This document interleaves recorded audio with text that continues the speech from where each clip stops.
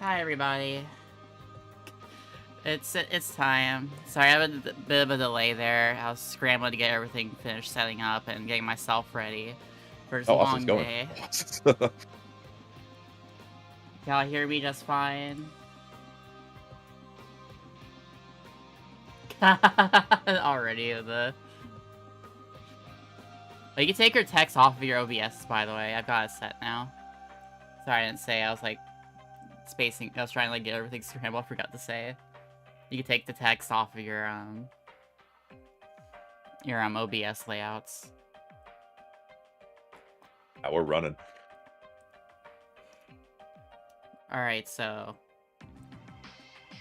you're not actually started, are you? Yeah, we gotta get going. That's what I got shit to do. Fair enough. I didn't even start the timer, but you know what? We're going. Okay. I realized we're already going. I also didn't start my own timer, but it doesn't matter. It's on an Empire section of Belko per se.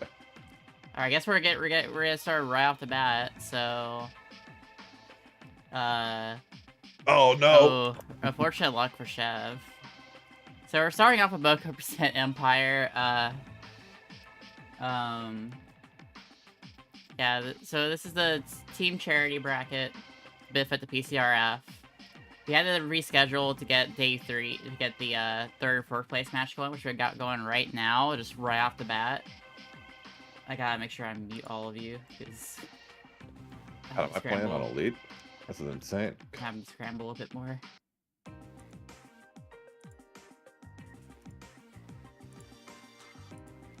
Okay. It's a bit of a scramble. Well, we're going right in there. So, if you remember the rules of Boko percents, this category is shared. First, it's a share between both teammates, and for whatever percent they did on day 1, they just take it up for day 2. So we're seeing the Stormtrooper for Austin and the Sniper for Chev. We'll see what the rest of the strategy is going to be. The boot deaths are pretty punishing. It's very rough. Also, I'm wrapping up Naboo now. If you'd like to, just one more reminder, this is for the benefit of the PCRF, so... Come on. But every little bit goes a long way to help people in Palestine that are struggling under the Israel's genocide and apartheid, and every little bit goes to help a long way to help these people. I'm everything to tell PCRF does a good job helping, so every little bit helps.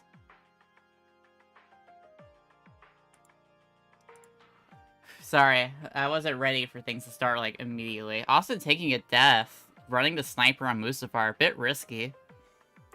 This is not a class I would want to play on this map due to how much more difficult the console objective is going to be, and just generally the rest of the map. This is probably the hardest you can make Mustafar on yourself, but Austin's probably just that confident. But that death did open up a chance for Chev. Austin taking another death.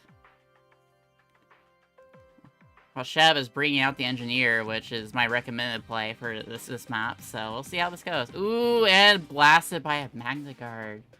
Ooh. Unfortunate luck.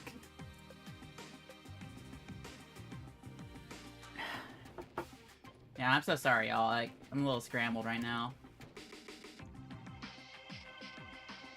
Doing my best.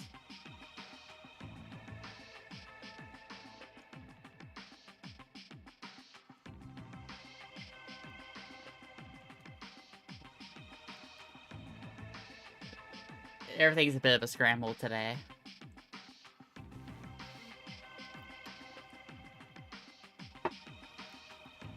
Austin's still a bit ahead now.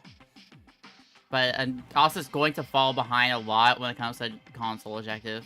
Unless Austin has a strat up his sleeve of like getting a lucky Imperial officer to follow him and to cast the rage buff on him.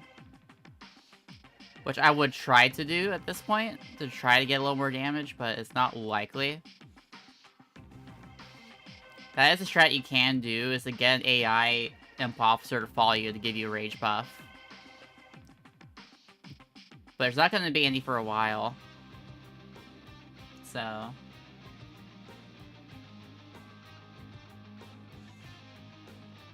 Chev is definitely going to have the advantage here.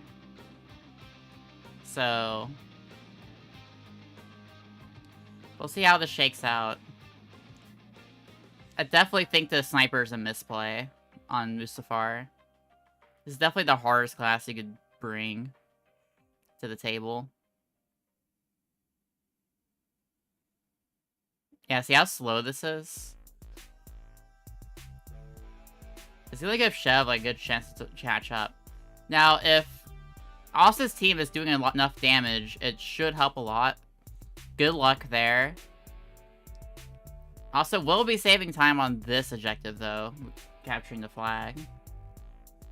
Chev won't have to spend any real time, like, doing grenades. He gets a lot of chance to catch up here. And see how fast his consoles were compared to Austin? He's catching up a little bit. This also depends on how Geisler goes for Austin, which I think Austin's going to struggle with a little bit. Just due to how tricky Geisler can be to kill, but no bonuses. Also, really bad luck on Geisler as well. Geisler kind of just plummeted really fast. I would just commit to the sniper. That's...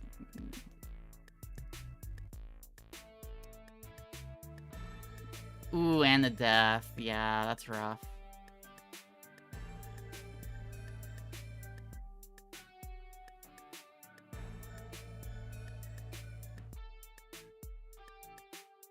Another death. I think Chev might be pulling ahead unless Chev also eats a death here. Austin's struggling to get Geisler. Finally gets him. And Chev right behind them. Things are tied up now. We're pretty much evened out now. The sniper plague did bite by Austin. But both of them are going to be running heavy here. The heavy is just the best class that you can bring to Camino due to LATs at the end being only really destroyable quickly with the heavy trooper. Otherwise, it's extremely slow for every other class. So even though their foot speed is the slowest when there's a lot of running objectives, this is like the fastest. There's like far and away way faster than any other class at the objectives here. And Chev has a lot of big pain experience. Also not being as experienced, so... Austin looking really weak. Oh, Chev taking a death. And getting a really bad spawn. Meanwhile, Austin will take a death as well, but he's not inside the chambers. Which is ultimately a lot better than being stuck inside. As long as, like... Austin can... Oh. That might have just caused the flag to respawn. Austin might not make it in time to get the flag.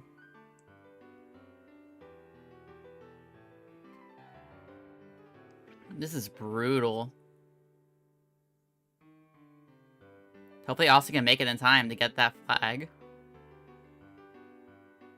He makes it. He made it. Alright. Things are evened up now. Again, things evened out just a little bit. It's gonna depend on who gets infinite sprint here.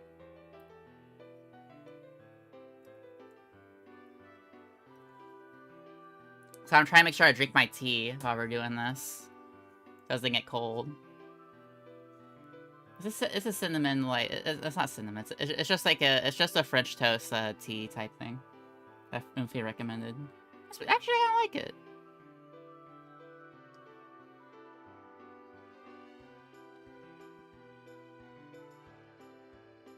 It is important. It is very important.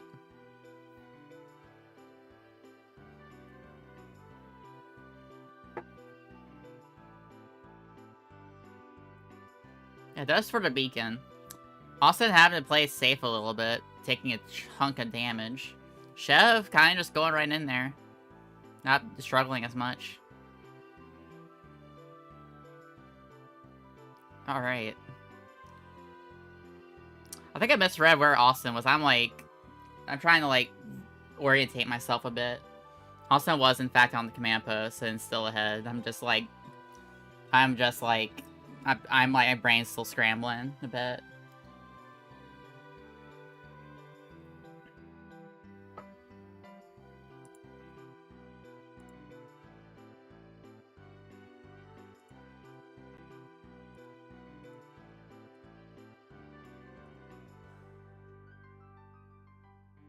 Alright, they're pretty dead even right now. Austin just being ooh, not anymore. Missed the rocket. Chev's probably gonna pull ahead now. For every little miss.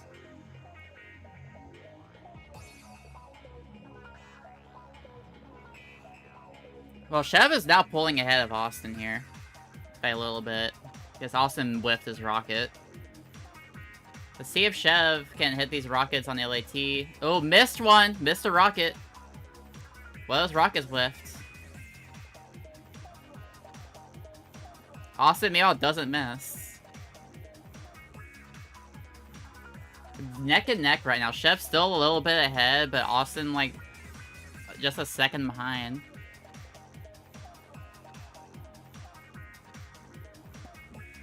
I think Austin got, like, the long, like, the bug there. That's why it took so long to end. That was weird. That map should have ended earlier. It should have been pretty even. That said, now we're moving to Death Star. Yeah, Austin got the battle speech delay. Austin will have an advantage overall on this map due to, like, just the general movement speed being better as the sniper. But Chev has a bit more of a balanced rollout going on. And we'll have a bit of a better time on the transport, but not by much. So, if Austin can play really well here, he'll have a good advantage going into the Final Four. We'll see.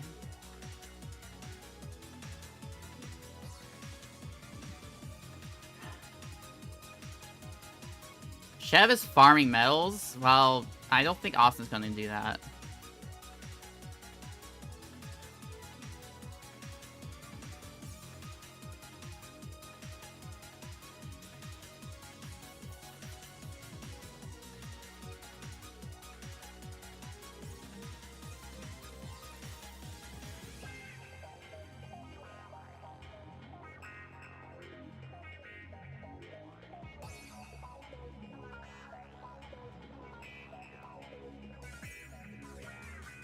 Yeah, right now they're kind of mirroring each other in terms of performance.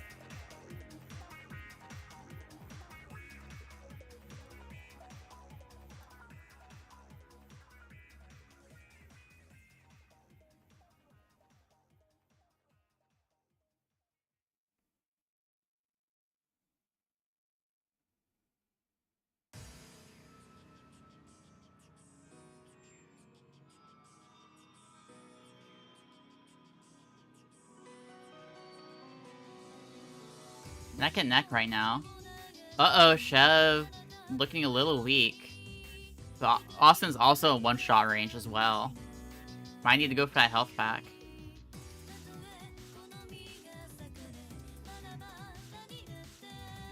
Austin's gonna have a little bit of trouble on this objective.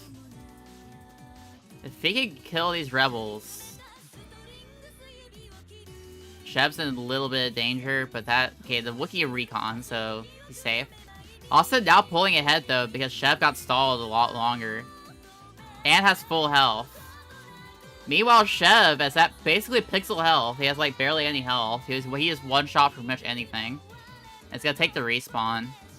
Which makes sense to me, because I wouldn't risk, like, running all the way down there only to die anyway.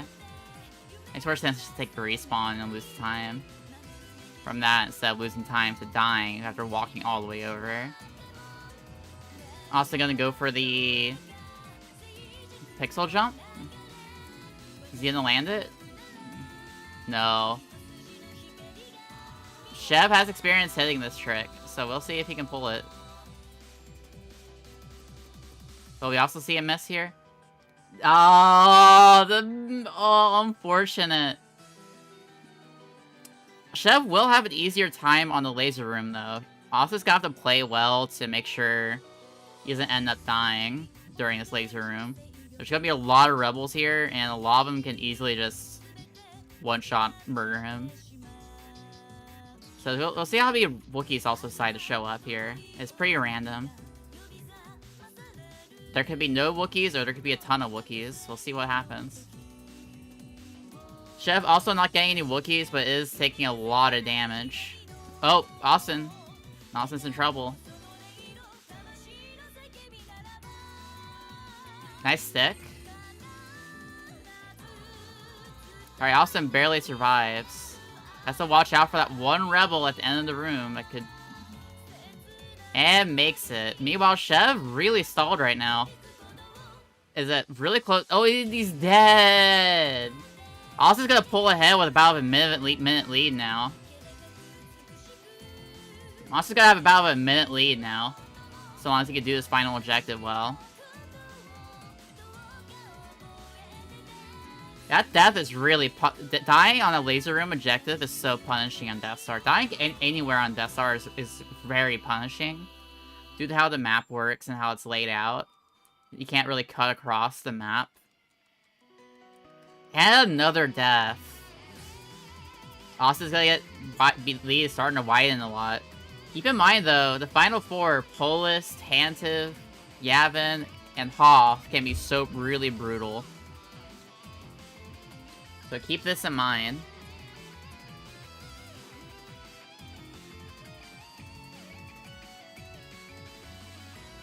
Also taking a death, but it's not that bad. That's a... normally you would use the,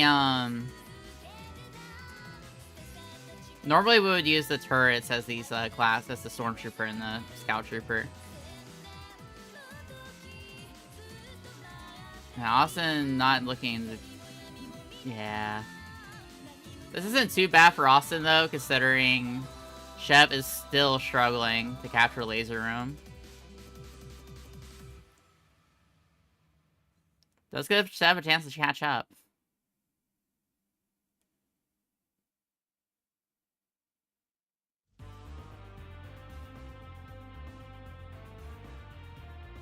Chev still hasn't captured yet, but finally going to capture Laser Room, barring some really unfortunate luck happening.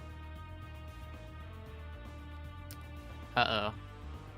Uh-oh. Yeah, Austin taking a death on the Jedi. Scout Trooper can deal with the Jedi pretty easily if it's not block spamming. But when it's block spamming like this, you can't really get around that.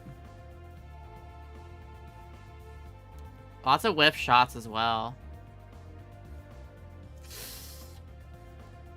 Chev is closing in. Also having a really rough time here.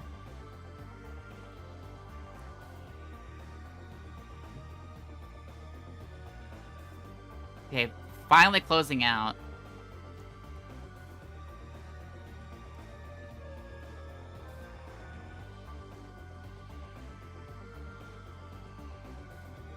Those final two objectives, like, Austin not knowing how to play around the... using the turrets. And struggling on the Jedi really, like, close things out up for Chev.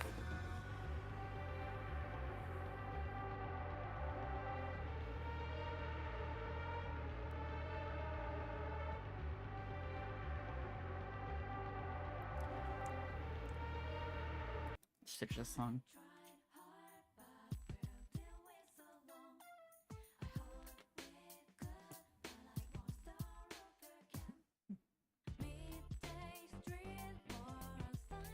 Chev finally finishing the Jedi, hopefully.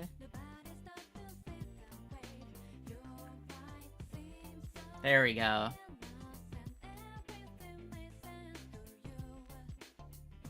Do profile Poco percent? Maddie. That's Poco percent is literally 0 everything. That's not new profile. Also, ooh, that Wookiee. Is that an omen for Chev with getting blasted by a Wookiee like that? Is Chev about to get murdered by Wookiees here?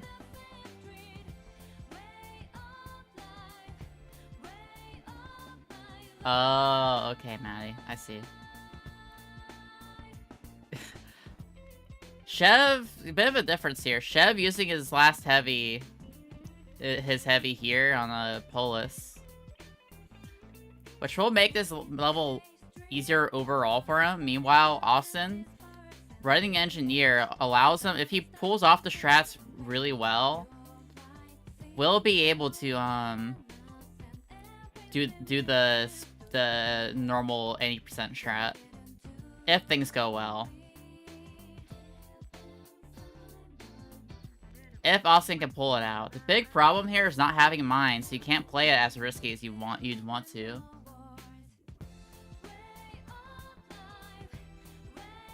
I finished my tea, so got all pure water now. Alright, Austin's going for the 80% strat. Really risky here in Boko percent, since you cannot run a heavy.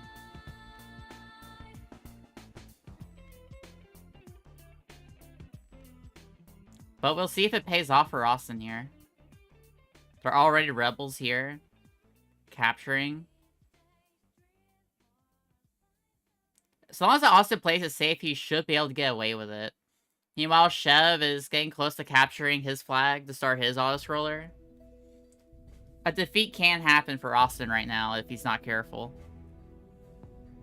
Chev also has a strat up his belt, under his belt for Big Pain. It's in Big Pain, you would use the rocket and 2 grenades bounce off the wall in Pacific angle. Uh-oh. Okay, very lucky for Austin that the whoever it was didn't walk on the command post right away. Ooh. That was a little scary. That was very scary for Austin. Also, I just realized, I was out of the entire time, that is not the correct name. Like, I haven't tried scrambling so much, I forgot to put Chev's name on there. My bad. I know, I noticed that right as he sent that. I am, like, scrambling. I had to scramble so much right now for all this. Alright, we'll see how Austin decides to handle this. He's gonna take the respawn now, playing it a little bit safe, which is a smart play. You never know what'll happen here. He might get also a fortunate spawn. This is a pretty okay spawn to get. There is a Wookiee already, command post 1, so they might start flipping before he can, like, get there in time. Yeah, Austin isn't gonna make it to command post 1 in time, unfortunately. The rebels are gonna start flipping it. Oh no! The Wookiee got him! Oh no! Austin has to go all the way around the map to get there now. Oh, that is a brutal death. Oh no. That's so brutal. Because now he has to walk all the way around the map. Let's see if Chev messes up here. Yeah, he also loses that. So now he also's gonna have a hard time capturing the hangar as well. This might be it. This might be the thing Chev needed. He has this strat practiced. Ooh. Almost died to a Wookiee. Barely didn't. And Chev pulls out the strat. As long as Chev does not die right now.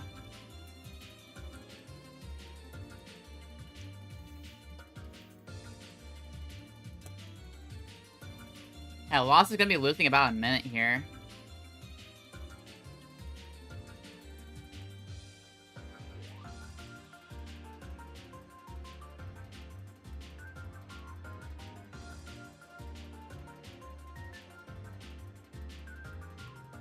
I'm starting to feel a little sick all of a sudden.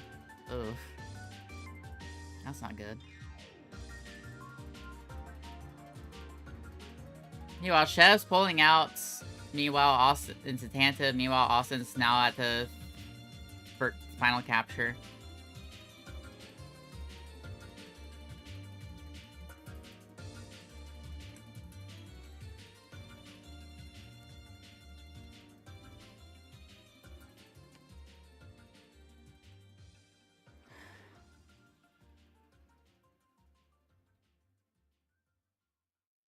Oof.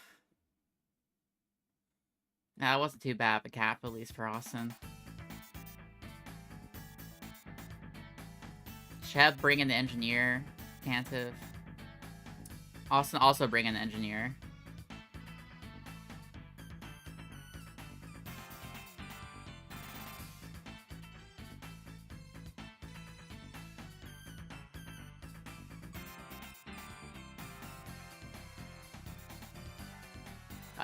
Yeah, Chev. At least Chev realized he missed that.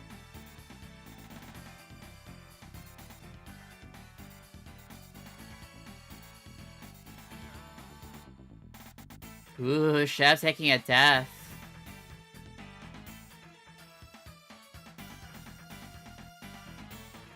I'm not feeling good all of a sudden.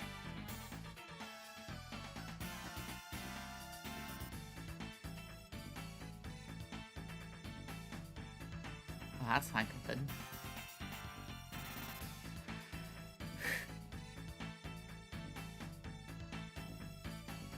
No, I'm okay. Alright, Chef finally finishing the consoles. You know, Austin finishes off before dying. Things are a bit starting to even out a bit. So that's good for Austin at least.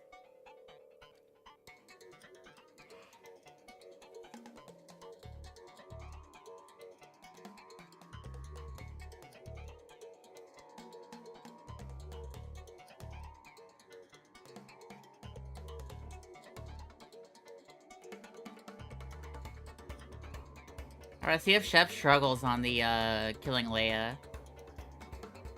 Leia can be a bit of a struggle sometimes to kill. Dying to Leia is a pretty regular occurrence in this category. Let's see if Austin can make this deathless.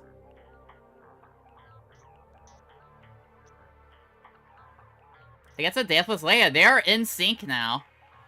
Suddenly in sync.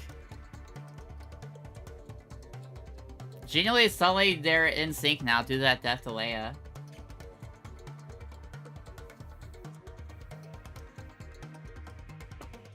Something not adding up. They use engineer on...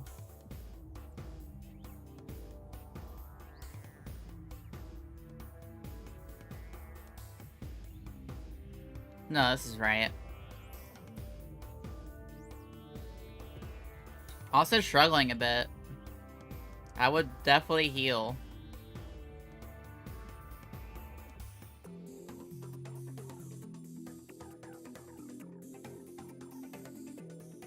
I don't remember if Kyoko had a NG or not. I'm trusting the teams. I'm trusting the teams. Austin not taking the tank.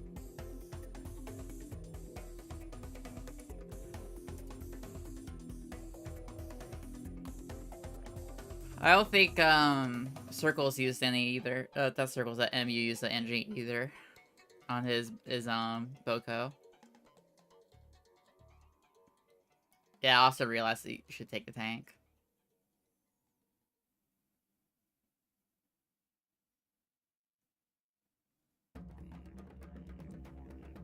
Triple NG and Empire makes a lot of sense, just from a playing it safe perspective. Ooh, Chev's probably going to die here. This is like a losing battle. He needs to get out of that spot. Austin, meanwhile... Ooh, Chev taking a death. And Austin also dying. Uh-oh. This is bad for both players right now. Austin, though, has not lost any capture yet. The Rebels haven't touched it. So he might still, like, pull ahead. Anyway. Yeah, Austin cleared out enough Rebels for the Rebels not be able to get any progress. So Austin's still in the lead here. Also getting a little bit lucky that there wasn't any Rebels spawning in. Hopefully he didn't... Oh. I really hate that this level's like that. I don't know why they decided that the tank should be self-destructed like that. It's not very intuitive. But that will, like, cause things to even out a little bit. Austin going to actual struggle a little bit on this objective now. He needs to heal. He needs to heal. He needs to heal. Austin has to remember that the engineer can heal. Meanwhile, Chev also struggling a bit on this objective. There are also missiles flying everywhere right now for Austin. This is pretty dead neck right. Ooh, gosh. Alright, Austin will finally be able to get a capture going. Very scary, but he makes it. He makes it.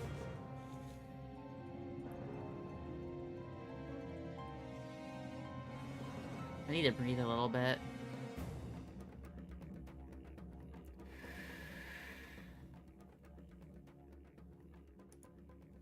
I need a breath.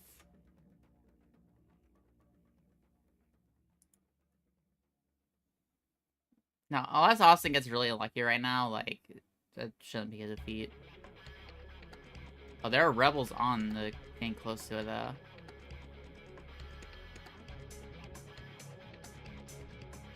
No, to be fair, I only woke up. I woke up around, like, 11:30. And make sure everything's ready. I think it's something I ate, maybe, or maybe the tea is probably why I'm feeling a little weird right now. I'll be okay.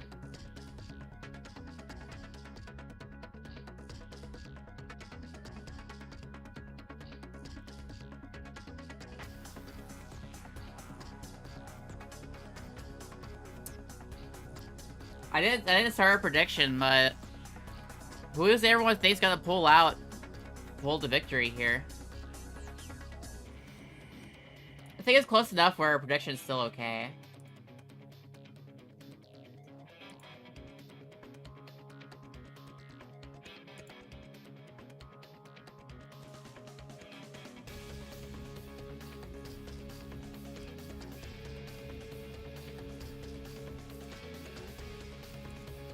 I'm hurrying.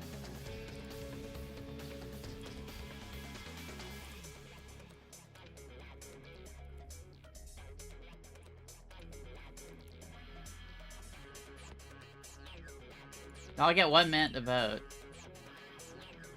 I give it in the chat 1 minute to vote on who's gonna win. Who'll win here? Very neck and neck. Hurry, you got 1 minute.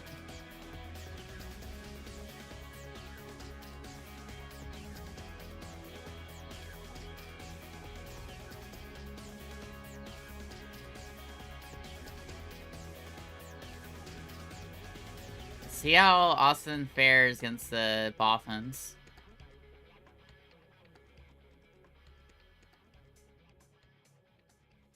Austin not having a very good Boffins.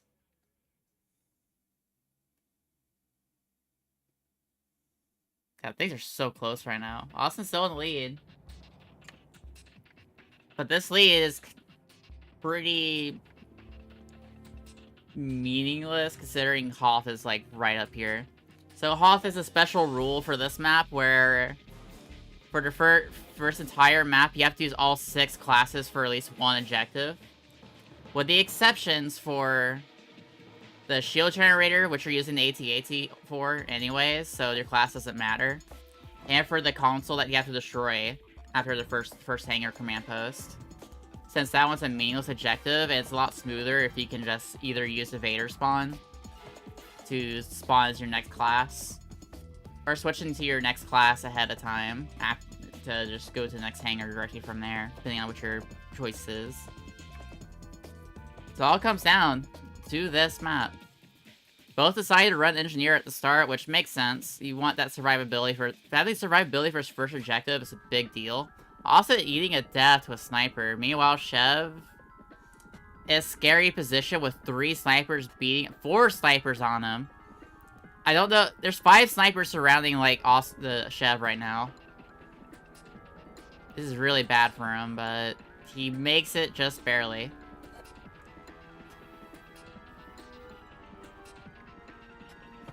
Chev getting through one of the hardest parts right now. Time to the second hardest part is surviving this objective.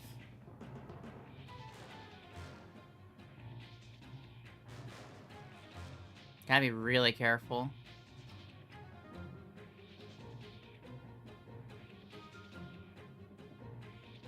Austin capturing, and now gonna move on to the next objective here.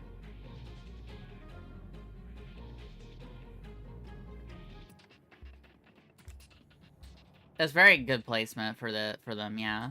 It helps a lot to survive. Oh, Chef took a death! That's a brutal death. That is one of the most brutal deaths he can have, is now this objective is gonna be so much harder to get to now. If you don't get there quick enough, like, if you don't get to this objective of capture quick enough, that makes the rest of the map harder.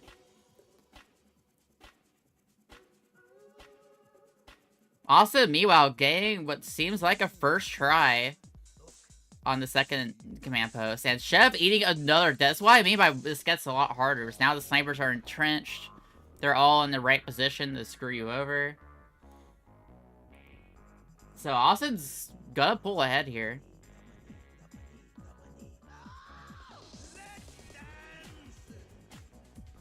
Good song to have pulling up right now. Because this is like...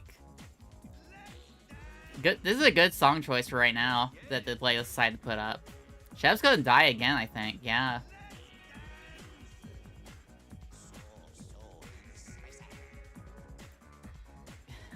Good song choice for this right now. Also, solidly taking a huge lead. It's gonna be really hard for Chef. And he gets the Tauntaun too. So long as Chef also does not die right now. If Austin can avoid dying, like, he's pretty much clear for the rest of the map.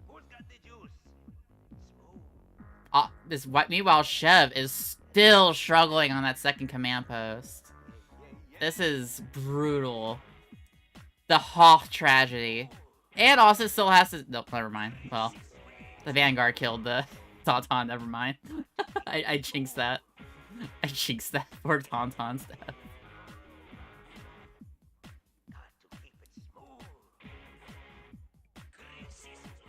It is true. Austin could take a defeat here. Austin choosing to just go ahead and running the Imperial Officer right away.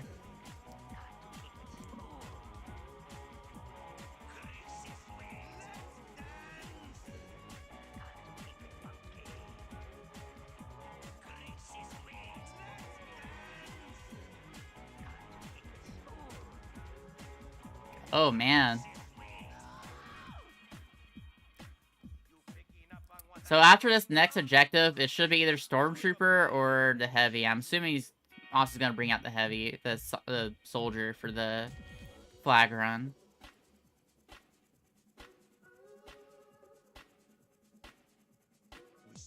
Also may struggle here, but keep in mind, just remember to keep in mind the fact that the team can also capture for you. So even if this objective is a struggle, yeah, see, Chef's gonna have a hard time now. Because more rebels are gonna be sitting in this hangar. So we'll see how this goes. Still keeps the Tauntaun. There are snipers in the hangar. I don't know if Chef knows that sniper. There you go. Things are starting to close up a little bit.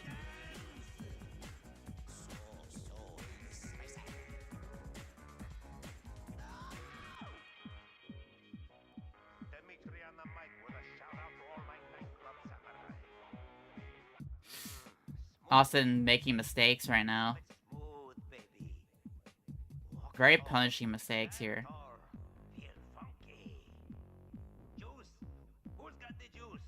This is opening up the way for Chev to catch up.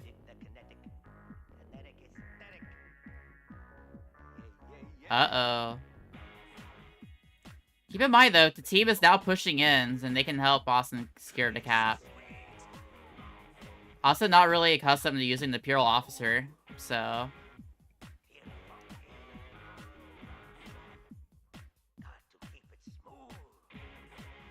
Oh, Chef still has the Tauntaun! Also needs to reload his grenade launcher. That's what he needs to do right now. Don't die right now.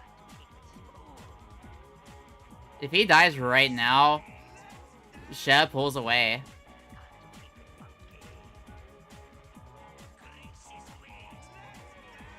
Stormtrooper. Uh-oh. Chev, nearly dead.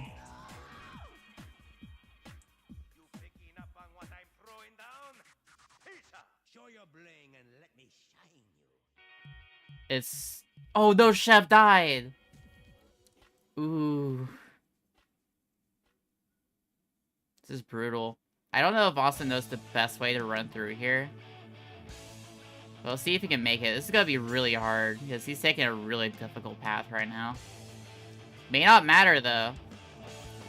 He might still make it regardless. It's gonna be tight. Alright! Also just gets a little lucky on that. As long as Austin doesn't eat a defeat right now, it'll be it.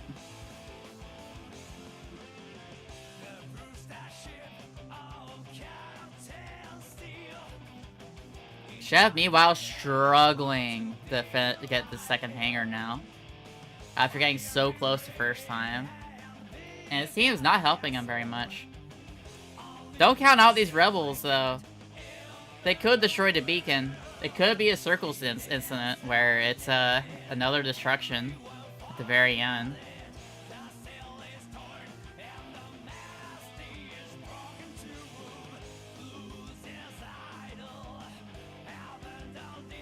Nah, it's healthy enough. It won't die.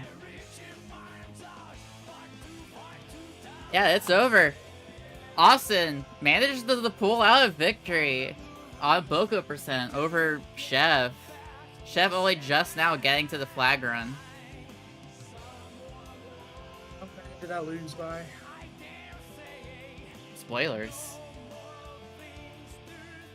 You won. You didn't lose. No way. It was neck and neck for most of the run, and then Chev just got a little unlucky on Hoth. That's crazy. It took forever for Chev to finish that final map. Let me unmute on deafen. In the close first round. That's wild. Team, the bouncers take the first W. Maybe Definitely. You guys were so close, dude. GG, Austin. Let's go. GC or Big Pain next? GC. GC, and then I'll swap. Didn't Austin say he would need to run his categories if this gets delayed any longer? That was at 1:19, and we started like minutes after that, so it should be fine. Yeah, no. Yeah, you guys can do it. That's fine. Okay. Yeah, Yeah. that was close, but then I immediately That was screwed neck myself. and neck. I immediately screwed myself because I actually did soldier on the Boo instead of sniper, and that's why I played sniper on Death Star. that makes sense. Oh, I was wondering what that was about. Yeah. So I screwed myself immediately, like not even 5 seconds, and I started moving a stormtrooper, and I'm like, yeah, it's the wrong class. So I had to do that, and then Polis was terrible, or Mustafar was terrible. I kept getting engineers spawning on top of me. Yeah, And then Polis was bad, and then yeah. it was very push and shove, but then I just had a Hoth tragedy of all time for seconds. it took Chev like 5 minutes to capture that second command post, Oh wow. and then you just couldn't capture the second hanger quick enough. He started closing distance on you though, because of that second hanger. I started coming back, but Oh, GG. Alright, so Yeah. next is Kyoko, right? I bit on might already deleted my text out of the OBS, but I can re-edit it if you need it. Yeah, so if y'all could just remove the text from your OBSs, I don't need them anymore.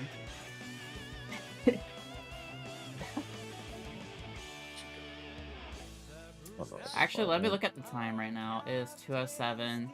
This category will definitely take the longest to finish, depending on RNG. So, looking at the time, 2:07. And if it's 2 inexperienced runners at QC. Yeah, so let's do this. We'll just, it is sake of time, especially since we have no idea how long the Galactic Conquest is going to take. Let's go ahead and just get the next category, which is gonna be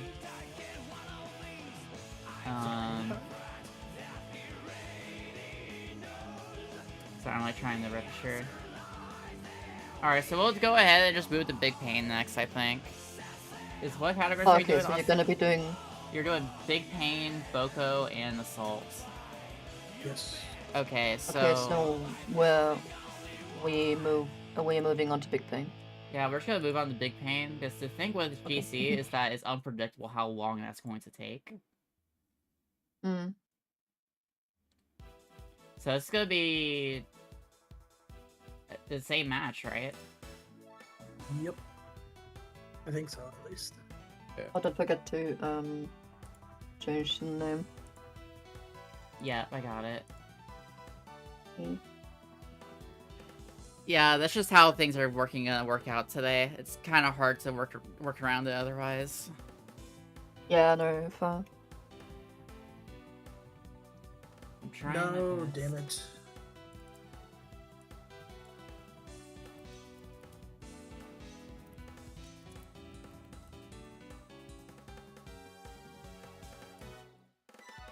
All right. I might need a second. I ruined my Big Pain profile. Yeah, no problem. I'm gonna go to the restroom real quick, so I'll be right back.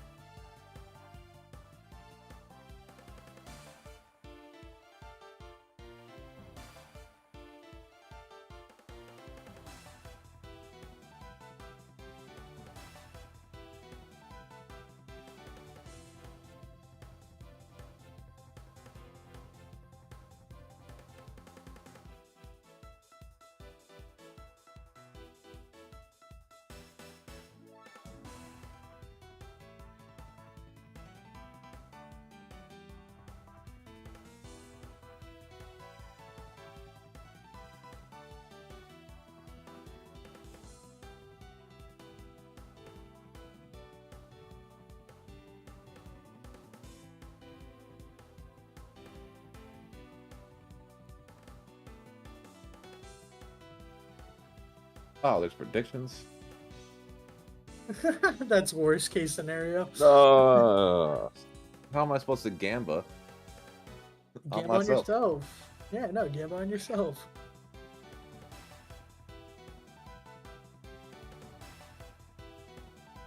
Who comes out on top? Prediction started 15 minutes ago. Austin Yeah, man, won. I thought it was over for me, I'm not gonna lie. Nah, literally every single enemy on Hoth for me was a sniper with the fucking aim of Kenny S. Oh, man. Actually, I just started raging at one point and just got into AT-AT and just started shooting them for the fun of it. as you should, as you should.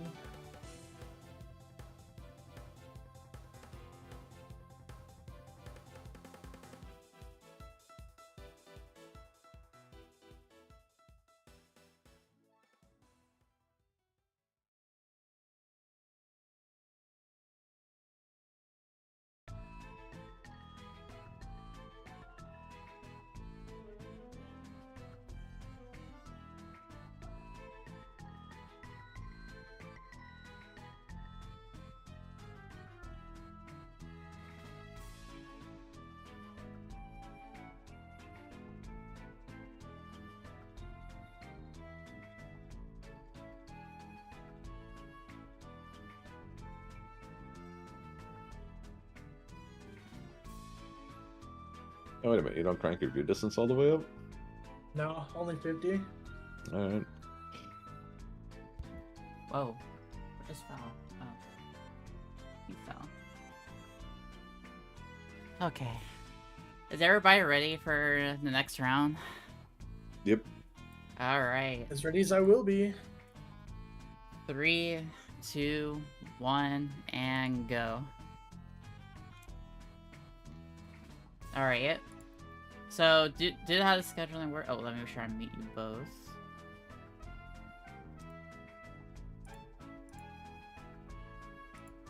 Alright. So due to how the scheduling works, oh.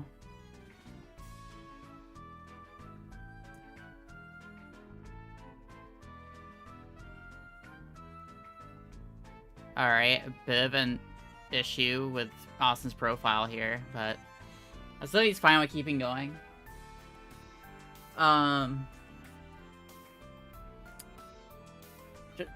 Since due to scheduling, we're just moving on to Big Pain. So, what we got going on here?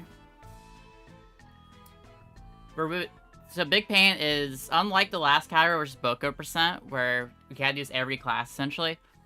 At least 3 times, and then Hoth using every class once per objective. Here, it's just Heavy Trooper the entire way, which is its own unique category. Austin, not as experienced, but still knows the strats, a lot of the strats here. Meanwhile, Chev is a very strong Big Pain player. Plays mostly Big Pain, honestly. Still has a sub an hour as well. Austin does have a sub 1 hour.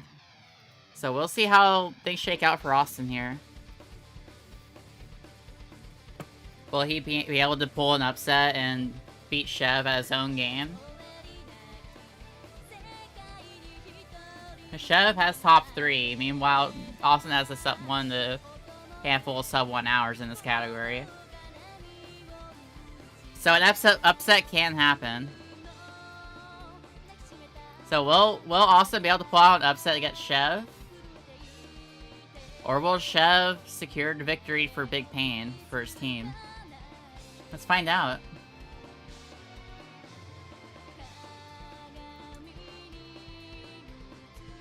I would appreciate that. Maddie, I would appreciate that. And also chat.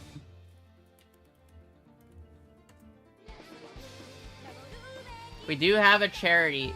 We're doing this for charity. This is for the benefit the PCRF. We're still taking donations to go to the PCRF. It goes to help the families of Palestine struggling under Israel's genocide or apartheid. So every little bit goes a long way to help those people. We also have a prediction going up right now to see who wins this round. Chev or Austin. Chev pulling ahead a bit, but it's gonna be close for a while.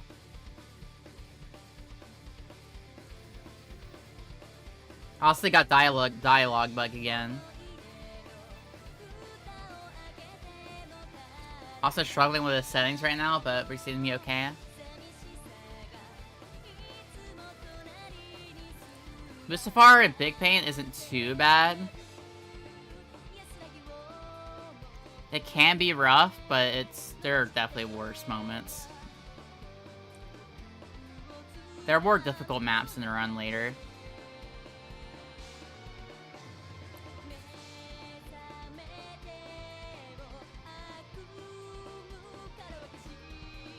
Is Kaz gonna do the Wookiee Life Day song, Carrie Fish? I've never heard that song. I don't think I've heard that. That would be funny. I don't know what that is.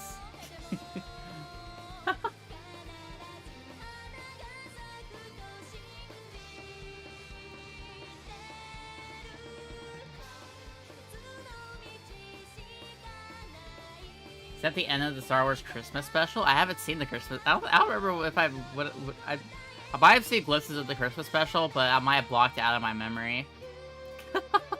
So I don't remember it. Alright, Chev pulling ahead to the ramp. Meanwhile, Austin just now moving make his way to the ramp. Yeah, I have to make channel point rewards that are... I'm going to be working on that soon. Get more going. Right now, I don't have too many, because I haven't been able to get a lot going on that front. She's a frequent Starfy watcher. Also having a hard time on this objective here. Engineer's also causing problems, but manages to get the kill.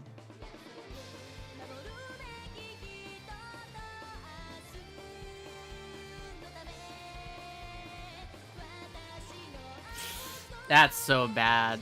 That's such a bad death for Austin. Oof. Meanwhile, Sheb pulling away at Mustafar right now. Their years are really rough to deal with. Due to the fact that since they are immune to mines, you have to rely on either hitting them with a rocket or hitting them with the pistol enough. Also got a little lucky that the engineer droid decided to not capture. So that could have been even more of a nightmare for him.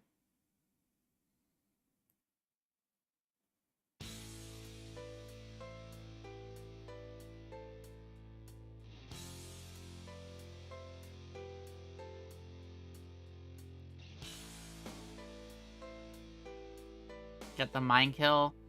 And Sheb moving on to Camino. Meanwhile, Asa is just now moving to capture the beacon. We'll see if Asa can make it through this without taking a death.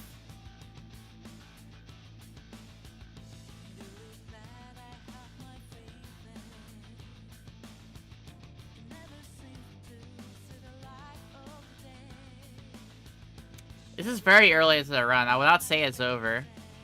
This part is definitely a regular pain point in a big pain run. Honestly, most of Empire is a bit really difficult and big pain. It can be difficult in the Empire section. And it's only going to get harder. So there's a lot of identical play here on Shev's part during Boko percent. Also struggling to get the kill here on Geyser. Ooh. All the mines doesn't have a mine, doesn't have anything to work with. Ooh.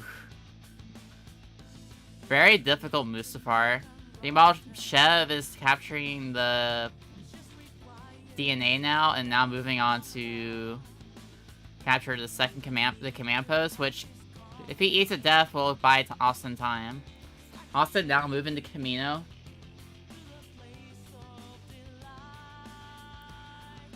Whew.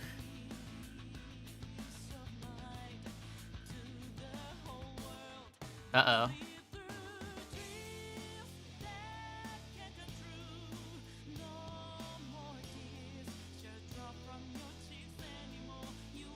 This is a reminder to both, is MU playing the Rando, or is... Let me check. What categories was MU playing? I think it was Rando and Salt.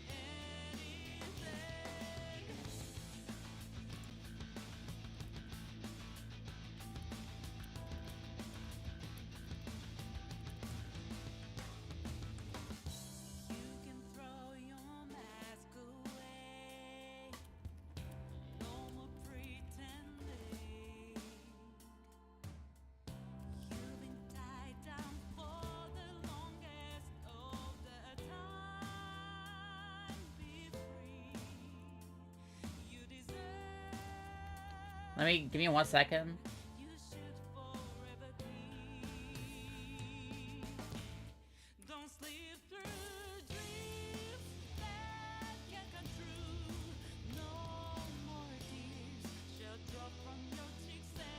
Getting a progress update. So MU is not here yet. I think MU is... Yeah, Kyoko has GC and Rando. MU has Assault and Rando, I think. I think that's correct. I don't know if MU has GC or not. I think it's Shev that has GC. It is Shev that has GC.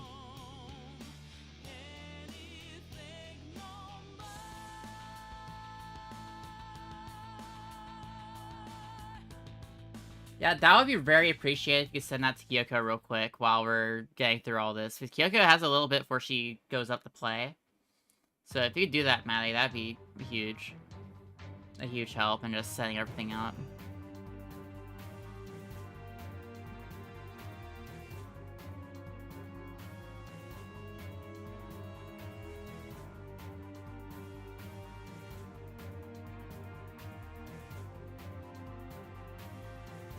You definitely want to have a worse. Ooh, Chev misses the jump. Trying to get a little practice in for where it really matters. Chev had a pretty clean Camino. You're trying to get a little practice in doing the pixel jump before it comes, like, before we reach the point where it does matter. Awesome, meanwhile, moving on to LAATs.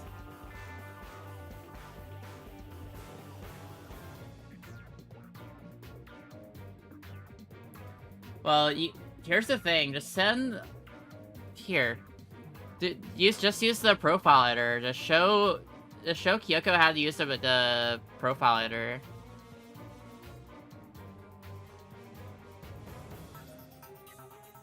So Kyoko doesn't have to, like, reset all her binds and everything.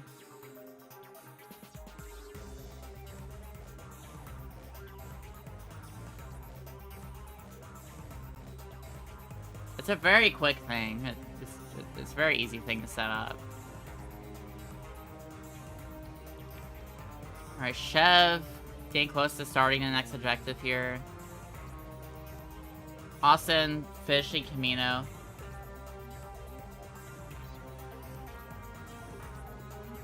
Austin moving to Death Star. About 2 minutes behind right now. Austin's about 2 minutes behind Chev at the moment. That time can easily be made up from Austin just playing well and Chev making a lot of mistakes, getting really unlucky.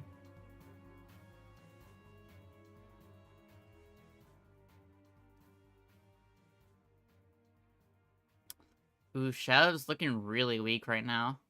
No health packs nearby either.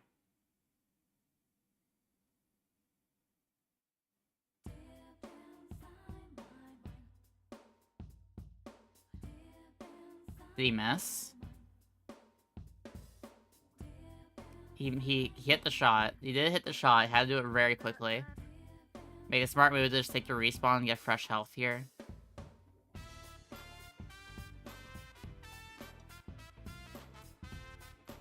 Not much to talk about Austin's front right now.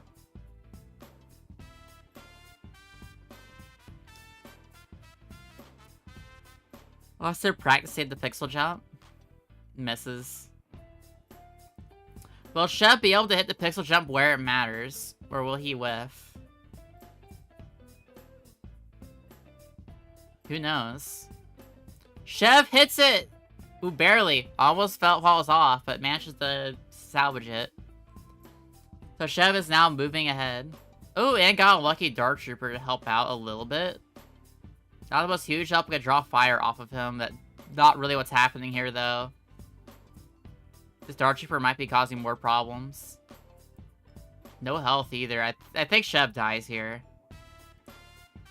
Yeah, there's like no way. Slowly buying Austin time to catch up, just by little. Every death gives Austin time to catch up. Minding that Austin can also pull off these tricks as well. Chev having to take the long way around, which is also rough because you end up taking more damage this way. Having to come from this way around means you take more damage overall on the way in.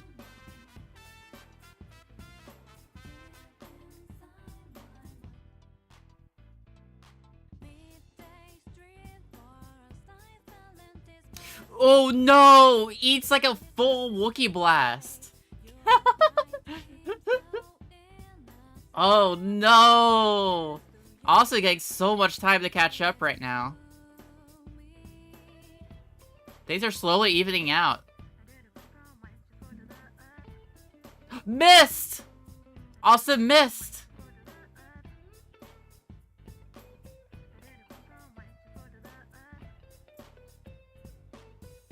Oh no, this is bad. That's so rough for Austin. How did that not kill that engineer? Chev's still dying a lot though on this objective, so. Uh-oh. Wookiee. Ignore the Wookiee. Let it recon and just move on. Suddenly things are evening out. Will Austin take the risk? I think Austin's taking the risk. No mines. Low health. Does not care. Just runs straight in there to go for the pixel jump. Will he hit it? Almost! Almost! Almost! Almost got it.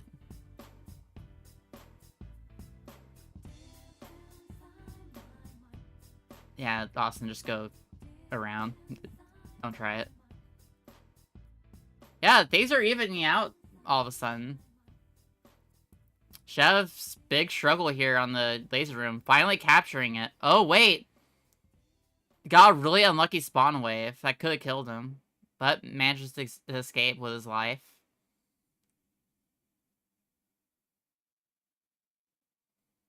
Alright.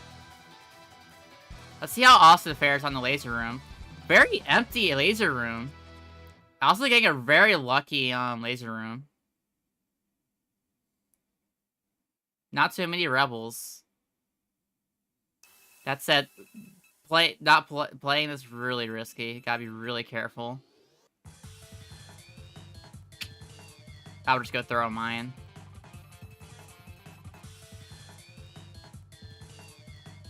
Yeah, stop using the pistol. Also having a deathless laser room, though.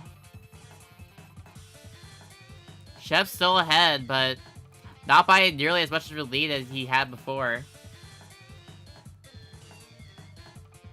Uh-oh.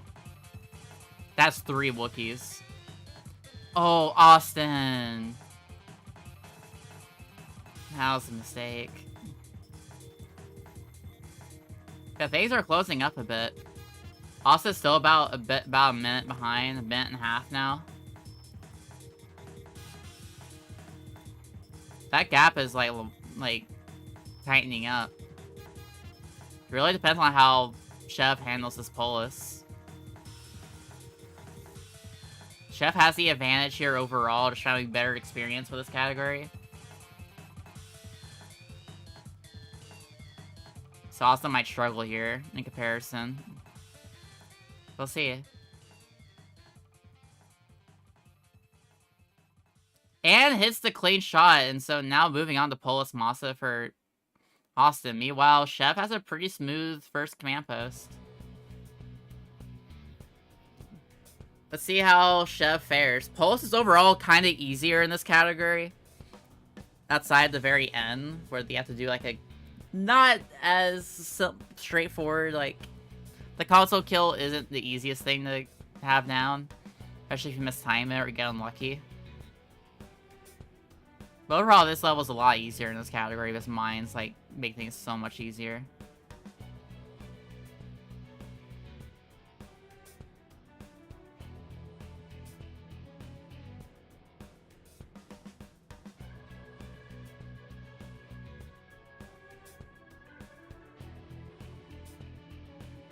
See how Austin fares on this objective?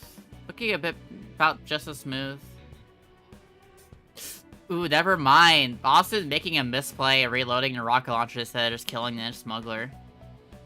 That was a really rough mistake.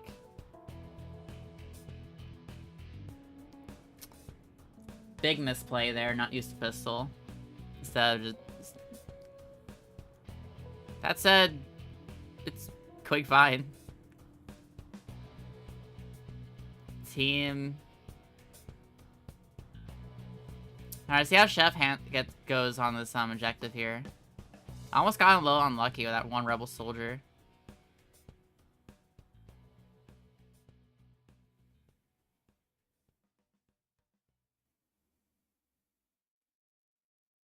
Maybe I want to mod the mine throw sounds on seagulls from the Nemo mine sound. That'd be funny.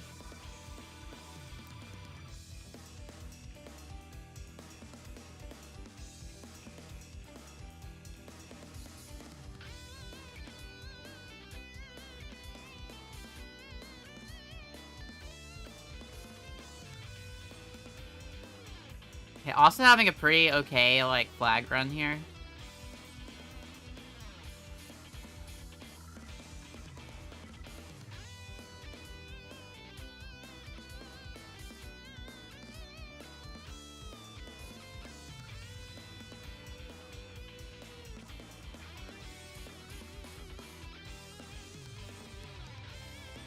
Alright, Austin. Starting the auto-scroller. We'll see how the auto-scroller treats Austin. Meanwhile, Chev is moving on to set up his, kill. No real chance of getting unlucky here.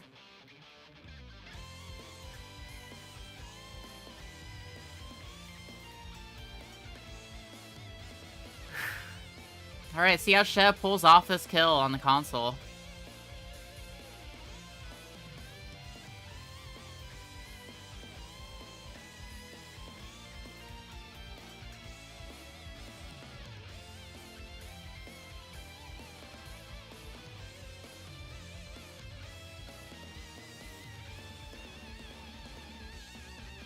Yep, Chev pulls it off pretty smoothly.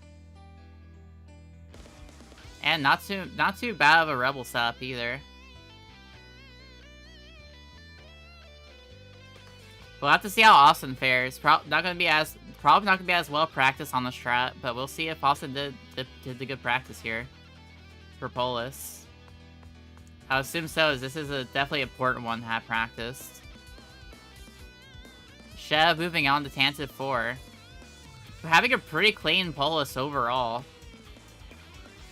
So we'll see how Austin fares here in a moment. An engineer can ruin Austin's day right now if he gets really unlucky.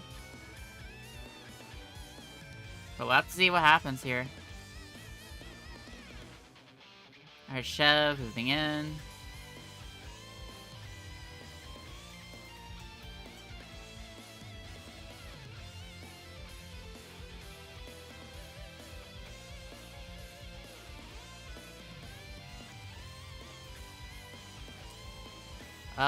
A little good luck on the team.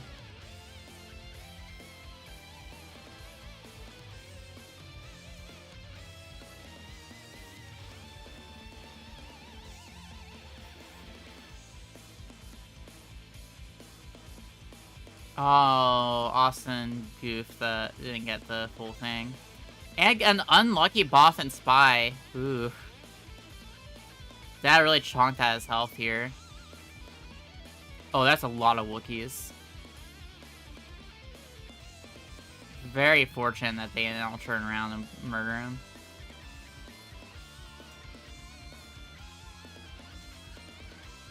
Alright, well, very scary, but, you know.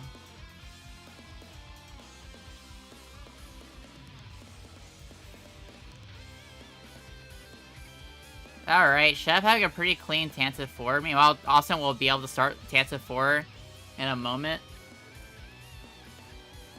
LA is very easy here since you're strict mine down at her and she is captured after that mine. So, meanwhile, so it's really gonna come down to how well Tantive treats Austin here. Austin is now still a solid 2 minutes behind right now.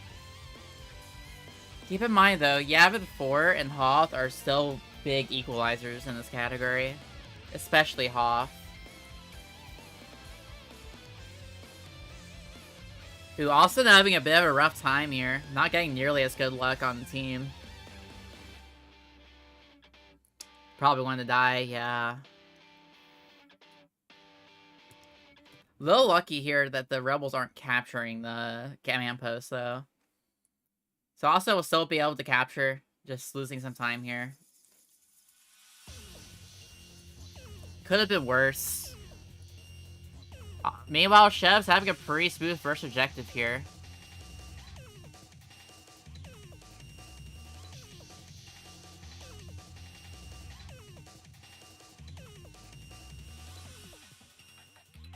This is a reminder, chat. This is for the PCRF. So if you'd like to donate, help out the charity, then every little bit goes a long way.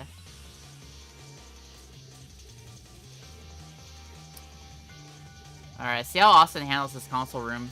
We're gonna focus on Chev a little bit, because this objective is still, even with the safety strats, is still very scary. And, yeah. Excuse me. Yeah, I had a feeling that tank was gonna be really brutal on Chev here. And that would make the rest of this map harder, because he won't really have that tank available if he doesn't make it in time.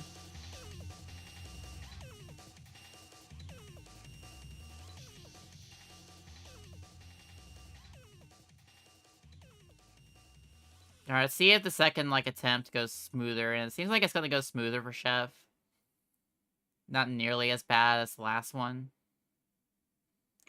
Austin, meanwhile, moving to capture the flag, finally. Oh, getting stalled a bit. Got stalled by a Wookiee.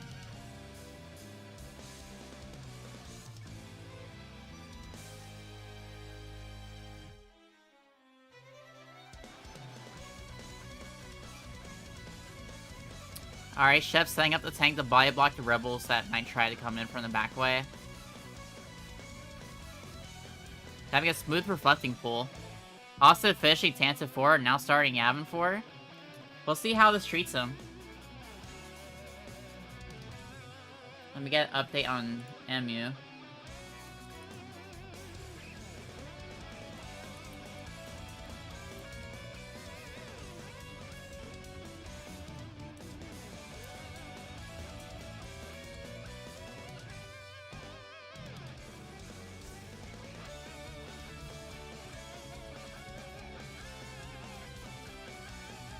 Alright.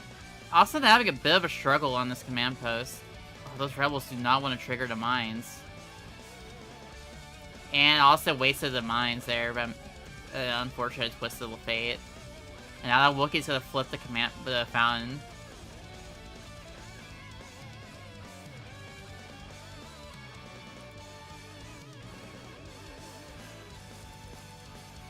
Okay, good. Thank you, Maddie, for doing that. That makes life a lot better. So we also have to come to an agreement about how we're doing rando. Are we gonna do bonuses or no bonuses? That's gonna be an agreement between the runners. Every rando thus far has been no bonuses, so...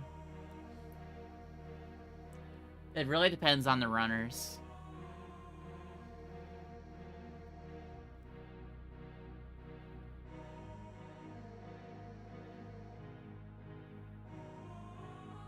So I'll be down to Kyoko and MU to decide how they want to handle it. Shad moving about to finish the auto-scroller soon. No, next we're going to do Assault unless MU is just not... For me, I might end up having to take a short break depending on how much time this takes to finish the Big Pain run here. Might ask Oscar just to finish his Big Pain while we're waiting for MU, so we're gonna have to do MU next, the Assault next to get MU in. Since Austin has to be finished with his runs before 4 PM EST. So it's gonna, and while Assault's gonna take like about 20 to 30 minutes.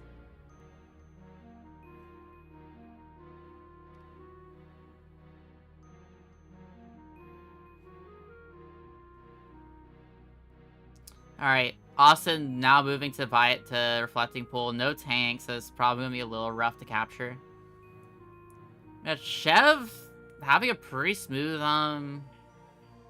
Empire overall. Not too bad.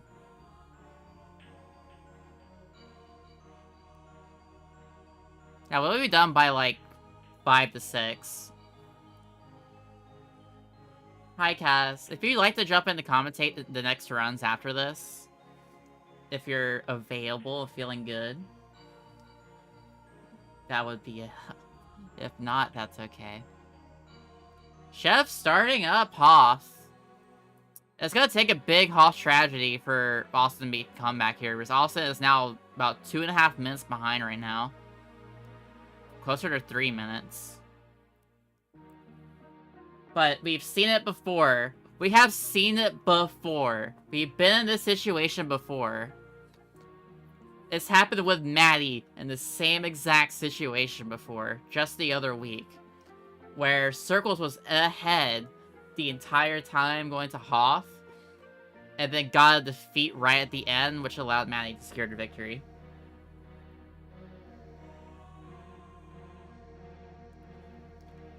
So do not count out this being over yet. .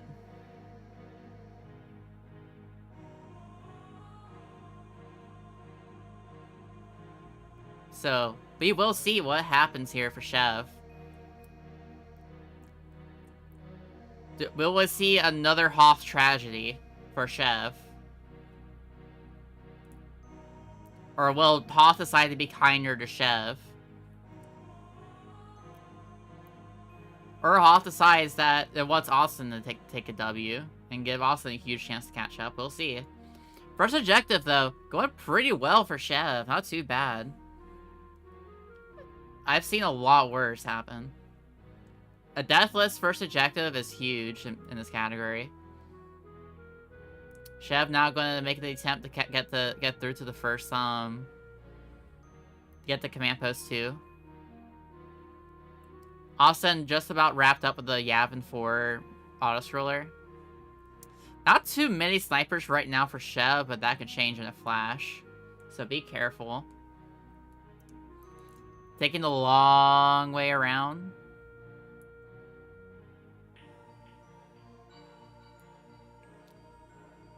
It's not over until we hit the final objectives. We never... Uh-oh. Alright, we're gonna see our first death here. Yep. That's what I mean. The snipers are really deadly on this map. Meanwhile, Austin is about to go kill the Boffins right now. Uh-oh. Austin getting a tank. Never mind. Just gotta go around.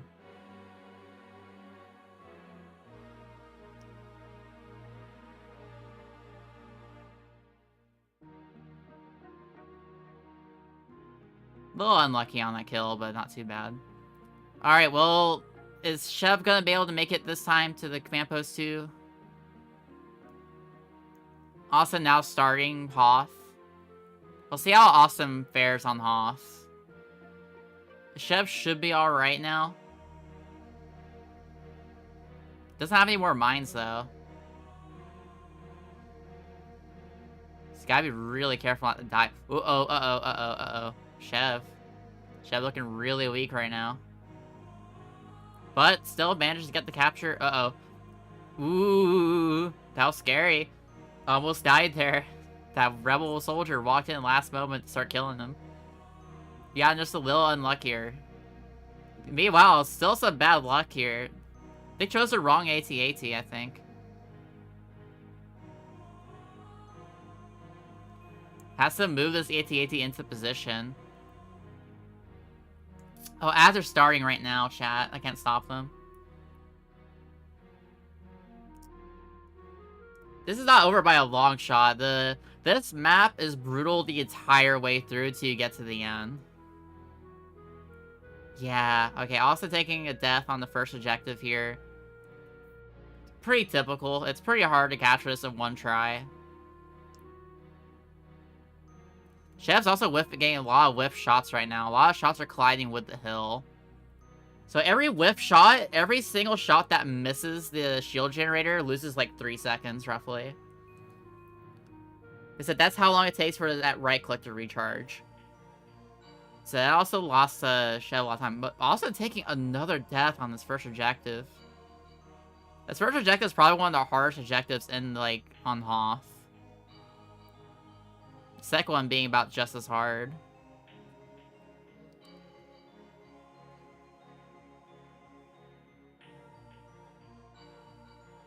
That rocket almost hit Chev. A lot of rebels moving to the hangar for Chev, which is unfortunate. Oh, that is a lot of rebels in the hangar. There's a lot of snipers! That is like 5 snipers in the hangar for Chev. That is extremely scary. Oh, Lord. Oh, Chev's getting so lucky right now, not getting domed. Oh, jeez. Very, very lucky for Chev to not die there. Those snipers have him dead to rights, and with 5 of them surrounding him in the hangar. But with that, still another sniper, but not too bad. Woo! That was scary.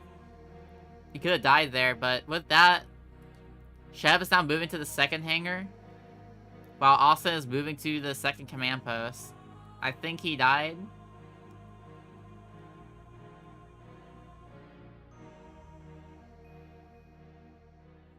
Chef does have the Tauntaun right now. We'll see if Chef manages to keep the Tauntaun the entire way through.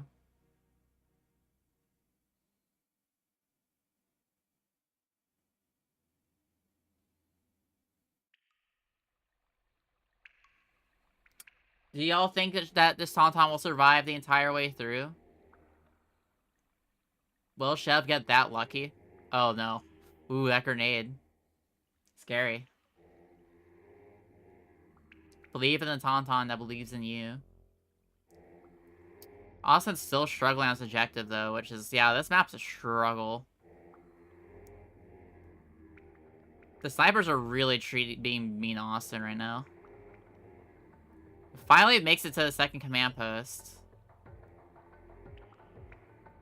Chev, meanwhile, getting a clean capture. Does he still have the Tauntaun?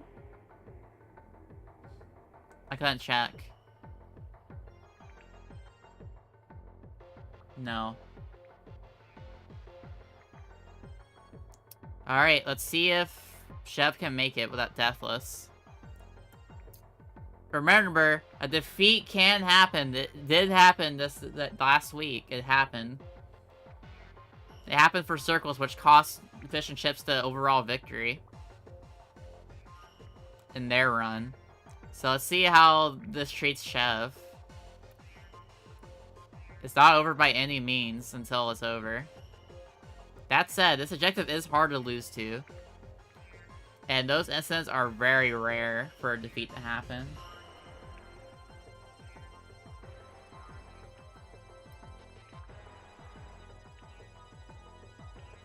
Also, meanwhile, finally getting through shield generator should be about done in a moment.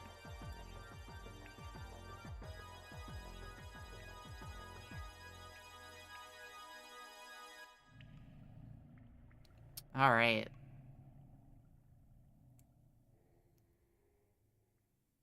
About 20 seconds left. Yeah, Shep really not having any trouble on this objective, thankfully. No repeat incidents from before. So it's looking like this is a 1-to-1. Shep will be done and we'll finish the auto-scroller in just now. Yep, that's it. Waiting for victory call.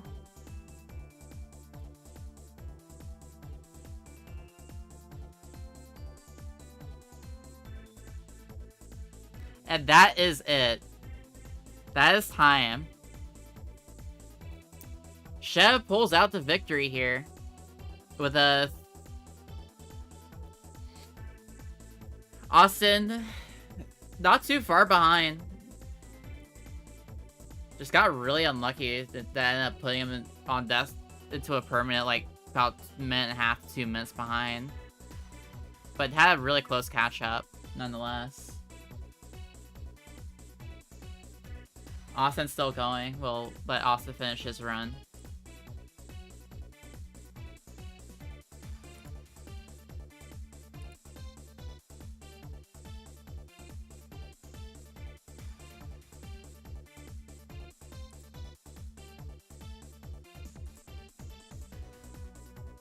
Good job to both players here. Chev redeeming himself here in the big pain. Also did also have some unfortunate luck with his settings and stuff, having to fix the profile for Big Pain. That was very unfortunate.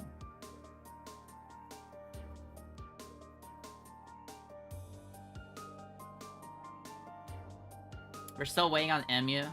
I want to check for donations meanwhile. No new donations yet, so sure. So remember, everything goes to the PCRF. There's a charity link right here. If you'd like to help out the PCRF, they help the families in Palestine struggling under Israel's apartheid and genocide. So every little bit goes a long way to help those people there. Sorry, my voice is a little today. Both players played really well.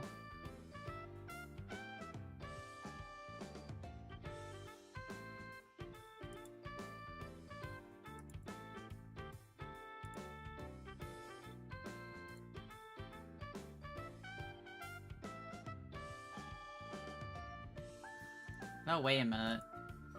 Just checking the correct... Okay, this is the correct one.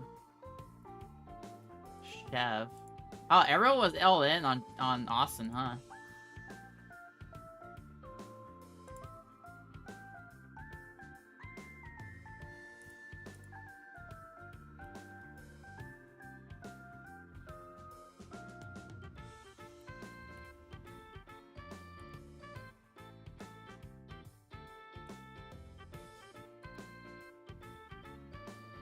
Rich get richer.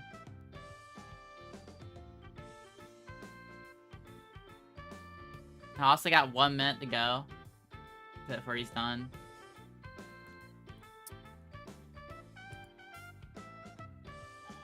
I'll start getting things prepared for our next run. In the meantime.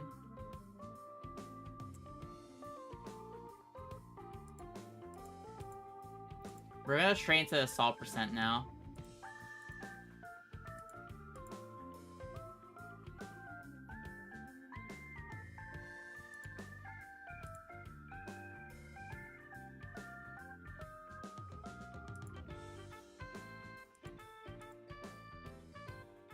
A defeat?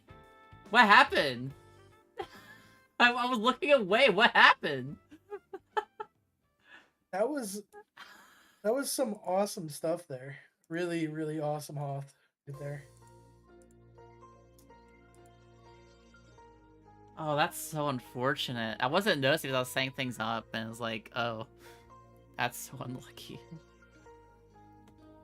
Yeah, whatever snipers that Chev was facing in Hoth of Boca percent, he gave them to me on Big Pain.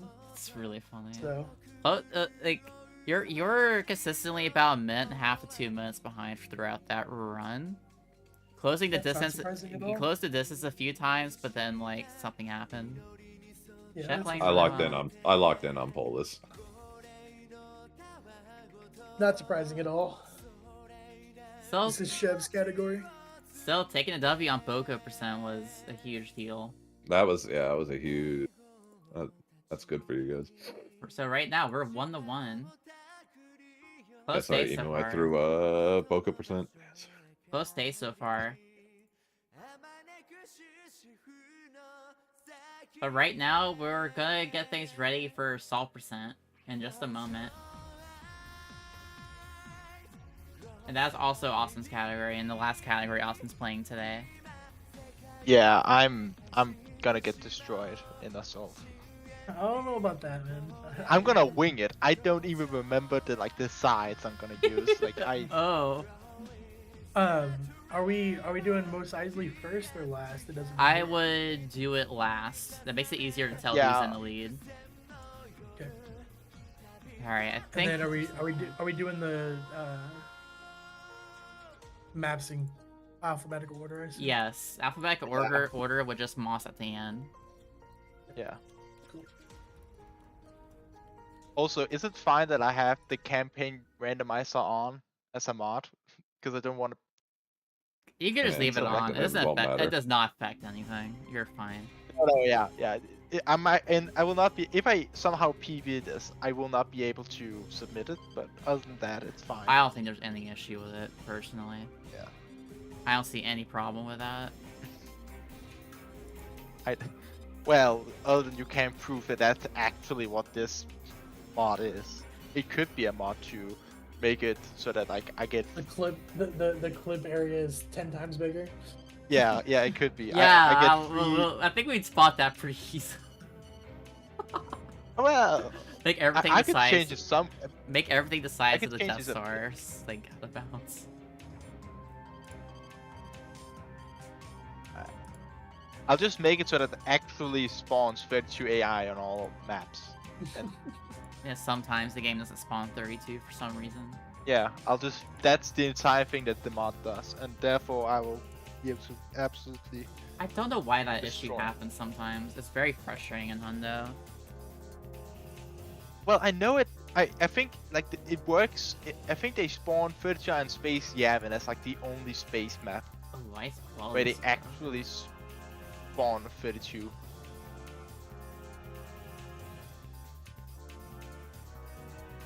Alright. Everything's set up. I'm gonna take a short break, just to use the restroom and stuff. But then we'll get started after that. Also, Okay. Problem jokes is... sucks. Alright, we're gonna move on. In a moment. Kaz, did you want to commentate? Just let me know and just hop into VC. Not right now? Okay. We'll be right back. Let me use the restroom real quick and we'll start Assault Percent. Oh yeah, Austin, are you gonna do clips?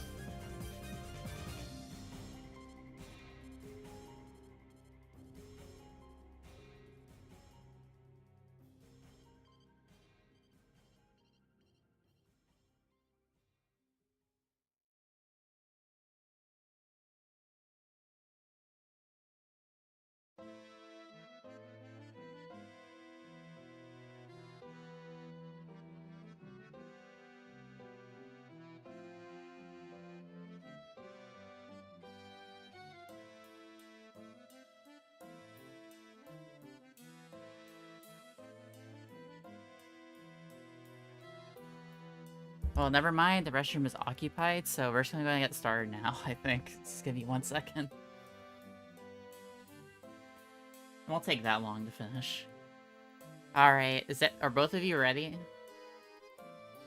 Well, yeah, as weird as I can be. Alright. Oh yeah, wait, what, do you want my game sound, or?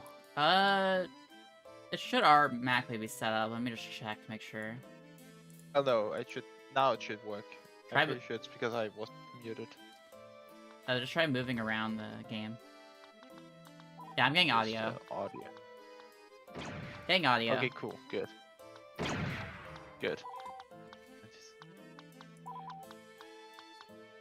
Are y'all ready? Ready as I'll ever be. Yeah. Alright, 3, 2, 1, go. Alright. So, this is gonna be Austin's final category, and Emu's first category. So, Assault Percent, we'll see how both of these runners do. Both of them have put in some practice to learn some of the strats on these maps. But Austin has a bit more practice than Emu. Emu is winging it. So we'll see how this goes. Let me make sure everyone's muted. There we go. Alright, and we'll just see how this goes. We're gonna see a lot more casual strats going on, I'm sure. Austin, though, does have a big advantage because he does know the ship clips. So we'll see how well Austin manages to pull these out.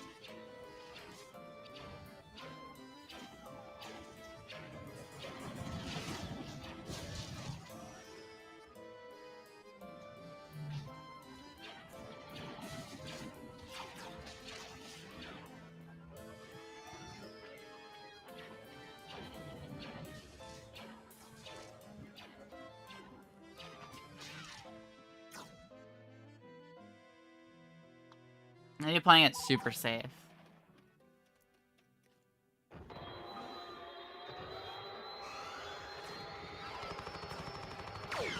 Why does MU have negative points right now?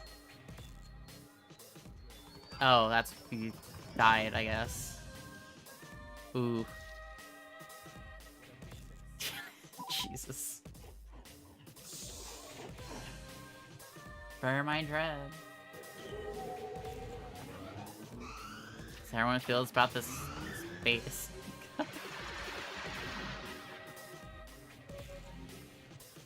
Hey, you can't get solid times. Kaz also got, like, playing it pretty casually, got a super fast base with Sheik, so we'll see how it goes. I will say, though, Ebu is having a hard time right now. He's going to die again. Yeah.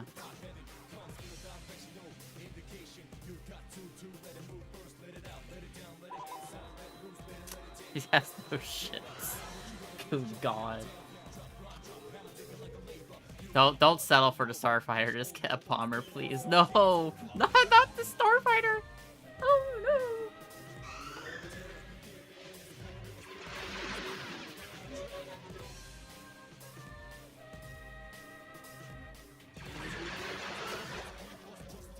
This is really brutal for Emu right now.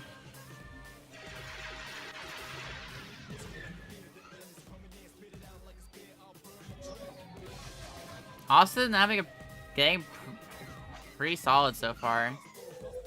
Not having the best time, but nonetheless going pretty well for space as well as a Space Pollution can get.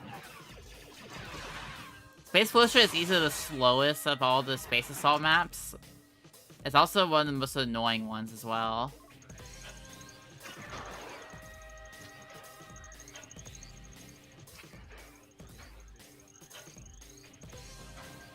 Alright, Austin is about to wrap up this map. Meanwhile, MU is at 80 points right now, so 100 points behind. Now, Austin's gonna be moving on to the next map.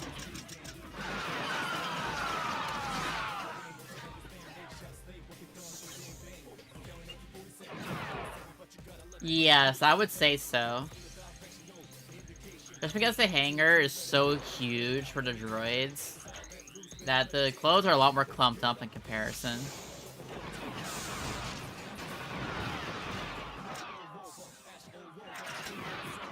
Look how free things for the droid attack on the Wookiees. Also moving to Space Hoth. Bringing out the TIE Bomber. Emu not too far behind for finishing the map, with these kills. Very rough start, but not too far behind now to finish off the map.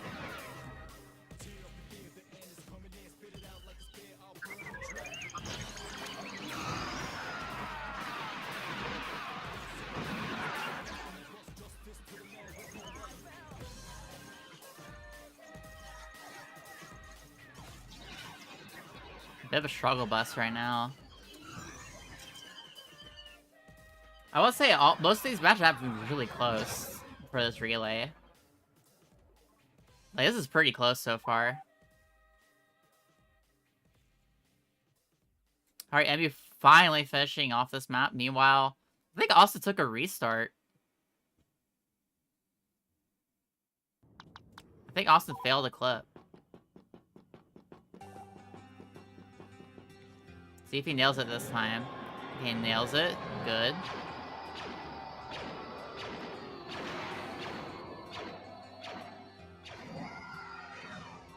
Playing a bit safe. Emu, meanwhile, might be going for clip strats. Alright. Yeah, he's gonna go for it. Is he? Will he go for the clips? He's taking the bomber, so I'm assuming he is. Or is he gonna focus on the frigates? We'll have to see.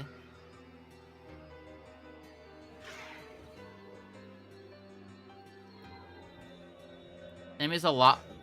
Also has a lot more practice at this category.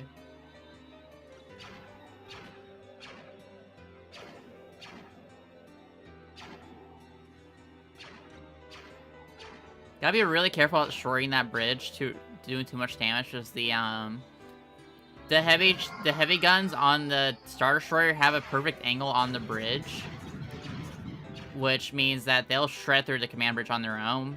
But they can also, but they don't count towards giving your team points, which is a bit of an oversight.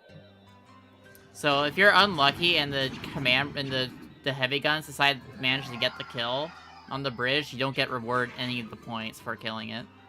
Austin, though, does manage to get the points for it, thankfully. Maybe also pulling out the clips, and does it pretty well, I think.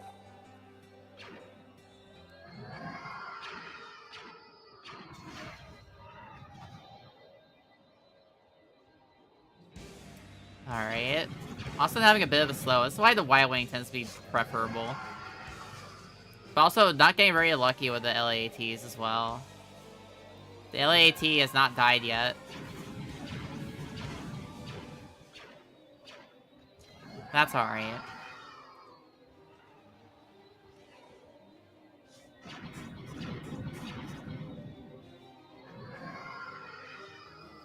Yeah, TIE Bombers do not have a lot of splash on their bombs.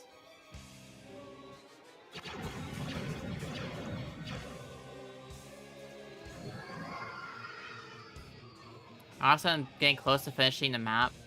Emu's really not as far behind as you think he is. I would definitely destroy those shields, though.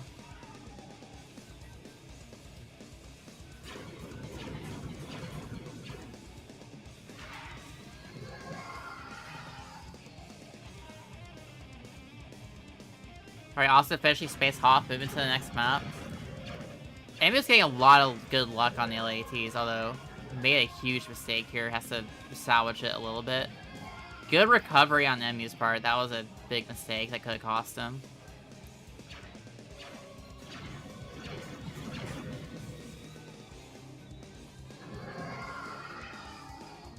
So-called experts when Emu catches up.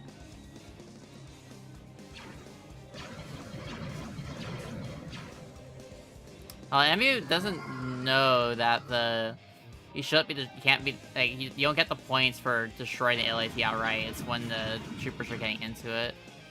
Don't know if he knows this. Austin going for ship clip here. Use the same clip. The safe way to handle these maps, just do it the same way for all of them. On the Clone Wars. If Emu pulls out casual stress though, like on this map, you still get a pretty fast time.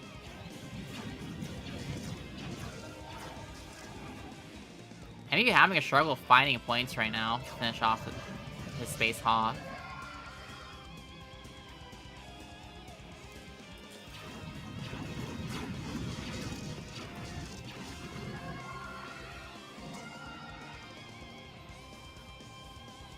These teams, both teams did have an extra week to prepare, so we'll see how all the we're seeing that practice in action so far.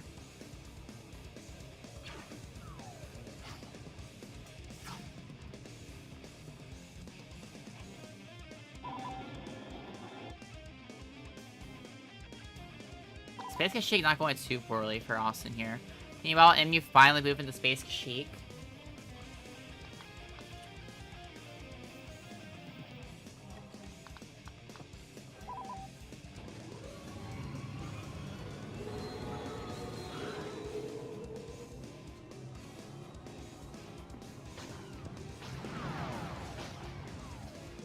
Alright.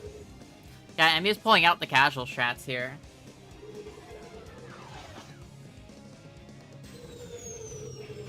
And you can see why the droids can be just as fast.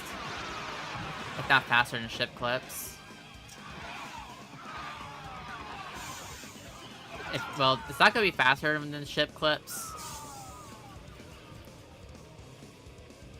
But only, like, the CIS with the droid, with ship clips are faster.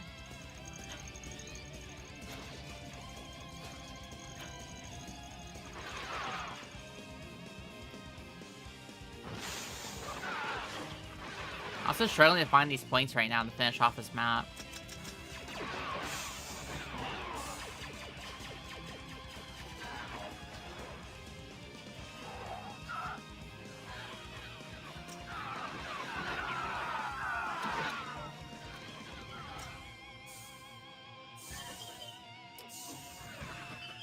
Alright, I also think it's 5 points to finish this map.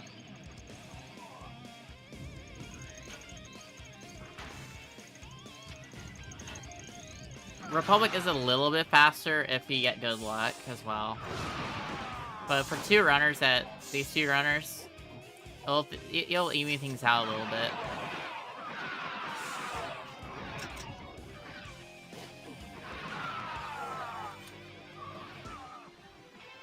Alright, Austin moving on. Emu's catching up because Austin had a rough Space Kashyyyk, so Emu's slowly catching up doing CIS strats. Meanwhile, moving to the final Clone Wars map, Space Magneto for Austin. Austin's going to go for the LAT clip, I'm sure, so we'll see how this goes for him.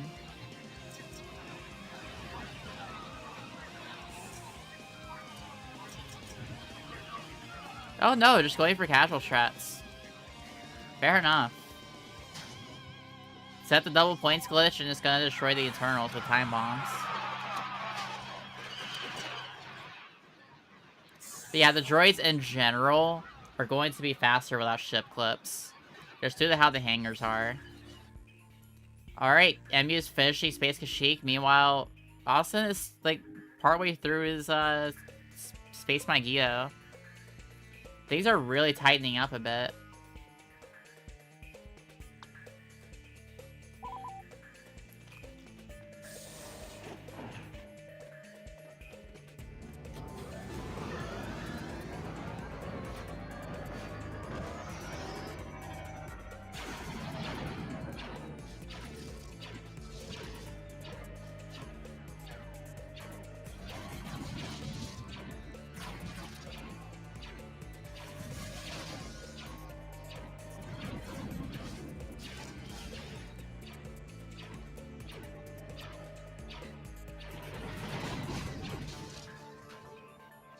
Alright.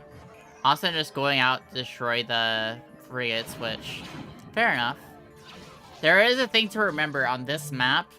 On Space Magneto, the comms array for the Republic, for whatever reason, isn't shielded. So you can actually destroy you can destroy the comms array without ever having to, like, destroy the shields. So let's see if Austin's gonna do that. He's definitely gonna do that, yeah. So you can see what I mean. The comms array is, like, destroyable for some reason. The devs had a bit of an oversight on this map and forgot to put the shielding to cover the comms array. So you can take advantage of this with the droids. So Austin's about to wrap up his map. He only needs...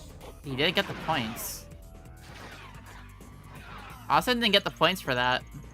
I'm not sure what happened there. That's alright.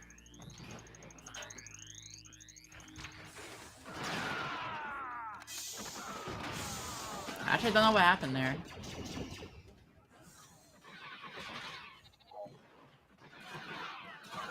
Those silly devs. Alright. Austin finishing Space Magneto. MU, meanwhile, halfway in. Austin maintaining a solid lead still. Space Tatooine is the hardest, one of the hardest space maps in the run, though. So we'll see how this decides to treat Austin. He's gonna go for TIE Fighter.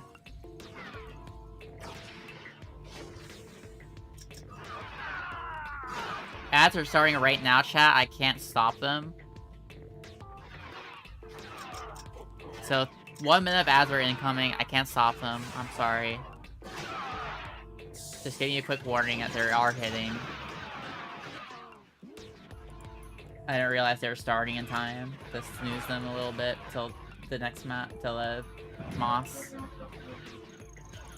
That's my bad. I goofed a little.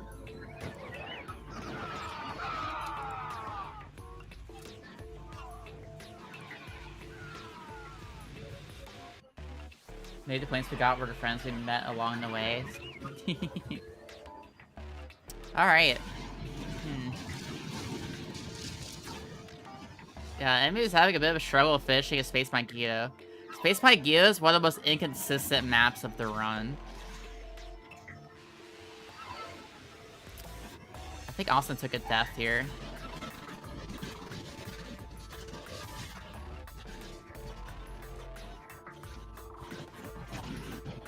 Every death gives a chance for MU to catch up, so keep that in mind. Oh no, it takes another death. Got gunned down by an X-Wing. These X-Wings are locking in right now to give MU a chance to catch up. Every death puts Austin further, tightens the gap more and more between these two runners.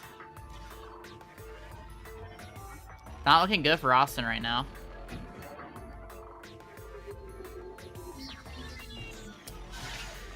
So have to make sure not to forget the reset up double points. Yeah, MU is about to wrap up on Space Magneto here. And with that, things are starting to get closer and closer. The more Austin dies, the closer this gets. MU doesn't know about comms array. Yeah, that's the unfortunate thing. Forgot.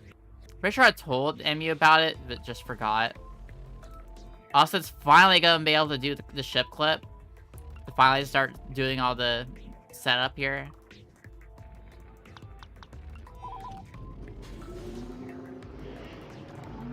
It is hard to see in this hangar.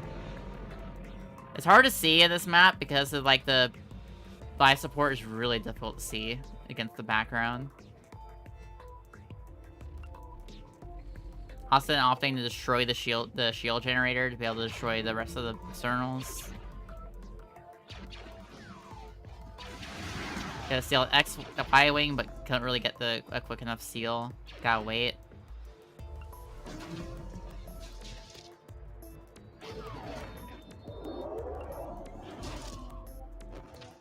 Austin's at 114 points right now. Ooh. Eddie taking a really unfortunate death here. Well, Austin go for the difficult. Austin's not gonna bother with the really hard clip with the Y-wing. He's just gonna go for the externals, which makes sense to me. Yeah, playing safe on Tatooine is a good play. That said, it is gonna be a struggle to catch up right now because of that one death.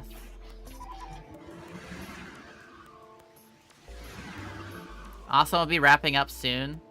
What makes the Y-wing so good is that its bombs have the biggest splash, do really good damage. The way the bombs fire is to your benefit, and the main gun is really, really strong. The single shots on the TIE bomber, and especially the Y-wing, do so much damage that they're basically snipers in space. Like the Y-wings and the TIE bombers are basically the snipers of space with how much damage they do. And the Y-wing has a superior, just the straight up better like secondary fire compared to the TIE bomber, where it has like an auto aim like as a turret gun. And if you give that to the AI, if the AI has that, it'll gun things down. Especially you if it's a Y-wing. Matt, do you have a hot take? What's the hot take? We'll have to see how Emu manages. Austin's on the final space map for Mos Eisley. Assault.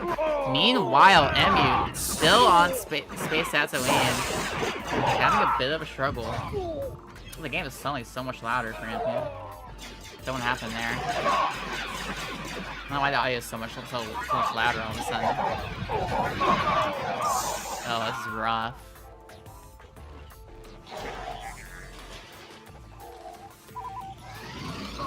Conversation with yourself, I see it. Yeah.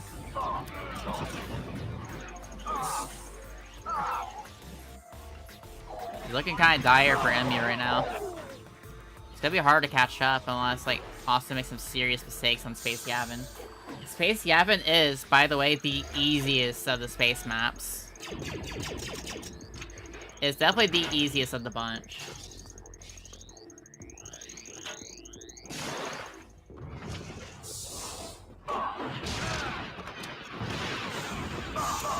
So unless Austin makes a really critical error in his like movement, he'll be fine.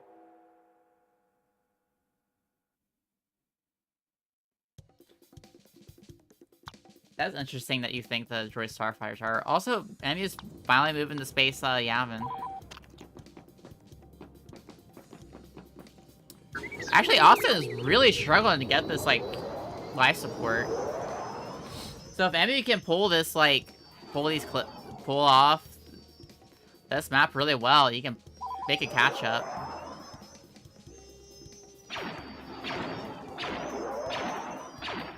Alright, Austin finally gets the life support.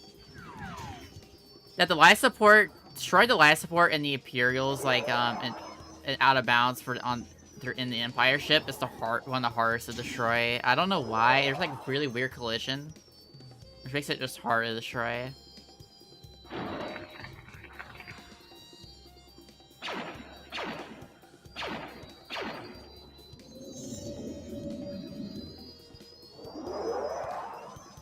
Okay.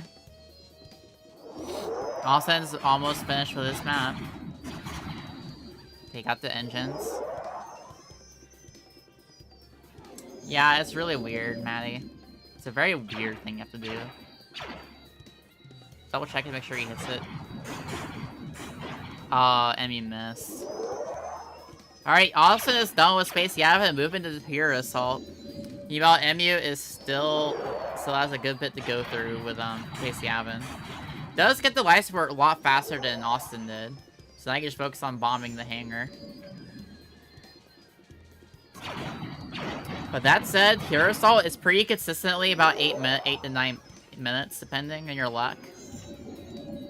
So this is looking like Austin will pull away in the end. We'll have to see. Unless MU gets some really bonkers luck, this is looking like Austin's gonna win this on this category. We'll have to see. We got 8 to 9 minutes of Hero Assault to go. MU still has a bit to go here.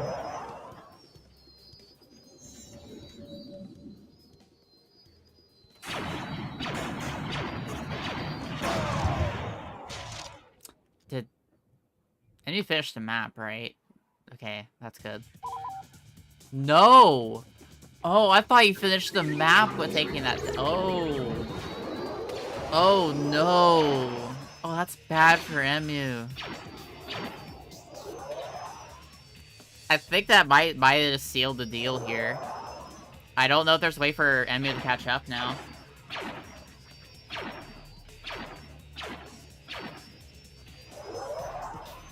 Yeah, he misread the number maybe, or accidentally, just accidentally crashed.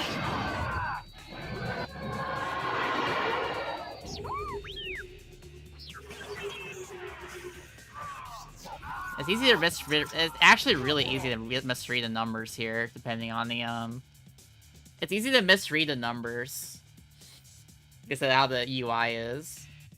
That is a mistake that can easily happen. Alright, Ebbius actually... Ebbius probably started some Hero Assault. Meanwhile, Austin now has a 32-point lead on MU right now.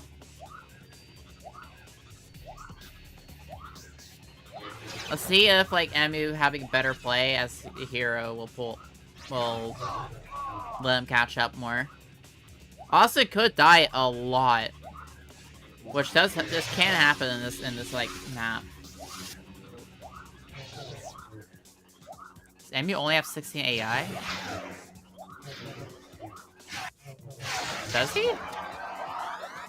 No, the map. Okay, so Mos Eisley only starts.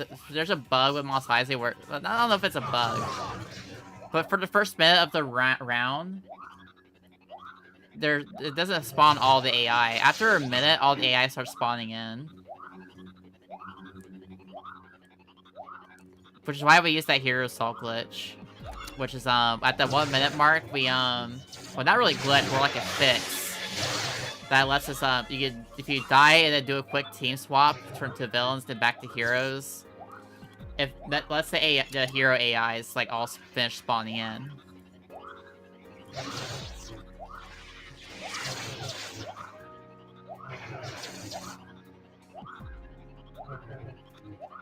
Yeah, it's really funny how it's a glitch that fixes a bug in the game.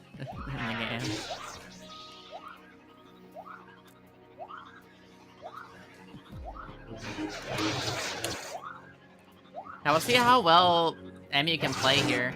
If MU takes no deaths here, there's a solid chance to maybe catch up.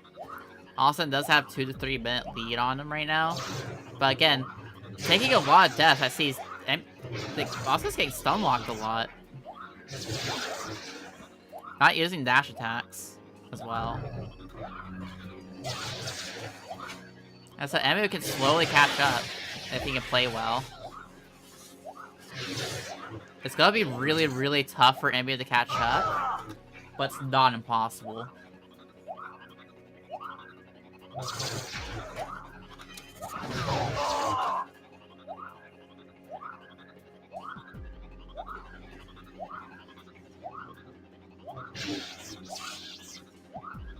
I would say MU is also overall a bit better at playing heroes than Austin.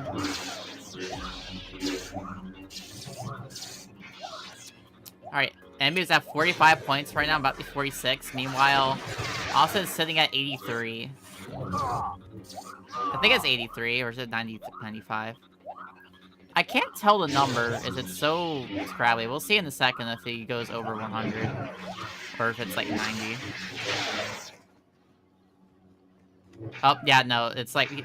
Austin is now past the 100 mark. MU is slowly, like, getting a bit faster of a hero assault so far. Oh, against unlocked by Grievous, that's bad.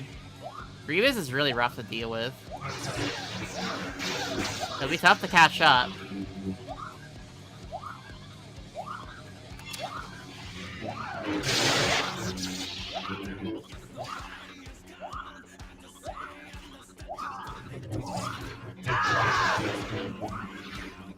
Austin, this is officially like Austin is like double the points of MU right now. So it's gonna be really tough. You never know what's gonna happen. MU is like catching up pretty quick though. His kill pace is a little better. Takes a really unfortunate death though.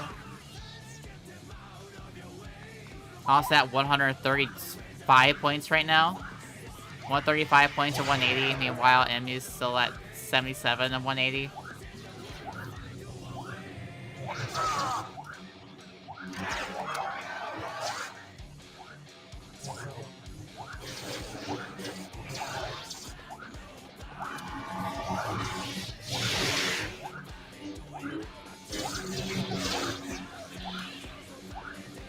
I cut Austin's power to cut the power. Don't do that.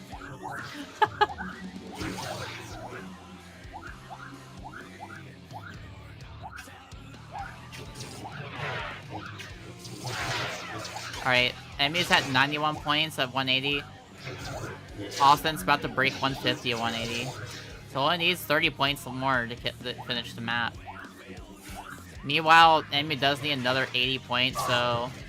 even if something like bad happened to Austin, like a bad crash or something, I'm not gonna count that against. Like this is definitely like he would have won regardless in this situation. Like even if something catastrophic like that happened, that would still be a victory for Austin. I'm not gonna count that. But there's straight up, there's like no real way for MU to catch up unless something that catastrophic happened, and that wouldn't be fair to count that against the bouncers or something dumb like that when there's like no way for MU to catch up at this point. Yeah, Austin's looking about to be wrapped up with this category.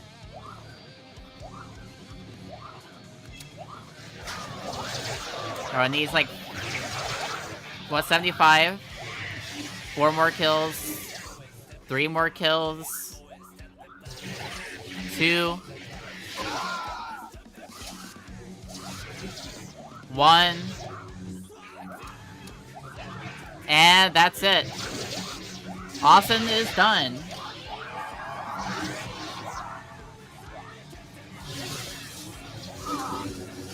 That is another victory for the bouncers. We're at 1-2 right now. Unfortunately for MU, just fell too far behind from some unfortunate mistakes there. But well played. A gold Moss Isley. Dang, how fast was it? What was the time? Like sub 8? That would have to be like a sub 8 something.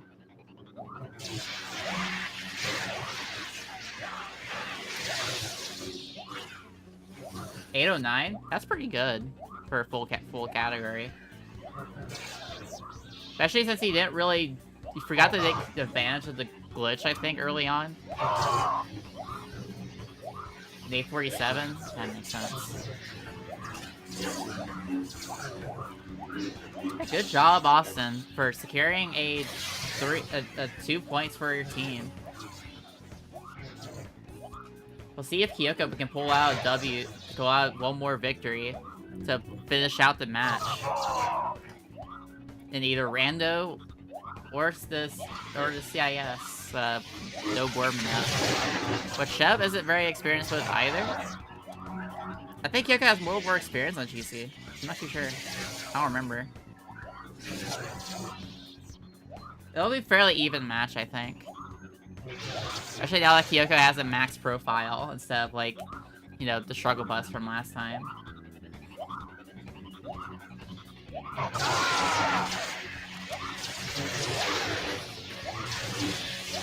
Thank you for the raid, Austin. I didn't know you were streaming. Good job on the plays.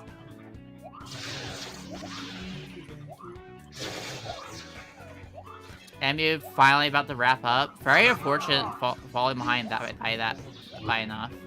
There's just no way for MU to catch up by this point. Did something bad happen to them, or? Just really a bad luck and misplays on a throughout space. Alright, unmute. Alright.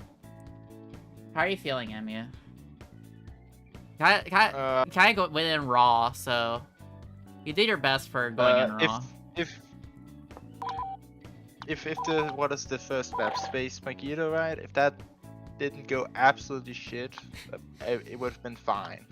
Yeah. Like, if I didn't die, like, 4 times on that, then it would have been... Everything else would have probably been fine. It's that just, yeah, completely took all.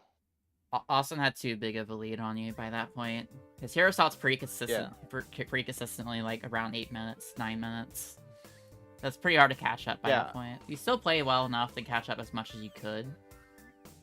Oh yeah, like I think I think there was one other map where I did pretty terribly at, but like other than that, it was like once I got into the rhythm of actually playing, it was all right. It's just I couldn't do anything after that first. Like I just wanted to quit at that point already. Like I was like, okay, well, screw this. That's a good place on both sides here. That is Austin heading on out now from his side. Thanks for hosting. No problem. I appreciate it. Yeah, no problem. Remember to donate if you haven't already. Yep, this is all for the Good PCRF. cause. This is all to benefit the PCRF. So you do exclamation point charity. There will link you to the donation page. Every little bit goes to help the families in Palestine that are struggling under Israel's like genocide and apartheid. So every little bit goes a long way. And with that, we're gonna move on to the Galactic Conquest. So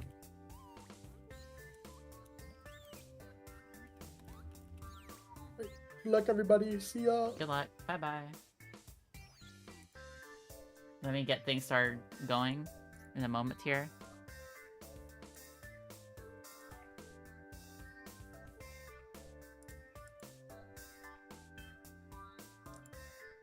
The Bouncers ahead 2 points right now. Oh, good lord. So we'll see how this rest of this shakes out. I believe in Austin, Kyoto. I do not think so. I do not think there are any fans of me in the house. Not a fan. I believe you can. In do terms it. of CIS with Galactic Conquest, I do have some practice in it, but since we have like no bot winups, I'm pretty much just gonna do it my own way. So I haven't looked at the strategies or anything because since we're gonna be purely RNG based. And that's a fine way to approach it. That's nothing wrong with that. Just make sure you're starting on the correct save file. Yeah, the CIS Geonosis Republic Camino Yep, save file. that's the one. Yep, I got that one. Which one do you want to get the audio from? I think you're in. I think that'd probably be the best bet. Alright, I will just mute the tab in my browser so I don't constantly hear Emu's audio. Alright, just asking Kaz real quick. If Oh, you're God. still here, would you be, are you still not available?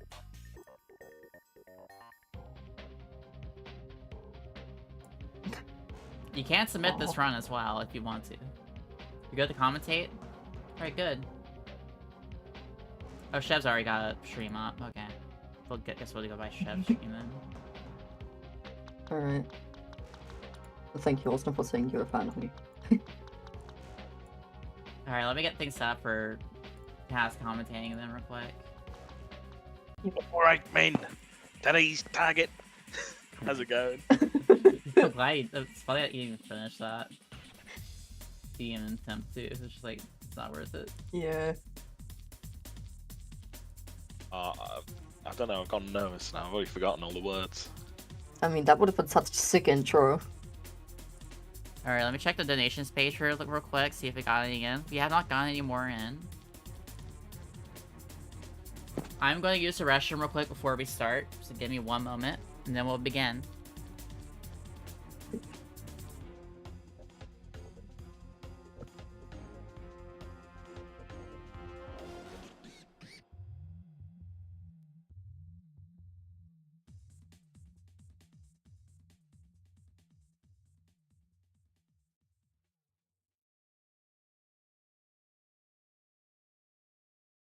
Can I still be heard on stream? Because I can do the I can do some voices in the meantime. Let me check. Yes, okay, perfect. Yep. Alright. Alright. Alright, men. Today's target is an energy collector on the northern section of the platform. If we can take it down, production facilities in the area will grind to a halt. So let's move them out. The enemy's forward command post is on the other side of this bridge. We'll have to capture it before moving on. Now, if you want to hear more of that voice, saying other types of things, then if you donate, what's a reasonable goal? Ooh, let's say $2. $2. If you put in a request, say, I need Kaz to say this in his 10 voice, followed by whatever you want me to say. As long as it passes a basic vibe check, then I will say it with the 10 voice, with the clone trooper voice. So think about that. Let's see if we can get that money shifted from currently $168 or thereabouts. And let's see if we can raise even more money for the PCRF, the Palestinian Children's Relief Fund. Oh yeah, I can close that prediction as well, if we haven't done so already. I mean, but damn, Kaz, that was peak as hell. Damn. Thank you, thank you. That was actually amazing.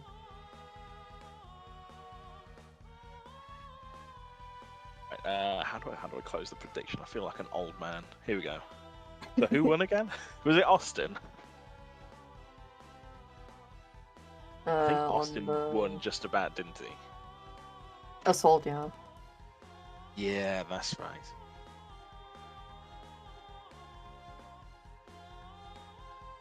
By a few minutes as well. Yeah, that's right. Yeah, that was because of the hero assault on Mos Eisley. And you're not just saying that because you're on his team, Kyoko. No. I'm joking.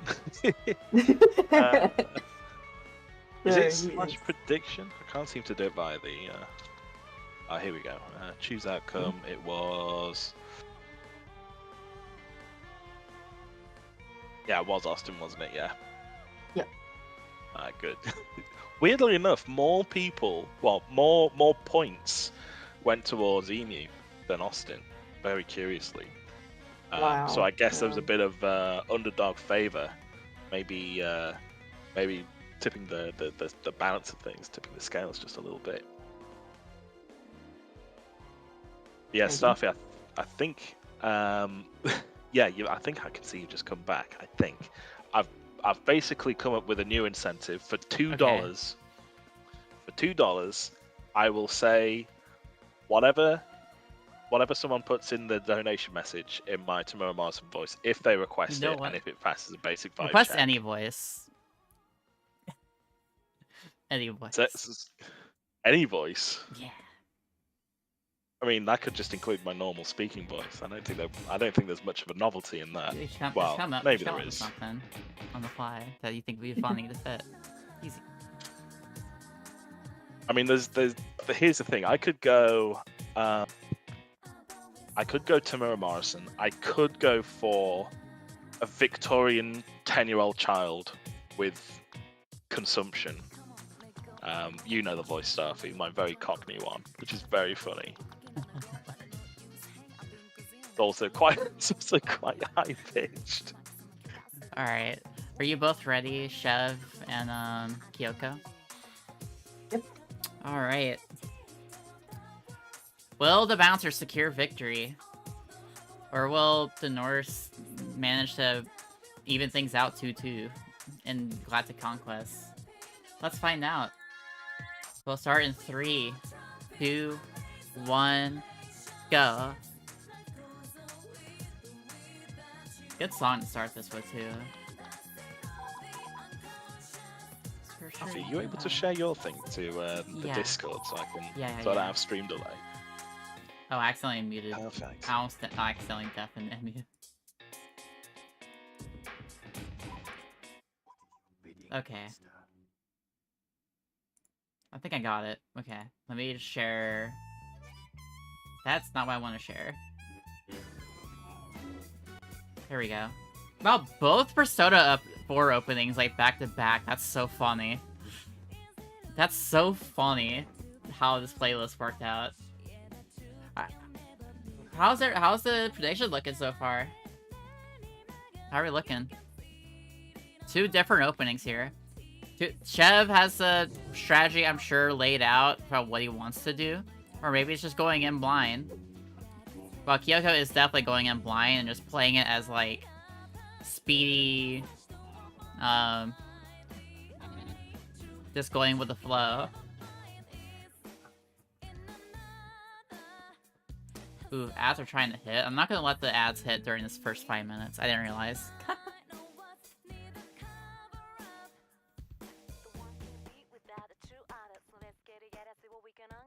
Alright.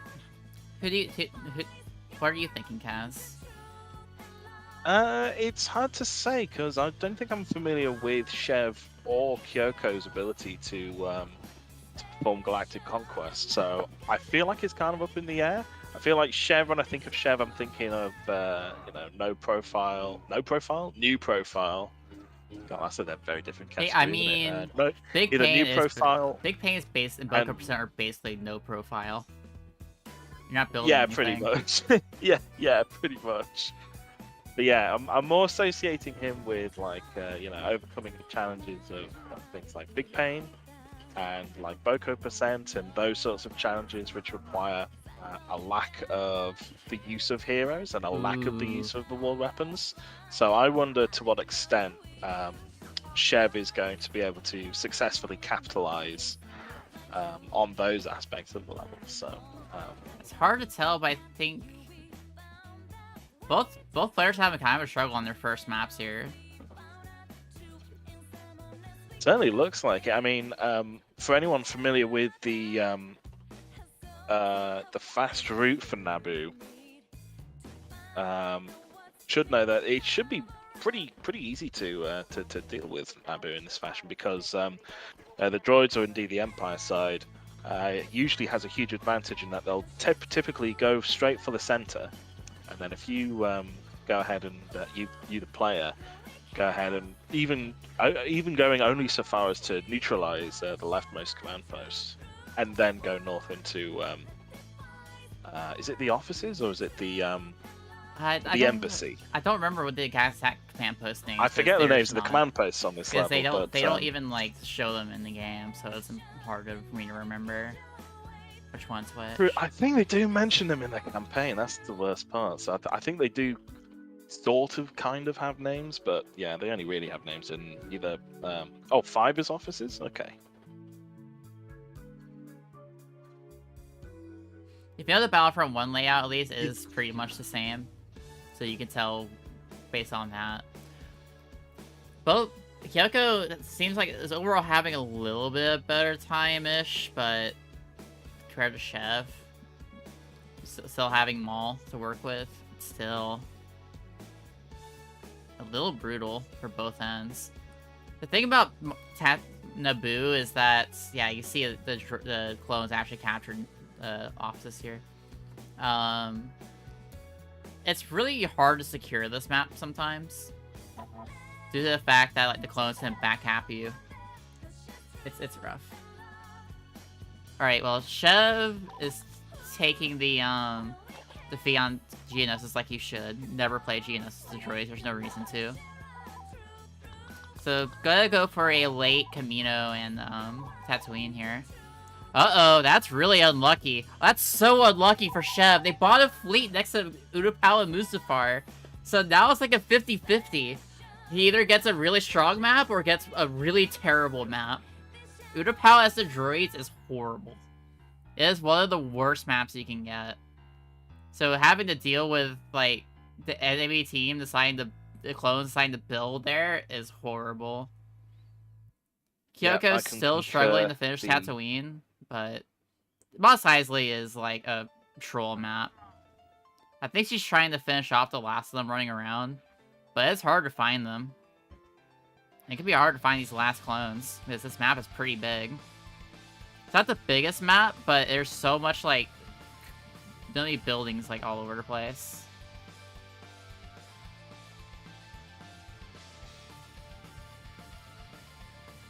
Yeah, you do not want to keep free-playing Utapau. If you have to take an early Utapau, just take the defeat and just play it later. Because the AI might try to keep finding you there, which sucks. If you have to play Utapau, well, good luck. Only 3 more to go. Kyoko's still having a hard time finding these last couple clones. They're all in turrets, I'm pretty sure. Yeah, one of them's trying to get into a turret now. There's one right there.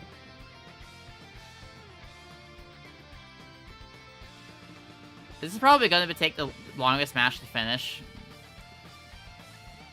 Ooh.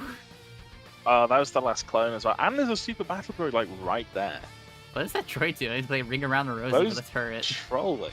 I think he's getting pushed around by, like, the turret, like, nozzle itself. I don't know what, but... Alright, well, Kyoko will finally hopefully be with able this to... victory countdown. Yeah. They'll be able to at Ooh, least that's fly bad back. for Chev. The Camino is really can be pretty difficult. And taking that death as Django is really brutal. That's gonna cost Chev a lot of time here. Kyoko's probably gonna go into her own Camino. We'll see if she eats a space battle. She's gonna have to take a space battle, I'm pretty sure. Yeah. She's gonna play the space.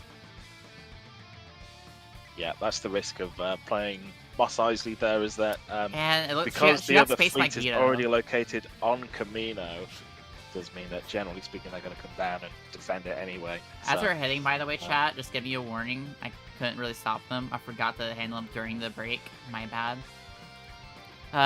Kyoko got Space Magneto layout, so this might be rough for her. We'll have to see. She does know about double points glitch. does this also include the exposed comms around the Republic cruiser? Yes, Space Magneto layout always has the comms array issue. Okay, that's useful. What they did was they did, it's like, she for knows about it. wherever you see in GC, every space is randomized between the 3 layouts, including the maps that actually have those layouts. So Space Yavin, for example, won't actually be Space Yavin layout, but it could be any of the other 2. It could be any of the 3. So, this is honestly, like, the worst layout you can get would probably be Space Felucia. So, fairly lucky to get Space Magneto, which still sucks, but... Yeah, of course. You know. I imagine, yeah, with Kashyyyk Oh, she being needs the to switch her smallest pistol. of the... Does she have a precision pistol? It's hard to tell with the profile pic covering the health and ammo. Did that say a walled pistol when she was picking the She has it, the so power class? well, Maddie handled the profile, so I don't think she knows she has it. Probably just doesn't play with the words very much. Yeah, it's possibly the case that might need to I'm like, considering switch back. I am considering unmuting Kyoko, so you have a precision pistol, just remember that. Maddie in the chat saying that she should, so hopefully that is indeed the case. Wow, these first maps have been brutal for both players. Yeah, I can imagine. So, I mean, here's the thing. I think Chev is very much in the lead right now. He's already conquered one planet. He's already about to take out the Republic home planet. So, you know, once this is a victory, and it certainly looks that way, judging by reinforcement camps, even despite some of the difficulties of, you know, dying as Jango Fett in the clone facility itself. Yeah, what we should be seeing is him taking a bit of a lead while Kyoko is stuck trying to fight back the Republic through their counteroffensive onto Tatooine. I imagine Kyoko's play from here would probably be to go, I was going to say north. Is that the canonically correct way of saying it? Either way, going north towards Kamino and having her own Kamino fight from there. I'm not sure if Kyoko knows all the different strats for the maps. I think she's going based on vibes, which is honestly valid. Yeah, that's totally fair. I'm just thinking in terms of geographically, because it'll be her turn next after this space Does Kyoko? conflict.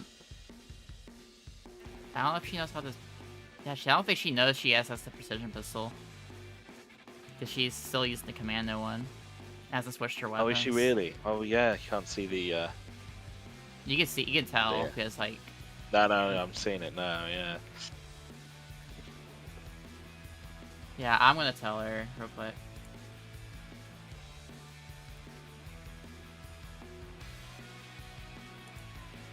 Kyoko, real quick. You do have like a precision pistol you can swap to. You have to switch to your front. Yeah, there you go. Just a quick tip. Just so you don't keep struggling with a commando. Alright. That's useful. There we go. So yeah, luckily she had it on her profile. You could even see she even unlocked Gunslinger at one point. But because it didn't actually generate the extra award, it was like that because That's actually she already had the award that's unlocked, actually so. true. That probably is the case. That they probably don't even have to swap it normally on CC. That's true. Yeah, it's already automatically the award weapon. Which I can never tell if that was a feature or a bug in the original game, but I think it's just useful anyway, quite frankly. The one good But yeah, thing CC did was allowing you to choose like if you want the award weapon or not.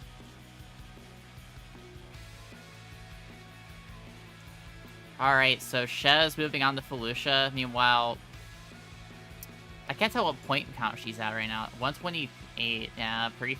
Still has a long way to go to finish space.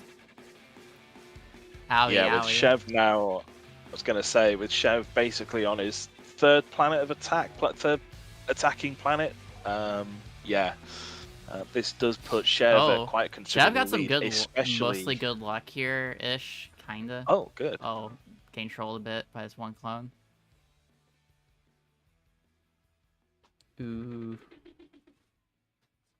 Yeah, I will say, you know, 5 command posts versus just 1 for the Republic. They are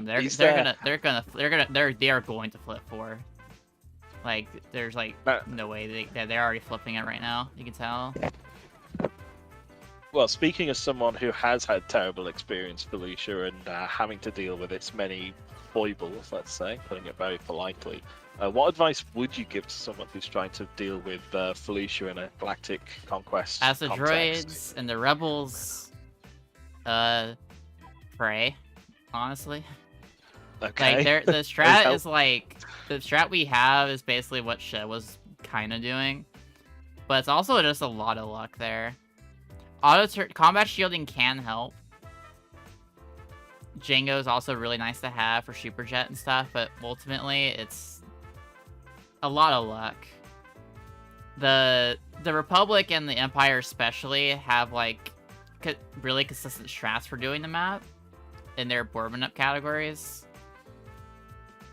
But the droids and the rebels, it's a struggle bus. Friendly fire does help for the droids though, since the droids all super battle droids all have wrist rockets and not grenades. That means the clones are more likely just to blow themselves up than your own team getting blown up by the grenades. So So it's just nice to, it's a nice little thing that can help sometimes. Yeah, you can tell Chev's having a hard time here. Yeah, things are looking a bit rough. I was gonna something about Kyoko. So she's obviously moved on to onto Camino now. This will be her second sort of attack, Jingo. and obviously it will be the.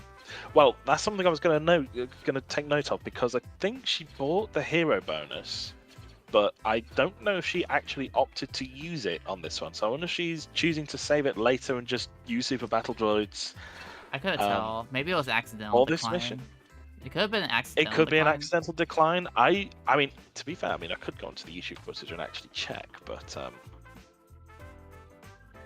a look. Jurica does help. Jurica helped Maddie a lot in her race with you. But she bought Jurica really early. And the Juricas in general are a huge threat against for the clones. The Droikas can get around the map a lot faster than anybody else. And the Droikas are, in normal Conquest IL runs, whenever the droids are in play, Droikas are a big part of why a lot of strats are like as fast as they are, because they get around the map that quick.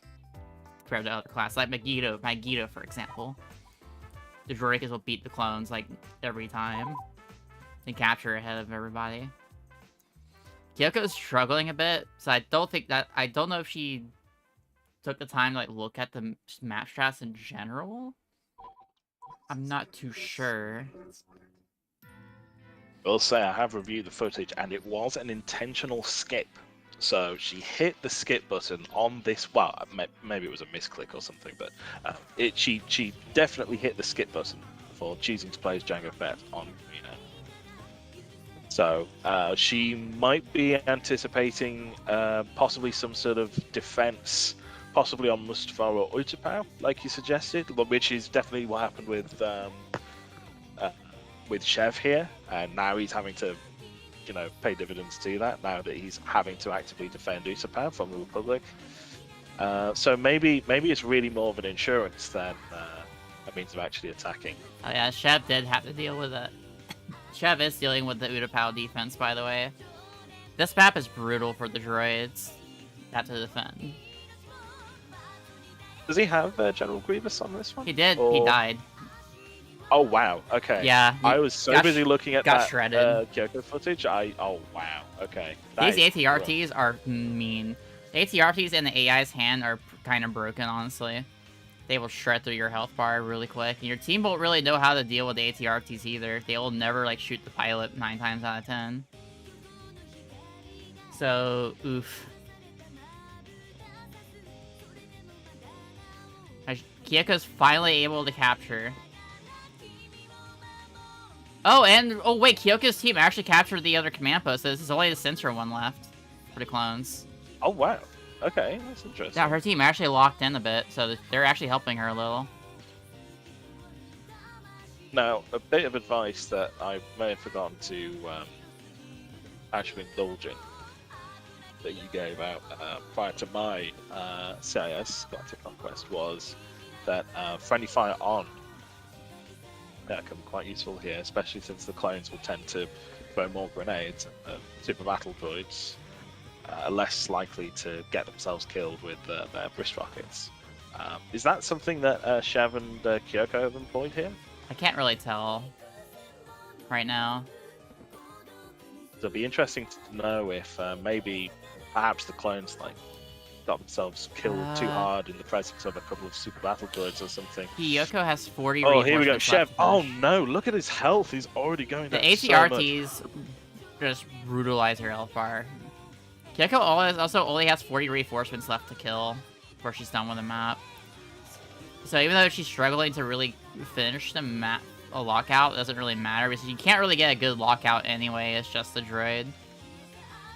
So getting a good setup like this... Oh, she lost 2 command posts somewhere. I think she lost Clothing Chamber.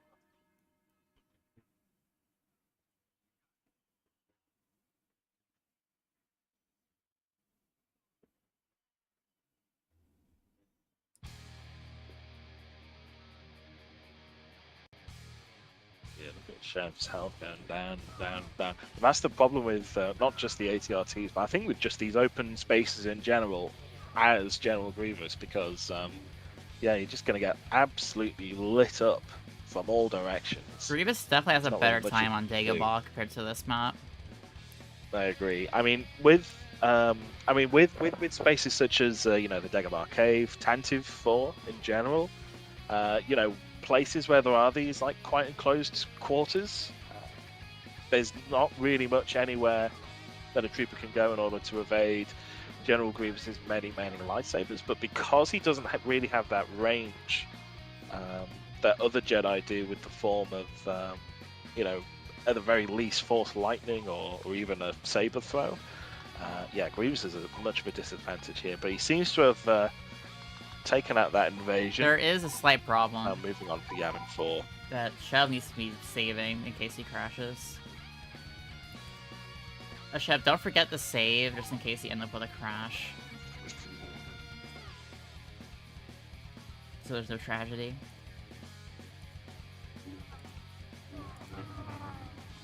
Alright. I made sure to warn him to.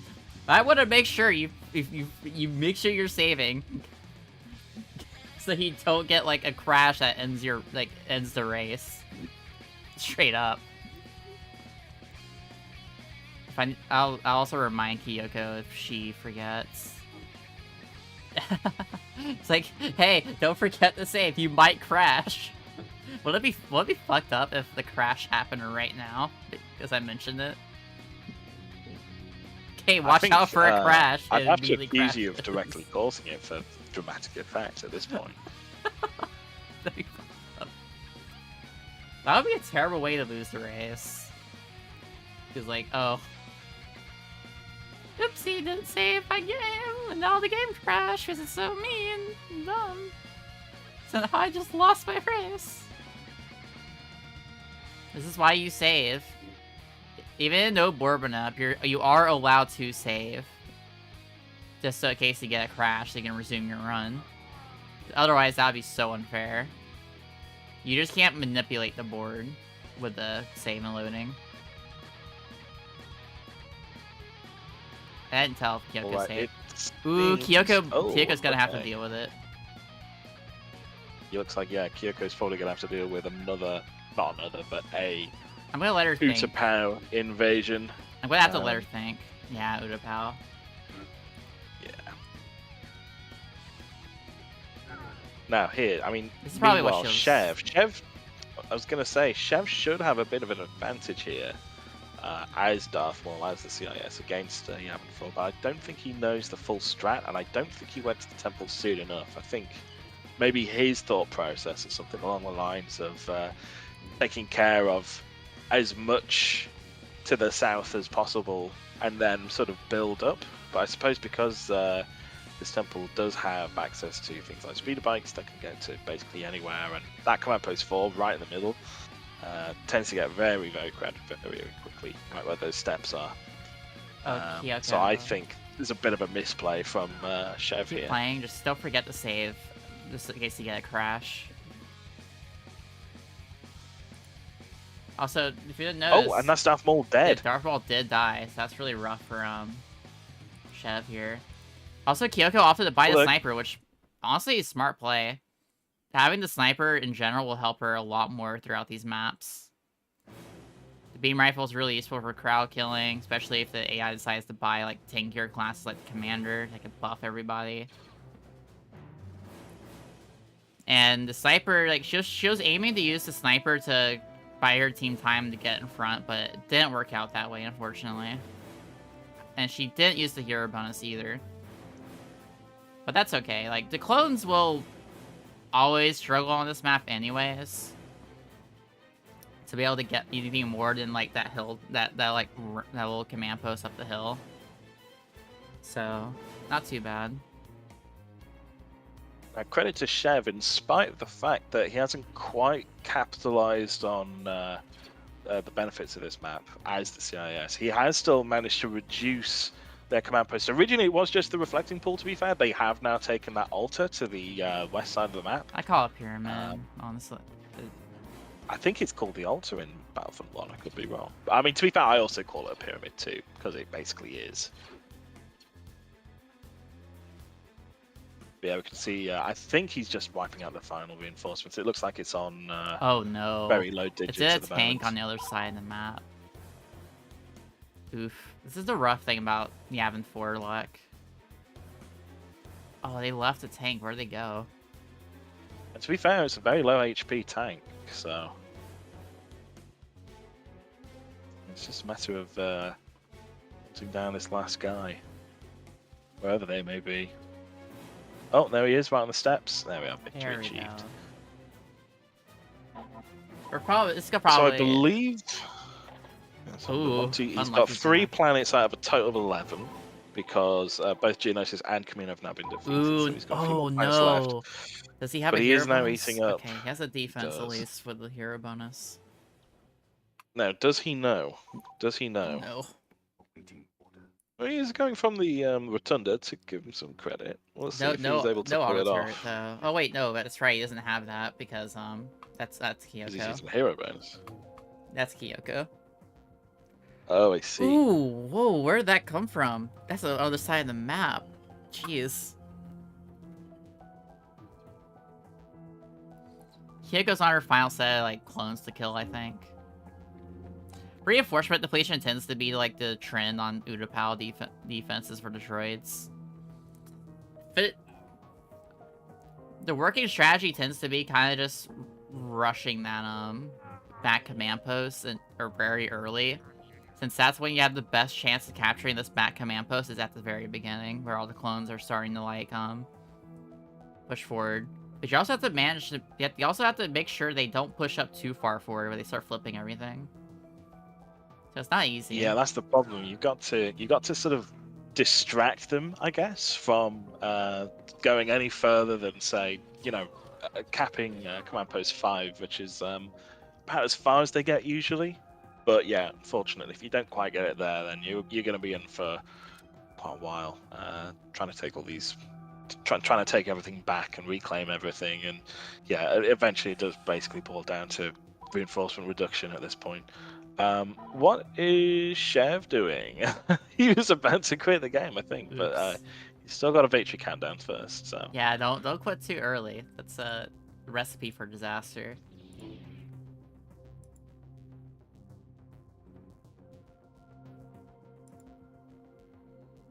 I'll fix my model real quick. There we go. Top screen YouTube 2025, bottom screen YouTube 2006. Yeah, Kyoko's quality dropped a lot. So it's gonna be impossible to tell what's happening in her game for a while till like fixes up a bit. The Felucia struggles, but she is taking Felucia right now, so Chevy while getting to Kashyyyk. Honestly, not using hero though. Until it gets late in the run, I want to say it's like anybody's game because anything could happen right now. Chev does have a bit of an advantage, but we'll see what happens. We have like another like half an hour to go at least. This is gonna take a while. This could take a while. You're absolutely right. I mean, that's the thing about no board manip is that literally anything can happen, and there's nothing really you can do about certain enemy movements. If they happen to just move in a way that doesn't fit the route you're trying to go for, then you're scuppered, and there's nothing you can do about it. If you're experienced like Finny or Maddie at the category, it'll be like, you could probably shoot around like a 40-minute run, maybe. But if you're not experienced and you don't have a lot of strats in your mind how to play around stuff, it could take a while. There's a lot of RNG. Probably the most RNG heavy of the categories in the game, but it's kind of part of the charm for it. Especially now that there's a split between, now there's been the split between Bourbanip and no Bourbanip. It allowed the no Bourbanip side of things to shine a lot, which Finny has done a lot to show.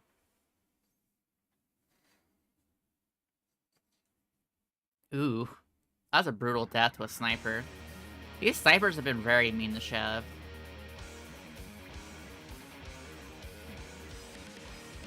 Kyoko hasn't had to deal with snipers yet. I don't think so. I don't think I've seen one. Don't recall. Oh no, don't Shio's recall dying. it, I think Shio's dying to snipers actually. Never mind. Yeah, I know someone was dealing with snipers on that, but I forgot who On that Udapau. was. It probably was Chef. Oh yeah, I don't know. Chef kind of struggling on capturing this securing this Kashyyyk. Kyoko's also kind of a hard time with Felicia, but who doesn't have a hard time with Felicia? This map is evil.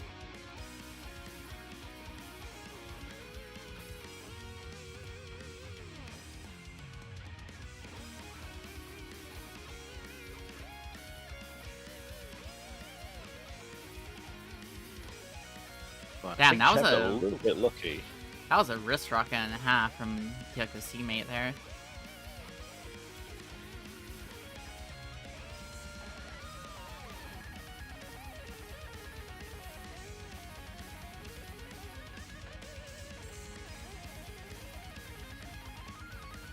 It looks like Chev's basically about to finish off. To be fair, this is one of those situations where you probably do want to play as Django Fett, go straight to Command Post 4, maybe time bomb the enemies a little bit, and then go straight to Command Post 3 with the hopes that maybe your team will have done a bit of capture. Oh no. Ideally. They built But, there oh, again. dear, yeah, he's looking at another Now- user power potentially if he's unlucky. There is like dear. a 50. There's a higher chance to go to Mustafar, in which they did, because the AI does track which map it played last and will prioritize the one they haven't played yet. Still it is down to RNG, but the Mustafar was the more likely outcome of the two. Uh oh. Kyoko's stream did like break a little bit. Oh, are we getting that back? From Kyoko. Let me check what it looks like right now. Yeah, Well, Kyoko's stream died a little bit. I think she's still playing Felicia, so I'll let her know. Kyoko, your stream died on the OBS, on the Video Ninja, whenever you're finished with Felicia.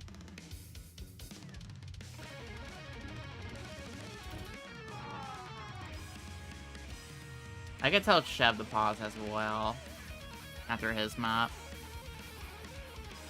Although it is pretty early into his map, but to be fair, this map is pretty short to begin with. yeah, he's already taken the bridge controls and the landing pad, which is probably what I'd do. Seeing as there's a much more enclosed area around these sort of tables as well, so yeah, like you say, it's a very fast map to deal with.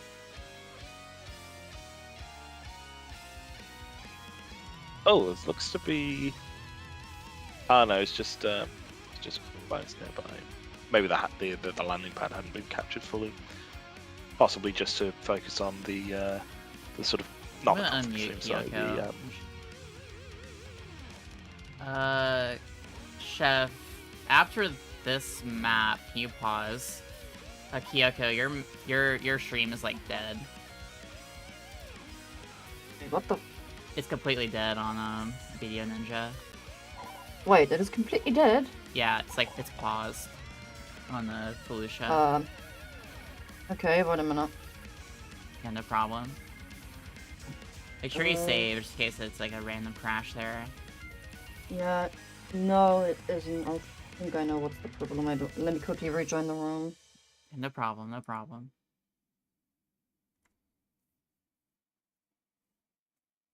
And stuff like this happens sometimes. I hate this. Now, while we are undergoing some technical difficulties, which we are in the process of addressing, don't forget that you too can donate to the PCRF. Don't forget, and also if you do donate $2, then I will say a phrase or sentence or quote of your choosing in the voice of Tamura Morrison, a la "All right, men," etc. But yes, it's all going to a very good cause, of course, with with the apartheid affecting Palestine very much, and with Okay. yeah, I see it's, Kyoko's game. Let me make sure it's like showing up. Okay, it is showing again.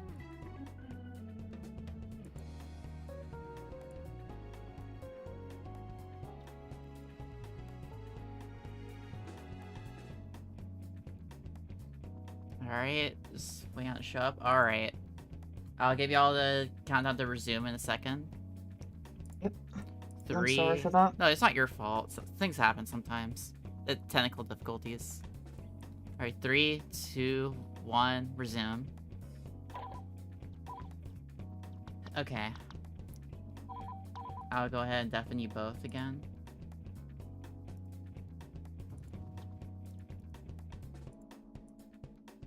Alright.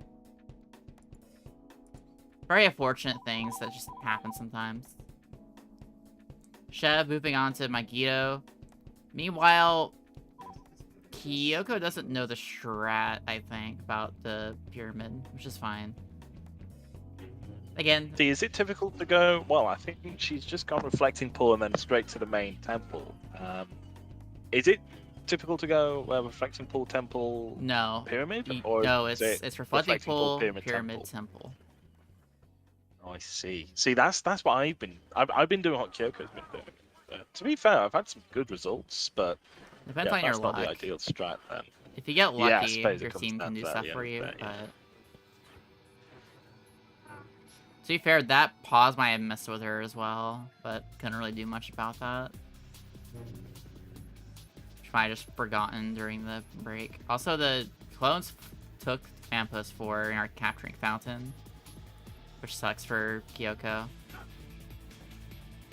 To be fair, Command Post 4 tends to be quite chaotic at the best of times anyway, but yeah, the fact that they're taking Fountain isn't a good sign. Yeah. They're gonna take it. Very unfortunate luck here. Oh, they're capturing Reflecting Pool. They captured it. Meanwhile, Chef's having an excellent Magito. Very, very lucky. Did he go straight to Command Post 1? Or, oh no, looks like some shit's happening at Command Post 5, right at the very... on the northern section of the platform. Right where the energy collector is. No! Okay, in fact, I think he... Oh no, they are actually straight up capping. He's had to go all the way to the northern section of the platform where the energy collector would reside. And now he has to kill a bunch of clones who are going to take Command Post 4. Oh no. Ads are that is starting. seriously unlucky. That would have been such a solid Magito as well. Yeah, it happens.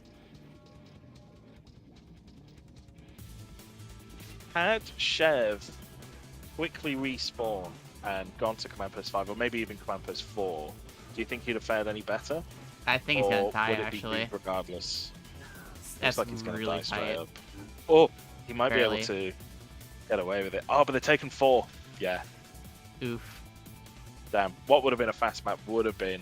But yeah, as I was saying, would it be possible to, had Shev, picked up on them taking that command post, respawning, go to Command Post 4, maybe Command Post 5, do you think that he had the opportunity to, nip that in the bud? Maybe. Had he noticed earlier? But it's kind of hard to tell. When things go wrong in this map, it's pretty hard to. The map's basically flipped at this point. So it's kind of dire. It's gonna take a while to finish the map now. Kyoko, meanwhile, on the final reinforcements of Yavin 4. Shev had pretty similar luck, honestly, so it's not that big of a deal. Yikes, this is a rough Magito.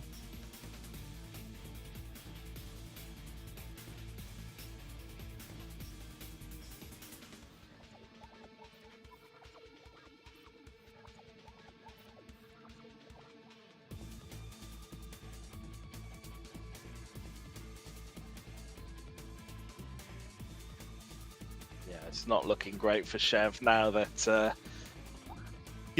looks like the Republic have now regained the command post majority, so that's going to be really unfortunate for him in terms of... Oh, Kyoko, Gal, getting don't numbers down. capture Although- this. It's not worth it. Oh no, Kyoko, that's the long post. Oh, she's dead anyway.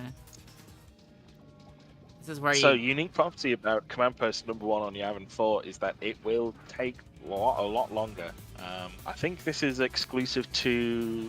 Remind me, is it Yavin 4? Are there any other maps that have this feature? Jabba's, oh yeah, of course, Jabba's Palace, command post number 5, just where the gate is, near to Jabba's throne room at number 4. Oh, but she's going again. Oh no. I think she's just opting not to try to Well, at hunt least down she's the got... last guy at this point. I suppose so, yeah. They're Well, in the you can turret. see, looks like they're in the turret right next to the pyramid or the altar. So, a bit unfortunate. Chev now just about finishing off Magito. What could have been really short ended up being quite a bit longer than anticipated. There's now another version of Naboo, but I don't Ooh, think he's no got a hero bonus. bonus, Has so to deal he's with it. in for a bit of a slog this time around. Does have a sniper this time, but it's gonna be brutal regardless. You can get lucky Yeah, and there's get a every fast one. opportunity. You can get through this without a hero, but it's very brutal. He's probably gonna die this ATRT if he doesn't, like, get this kill. I was going to say, it's very possible he gets absolutely snapped by the ATRT there, but luckily it doesn't seem to be happening. Geonosis. Now, Kyoko's just gone to Geonosis, who's basically chosen to quit it, which is good. And with that, yeah, she's actually got quite a few credits to her name. Oh, that's bad, though, for Kyoko. Oh, she got so lucky. She didn't play the Mos Eisley. Wow. That was ridiculous Yeah, luck right now. That's incredibly lucky. Did she buy a bonus? Yeah. She skipped. She's been holding on to it. No, I think she bought that one just now.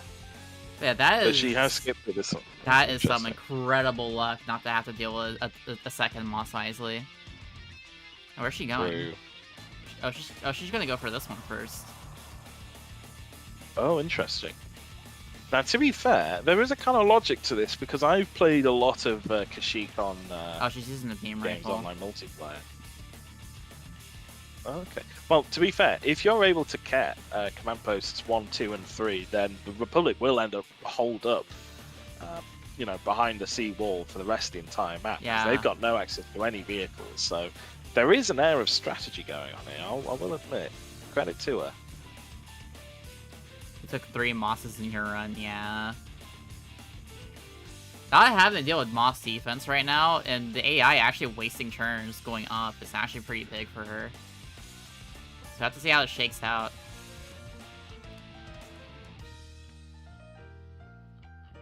The clothes are now completely stuck at Oil Refinery, which this map is also why this map kind of just sucks. Keiko doesn't have friendly fire, by the way. Just keeping that in mind. Interesting.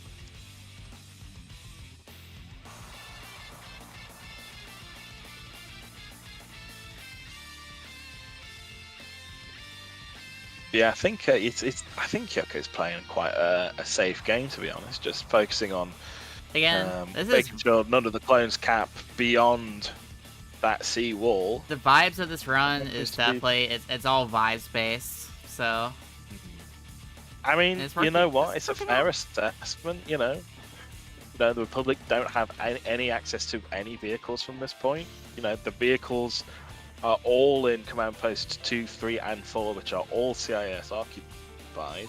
So what are we gonna do? It's a very, very good safe strat, I would say. and again, it's just chill. Meanwhile, Chev's just having Yeah. some really rough luck on like these defenses. If he gets unlucky again, we'll have to deal with another Naboo or Utapau later. Which that has a big problem with like Tatooine being left for so late. Hopefully this will teach Chev a lesson about keeping reserve leader bonuses. Just on the off chance that there is another Naboo invasion, which famously in Galactic Conquest is very, very common. So yeah, that's gonna have to be a potential consideration for him going forwards, as long as he's got the credits for it.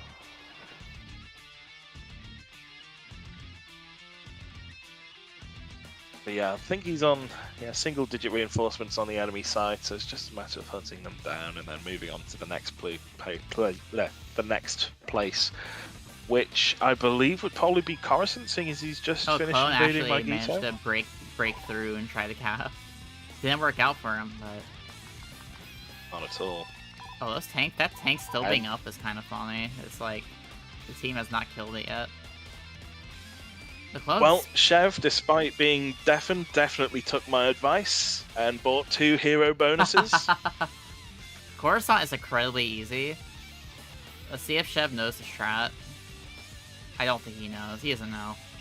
He doesn't know about the corner. He does. He just went there really late. He went so late though that I don't think he even worked. It depends. There do seem to be a few coming through, but yeah, unfortunately, it might be the case that at least a few of them have slipped through into the line. Yeah, they we'll did. have to take a closer look out. capping. Yeah, it's starting to flash red now. Oh, the clothes actually are like recapturing. That's for Kyoko. Oh no! If they recap, she has to deal with a fresh tank. Certainly looks that way, but I think it seems to be pretty neutral so far. I don't know if that's just because of a lot of conflict or if just because no It's one's just conflict. actually at those command posts. Oh, But they capped. Oh. This is They have caps. This is the one thing about this map. Very unfortunate. The Wookiees being the friendly units for the clones make doing this kind of strat pretty rough because you have to deal with them too. And they can capture command posts and cause a big headache. Just out of interest, how many Wookiees spawn alongside the clones here? Is it another 16 or is Oh, it like Shev's gonna locked die. man? Oh yeah, Shev's fucked. He needs to do some sprint attacks. Oh my god. Wow. Kyoko That has is 13 really, left really- to kill. What should be a really fast mission, especially with the use of sprint attacks and careful gameplay, is now going to dredge on for much longer than it should It's a good do. thing we got My Austin goodness. done when we did just screw. Oh no. I mean, that's the thing about Galactic Conquest. It can take as long, well, it takes as long as it needs to, and 46 minutes in. Yeah, we're definitely. We haven't made that as much progress as you think we would. This is how it be sometimes. This is how it is. It's kind of the thing that makes it kind of interesting, though.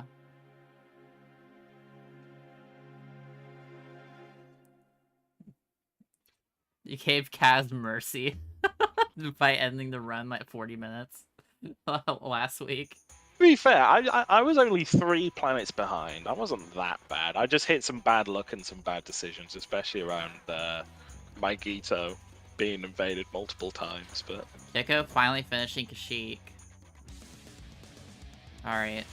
Kyoko has Naboo, Dagobah, Coruscant, Magneto, and Polis left.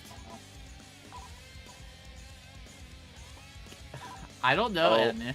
Chev with another forking. Will he have to defend who's opponent? No, he's defending Mustafar. How many Thank maps does Chev fuck have for left? him? He has Polis and Dagobah at least. So I don't think he played Mos Eisley yet. He did play Camino, Oh, so possibly we did Mos play Eisley, Camino yeah. though, so probably I think he did play Moss early. But I don't remember. No, I think he might have left it for later. Probably. I don't think he played Mos Eisley. It was playing Oh no. Dagobah Kyoko's while having to play Kyoko his was playing. space. Oh, The no. Space Magneto What's the layout. What's the context for this one? It's the The Space Magneto Magneto again. layout. Yeah. No, but where was this where's this conflict? Like, which star is it? I think it's I couldn't notice. I don't know where. There's so Sorry, much I'll happening. just check the footage. I'm zoning out a little. Let's have a look. So it appears to be. Oh, okay. So looking at the footage, Kyoko appears to have gone west from Kashyyyk, and Republic has intercepted with a fleet of their own, which they just created via Magneto, and intercepted south, and they've basically invaded that space. So after this, Kyoko will have the choice being able to invade Magito or Coruscant first. But chances are, in terms of routing, she probably wants to go Magito, then Coruscant, and in order to then go for Polis Massa towards the very end. Oh my lord. It's rough.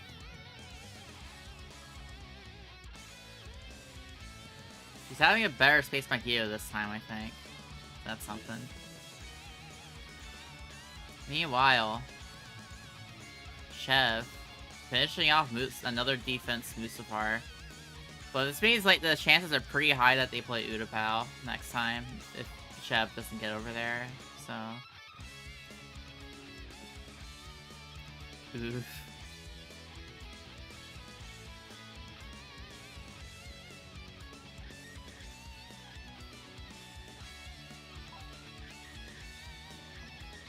Alright, what is Chef's... I can't tell what Chef's board looks like because it's not zoomed in. Yeah, it's kind of hard to... so he's got... Oh, so he's got Dagobah. Again with Oh, the no. Okay, but is he getting the hero? He's got the hero. He's got right? the hero he's got the post hero. this time. So he's still got Dagobah to take and Polis Massa to take. I think there's Possibly still also Moss. Tatooine. I think that's 3 planets that he needs to take care of. I think so. Kyoko having to play even more space is kind of rough. But... Yeah, exactly. It's like... It's really annoying when you're not even claiming a planet from this attack. You're just having to defend from just an invading fleet that just happens to be there. Or it happens to intercept you. Very frustrating, of course.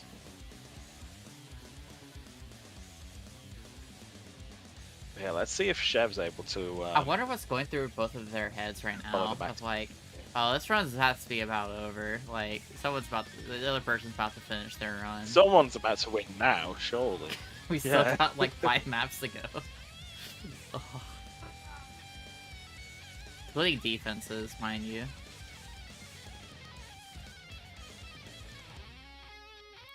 It does seem like overall Chev does have a lead here, though. Yeah, I agree. So- I think Kyoko still has Magito, Coruscant, Polis Massa. Are there any others that I'm Dagobah. missing? Has she not taken Dagobah yet? Not yet. Naboo? Unless I got flashbanged by like I got like memory erased. Like I don't think I don't think we've seen a Dagobah yet. Oh no, yeah. I don't recall Kyoko going for a Dagobah. You will forget Dagobah. Because I mean she opted to go for Mos Eisley, so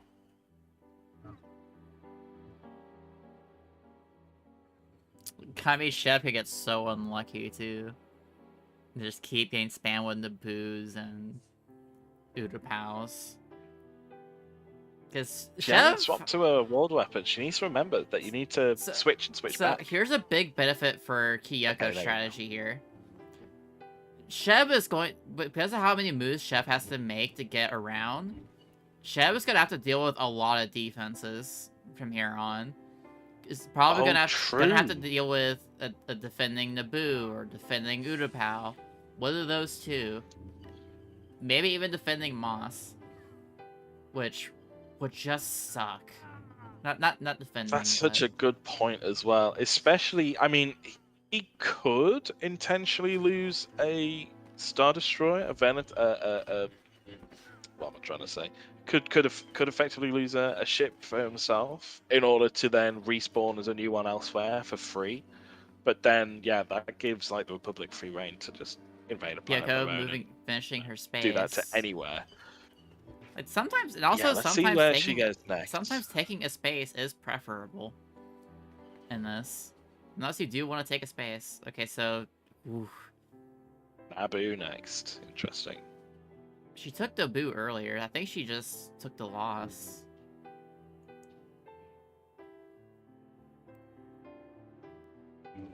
Or is this a that's not a defense. This is an attack.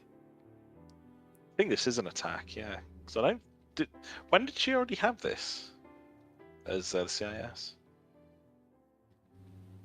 Kyoko opted for Moss first, I think. Yeah, that's what I'm thinking. Because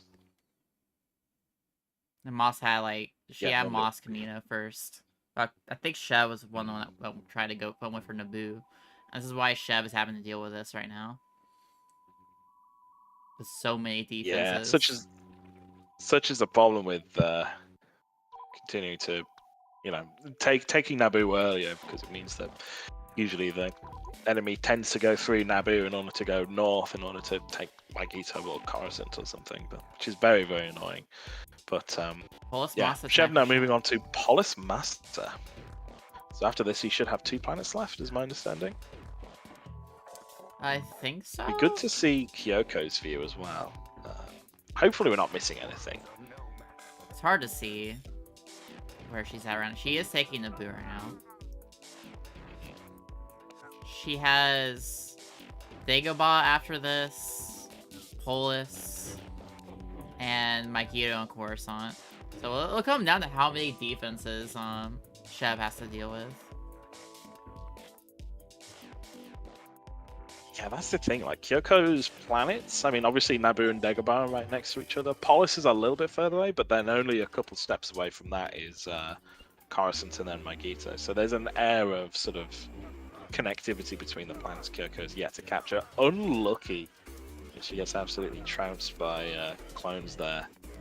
Best strat for that is you just go for sprint attacks and then just focus on that. But unfortunately, that's a foible we've seen from both Shev and Kyoko during the stream. Shev in Coruscant struggling with a large batch of clones in the Jedi Council chambers. But yeah, I was going to say, yeah, like I say, I think Kyoko does have a bit of an advantage in terms of the planets that she's got to invade because they are relatively close to each other. Whereas I think, yeah, like you say, Shev does have planets that are much further away from each other, things like Tatooine and also Dagobah as well. So we'll see what defenses he's going to have to pull out from this, especially if they start going to Uta Power again. Yeah, he's just finishing Polis now. Let's see what the state of the board is. So yeah, he's got a couple, I think. Ugh. And yeah, another Naboo. Excellent. Fuck's sake. This has the hero bonus again. But he does have the hero bonus. So hopefully we'll be seeing more Maxi Strat. We'll hopefully... We're seeing... We're going to Naboo as the Queen is playing right now. Let's see how things shake out. Yeah, I'm running out of things to say because this is just... I know, so I know. the fuck out. I'm like just... Well, to be fair, I can continue from here if you like. I can fill it. By the way, shit. reminder chat, this is for the benefit of the PCRF, Special Point Charity. Every little bit goes a long way to help the families in Palestine that are struggling under Israel's genocide and apartheid. So every little bit goes a long way to help the people there. Oh, Jesus. Oh, Shev, not again. Chef's Shev! gonna die. Fucking hell, Shev. If he doesn't die, it's gonna be close. Please just do one sprint attack. One! Oh my god. Okay, Kyoko, meanwhile, having to deal with... Oh, that's rough. A defense, Udapau. With no bonuses to speak of. Defense. She has no bonuses here, so she's gonna have to get a little... might be a slog for her. We'll see how things go for her. She might... Oh, she's gonna try it with a beam rifle. She doesn't have the regular sniper.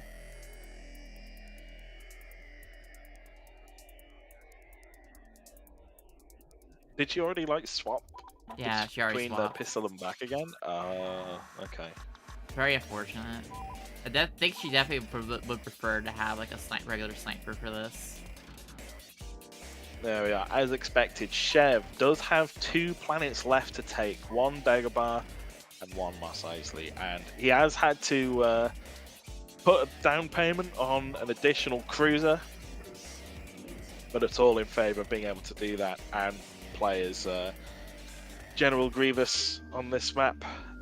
Mos Eisley, to be fair, is quite separated from the rest of the map. I think there's a good 2 stars between the That's next gonna have to space. deal at least another debut and another like something else to move across the board. Yeah, that's the problem though. It's going to be like it's going to move one step. I mean, he could get, you know, maybe he gets insanely lucky and like just.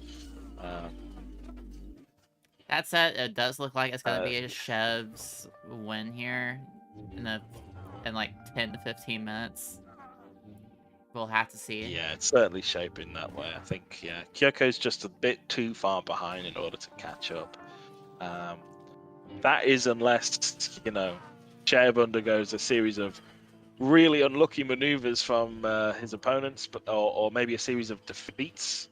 But yeah, that's looking incredibly unlikely at the moment. Oh, Chev's getting absolutely blasted though. This ain't doing him any favors. Look at him. Ow. Fuck's sake. The clones have practically every I'm annoyed class for at this him. point. The clones have basically all their classes at this point. It definitely looks that way. Yeah, I was gonna say that I think they've definitely had what, obviously the normal troopers, heavy troopers, snipers, engineers. No commanders or jet troopers though, which I don't want to say is a blessing right now in case that suddenly starts to come up.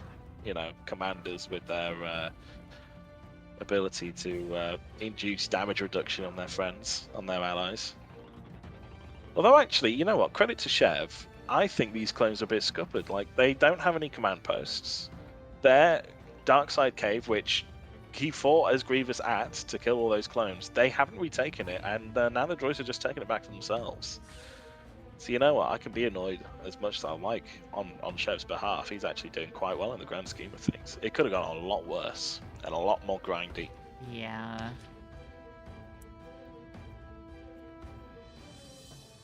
But yeah, it'd be interesting to see how he maneuvers onto Mos Eisley and what the final defense will be. Assuming it will be a final defense, who knows? Maybe it's a defeat. But yeah, Mos Mos Eisley Eisley is the last planet. That's a while to go across. One bonus. Yeah, that's it. That's gonna be a. Oh no. Oh no. Now he's either going to go for Kashyyyk or Felucia. We knew it was gonna be He's gone for Felucia. We already knew it was gonna be. Oh, That was a no. predetermined outcome. It's gonna be a Felucia and then a space. And then Mos Eisley. Or Chev gets really lucky and AI decides not to space battle him immediately. But considering that Chev hasn't really played a space yet, yeah. It's probably gonna be a space battle.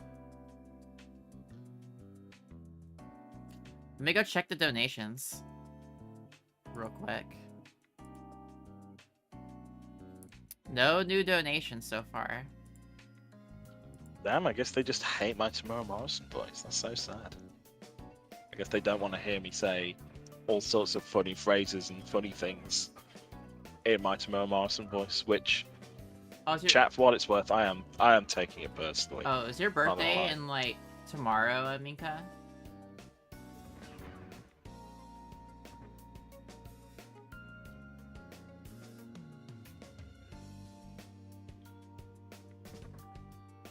Oh shoot. Happy early birthday. Happy birthday in 1 hour and 13 minutes. Oh, I got another, like, what, 7 hours so before it's Minka's birthday?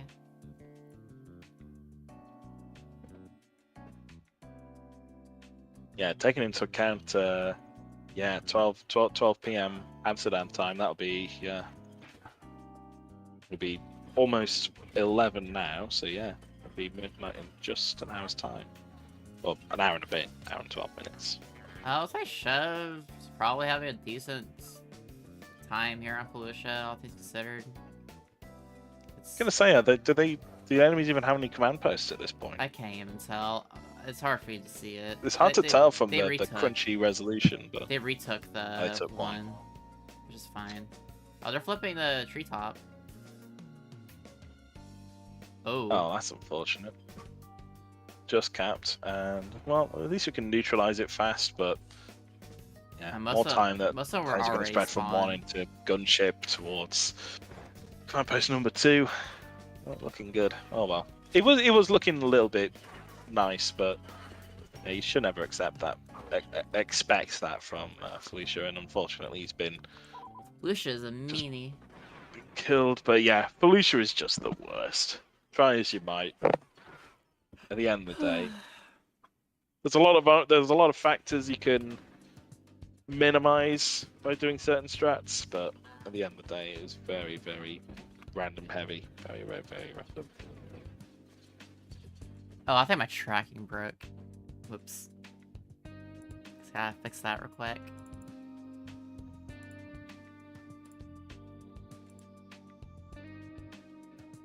Alright, and Kyoko is in another space. What's the setting with this one? Completely missed that again. Like the expert commentator that I am. Yep, no, it's the exact same spot, I think.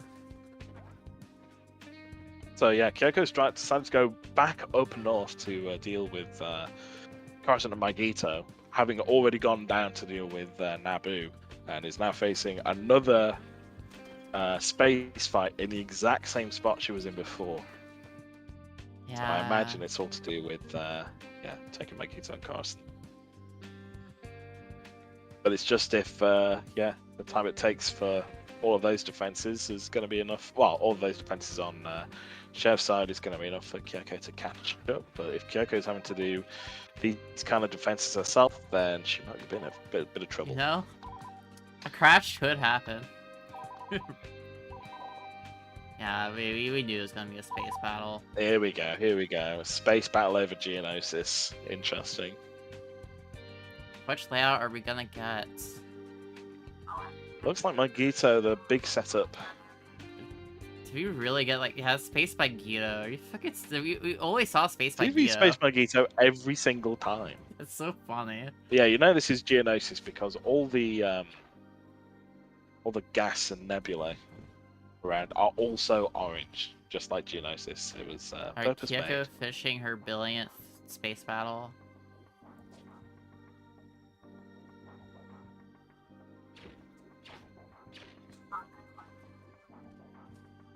See the state of the board. So, she does indeed have to take Magito. She's got 4,000 credits. That's a lot of hero bonuses for other classes. I would have been I might want to fleet build a bit. Maybe it would have seen more fleet building. Maybe. Yeah, this is a Vias-based run, so I think that's fine. Not too bad, all things considered. Have a good night, Minka. Sleep well. As they're starting up again, chat, to give you a quick warning, they are starting right about now.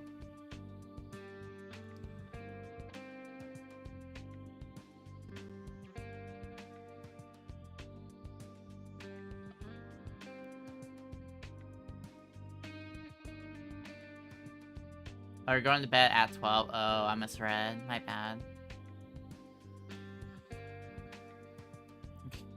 Well, we're finally coming up towards the end of this run after a space battle. We'll have a Mos Eisley, and then it's over. Yay! Well, don't get your hopes up because we know how awful Mos Eisley is. Will we see a 30-minute? It'll probably be a long Mos one, but we're not Eisley going to see incoming? it. 30 minutes. Shev is actually gonna get a defeat on Mos Eisley. Gonna get a defeat, then another space battle. Then it's gonna crash. Another space battle. It's gonna crash. Then it's gonna be Space Felucia somehow, and then actual Felucia, and then it's gonna crash. Oh god. Kyoko's had a good Magito. But it crashes while he's saving the game. That's the cool irony of it. Oh. I'm telling you now. That said, though, Kyoko had a pretty smooth Magito, all things considered. Much better than Chev. Very smooth Magito, yeah. Oh god. I will say, Chevy's doing the right thing with these frigates. Obviously, with there being 3 frigates, each worth around 18 to 21 points. I don't know if Something like that. it's supposed to be something like that, but I always find it's a bit inconsistent. I don't know if Depends it's on to the do map. with if you also attack a auto turret as well, or if it is map dependent, like you say. Okay, so Kyoko dealing with another invasion of Naboo. Oh my god. Very unfortunate. This would be deliberation in Naboo. That's funny. But like, worse. Alright, Chev is almost done. Just has to kill one cheating AI in a ship. Yeah, he's just one ship away. God, the V-Wings guns are so shit. It's such a... Yeah, they're repairing like so quickly. Oh, is it just the actual... Oh, right, I see what you mean. The actual primary weapons on his V-Wing is... Yeah. That's pretty shocking. It's pretty... But he's now yeah. moving on to the next one. He's going to save. Smart. Especially get audio bug, but audio bug doesn't really matter at this point. This is your last run regardless. Oh, yeah, absolutely. I would appreciate that, especially though. considering... I don't want to get DMCA'd for audio bug. Well, here's the thing. I mean, is there... Does the CIS... Sorry, does the Republic even have another Venator on the field? No. Or is that literally This their is only it. thing? Okay. This It's is it. literally... That's the last thing they had. Okay. Brilliant.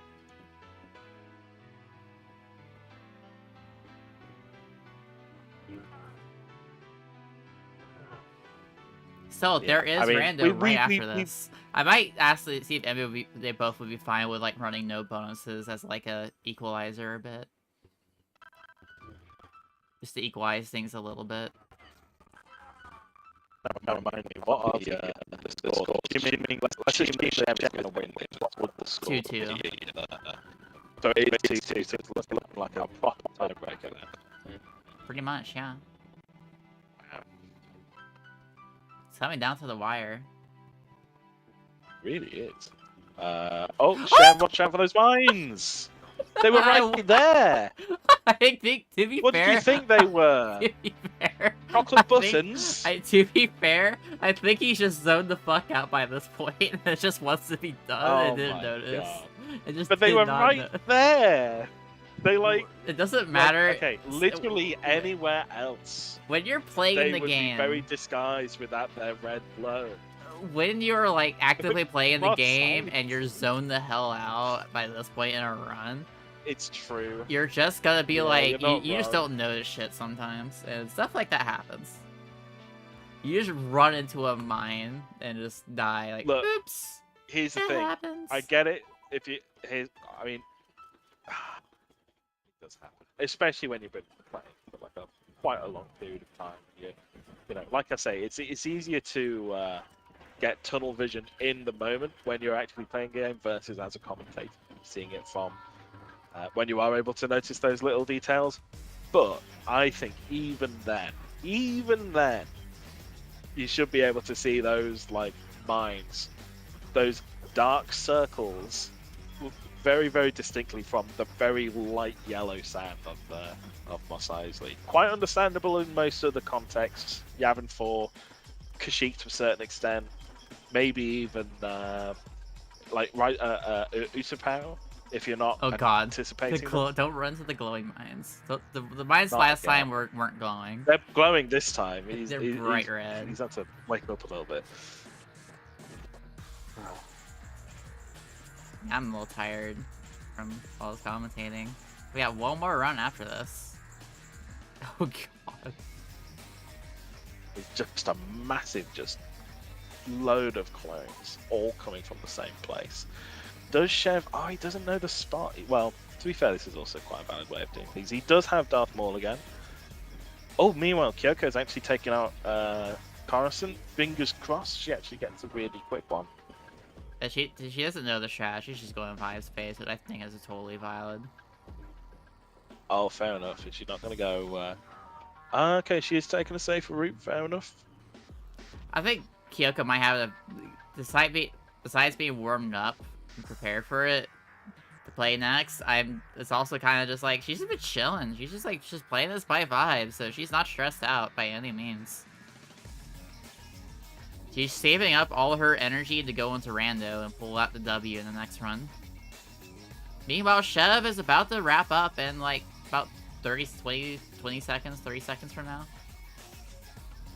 10. Yep, 9, and it's going to be a 8. major upset for all the Kyoko supporters. 96% of all the channel points were dedicated to Kyoko with 8.9 thousand, while Chev only received a meager 337, but it's going to be the Chev supporters, all 2 of them, that are going to receive the main bulk I want to unmute points them here before. this time.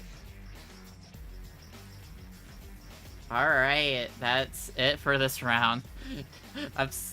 That was brutal, but y'all did good making it through. Holy. Yeah, as soon as I had that tentative, not tentative, that Tatooine, I knew I was screwed. That said, you did say you're going by space, so you're probably just coasting, just chilling throughout that, right? So you know what? We're gonna chill. We're gonna do a vibe. Just store your energy for next round. Put all your energy into that rando. Good job though to both of you for persevering and getting through that. That was definitely not easy. That was definitely a brutal time with some of that luck. Score is tied up right now. And we'll be going to rando in just a few minutes.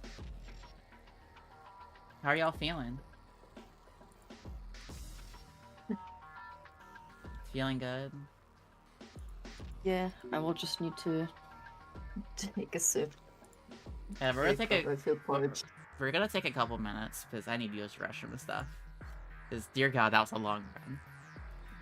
Yeah. That was an hour. Was, Holy fuck. Yeah, we were over an hour and 15 minutes almost. Wait, was that timer paused during technical difficulties as well? So probably a bit longer. It wasn't paused. It was no, still it wasn't. going. Okay, so an hour and 15 including technical difficulties. So there you go. Man, that was a long run, but yeah, it happens. It's like that sometimes with Galactic Conquest. It happens. Especially and now we're going from a category that's pretty random to literally a category that's even more random. So yeah. Yep. We'll be seeing how this goes in just a few minutes. I am running to the restroom. I think there's an argument to be made that no board manip is more random than the randomizer, considering you both got the same seed. So. Oh yeah, well yeah, it's not like an actually random seed where something like impossible can happen. Oh yeah, of course.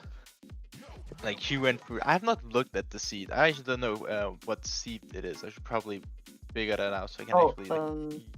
Oh yeah, get the seed set up in your config. Yeah, I still need the seed. Yeah, what is it? Starfy send it? Could have been in the chat. Was it the same one from a week ago? I think it is. I haven't looked at it. It is. I'll find it here.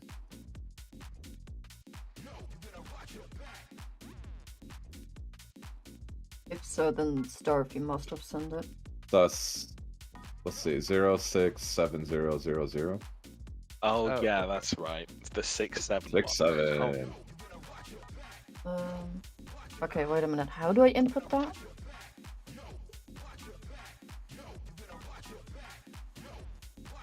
Wait. Yeah. Okay, what did you say it was? 67? 067000. Okay, wait. What the fuck? Wait, how do I even input that? Screen share your desktop. Am I just dumb? Right. That does not look the same. Oh yeah, so first part should be 07. 06. Oh, is it 06? Okay. No. It's 06. Wait, first one is 0. Why does it go to 60? Okay, cool. No, don't type it in, just click it. Oh my god, okay. Yeah, it's a little bit 70. Next one is 70. Yep. And then the last one's 0, 0, and then click save choices. 0, 0. Save. Right, now go open my Guido. Like, start a new campaign. We'll test it out on my Guido. Oh, yeah. Make sure you share Stars Battlefront 2. I'm just looking at it through the VOD Ninja or whatever. Okay, so now you didn't. Oh yeah. So exit out. You have to change the name of the folder that it's in the game data folder to add-on. So share your Wait. your game files.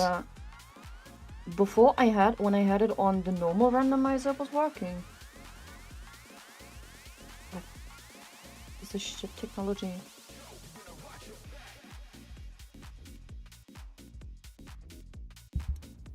Alright, let me refill my water and we'll be starting in a moment. Is the randomizer in add-on? Or I see Yeah. the randomizer folder. What's that? Wait a minute.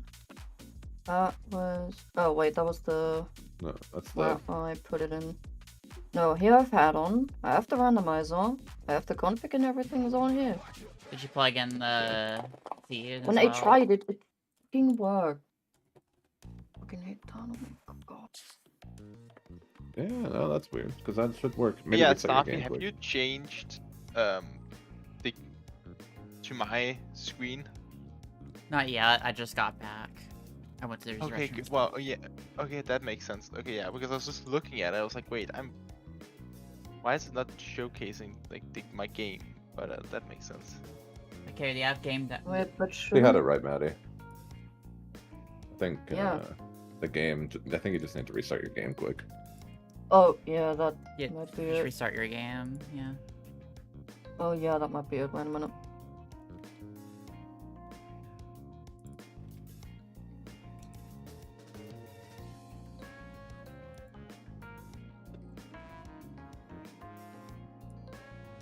Okay.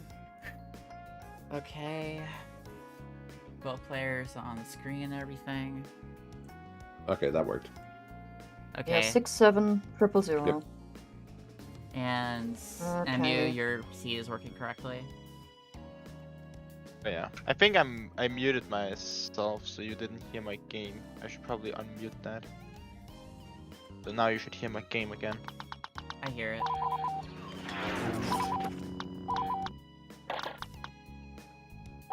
We have it as Empire plus randomizers Empire, so we should start at Nebula, right? Oh wait, yeah, God, I was about to start at Maikido. Yeah, no. Thank you for the subby, Hello Sage. Or Helio Sage. Yo. Thank you, I really appreciate that. Alright. Wait. Is Kaz away right now, or is Kaz here? No, I'm still here. Hello. Okay. Okay, wait, let me mute the tab again because otherwise I will get confused as fuck. Yeah, no problem. Alright, Take your I times. I'm ready. Alright, is everybody ready? Yes. Oh well, yeah. I don't know any of. I haven't looked. I didn't see last run with this seed, so I have Me no neither. clue. So, That's What perfect. they're getting. No spoil. We both have fresh to. reactions. Now, would you like to be deafened for listening to Kaz in case we get something? Eh. Yeah, I don't mind being undefined. I don't mind as well. All right. I'm just wondering, to what extent are we gonna like unleash potential spoilers for the other competitor if they're like maps apart? But I guess that depends if we want to do the Han Solo bit again. I don't know if we want to do a repeat bit. well, if we get enough money coming in, then if there's an amount that I'm happy with, maybe something like $10, then there may be an opportunity Alright. to go Here get a we... little. Hold it, let me get my credit card after this. Yeah, that you'll be getting that, chat. You'll get a repeat performance if we get a little bit in. Still no new donations, so every little bit goes to help the families in Palestine. through the PCRF, and you get to hear the Han Solo song sung by Kaz yet again.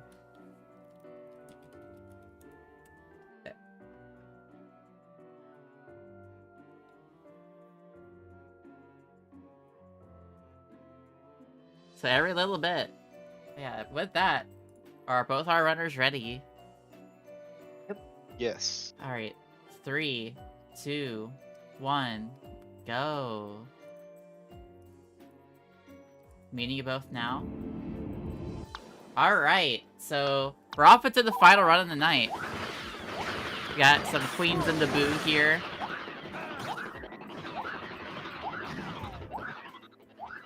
Kyoko not opting to take the queen.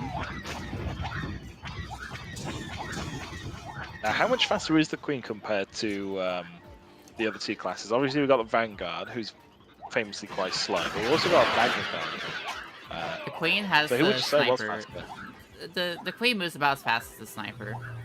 Oh, interesting. Okay, so that definitely puts Emu at a bit of an advantage on the speed front then. Interesting. Yeah. Also, interestingly, neither of them have opted to like respawn as a way to get to the other side of the map, but you never know. There are worse spaces, like the very top left corner of the map. I think this might be Kyoko's first rando. Ah, keep of that in course, mind. yeah. That's very fair. Nope, I did start the timer. That is true, Finny. There's a lot of technical stuff. We might be seeing a queen Plus, I swap. think- No, we're sticking to the Magna Guard. Okay. Magna Guard and stuff. I don't know what else to do for Magna Guard. Like, what do you really fit there? Alright, MU capturing Fountain. Meanwhile, Kyoko having a little bit of a struggle getting to the next command post.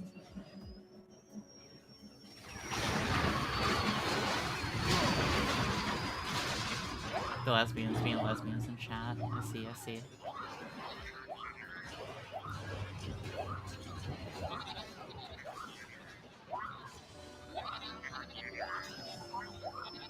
Alright. Oof. I'm not liking how this is looking for Kyoko. Ooh, I would take the queen at this point. Yeah. Yeah, taking the Queen. Oh, And lucky what a spawn. spawn as well. Great spawn. Alright, oh, here we go. MU having an interesting time with these enemies here. And fishing You know off what, the map. Emu, you know what, he's done a good job of dealing with those guys. Very, very swift.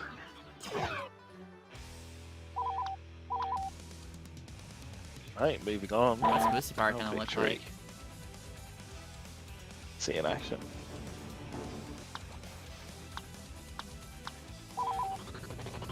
Oh, and a very good spawn. Very, very good. These spawns are all preset, like with the seed, so both players will be getting the same seeds, same spawns and everything. Same exact starts. So no advantages from that. Every other spawn after that though is random.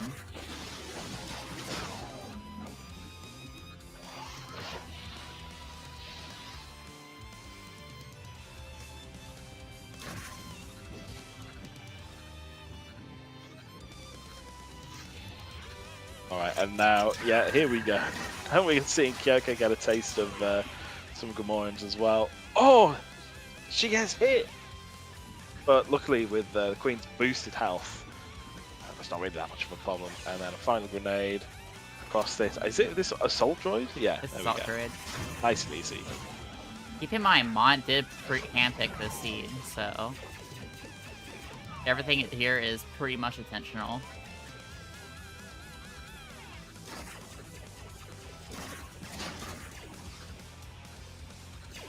I think the answer is guys who just happen to like survive the purge on a Mustafar. I think that's the idea. When the Anakin went there to purge the the droid leaders.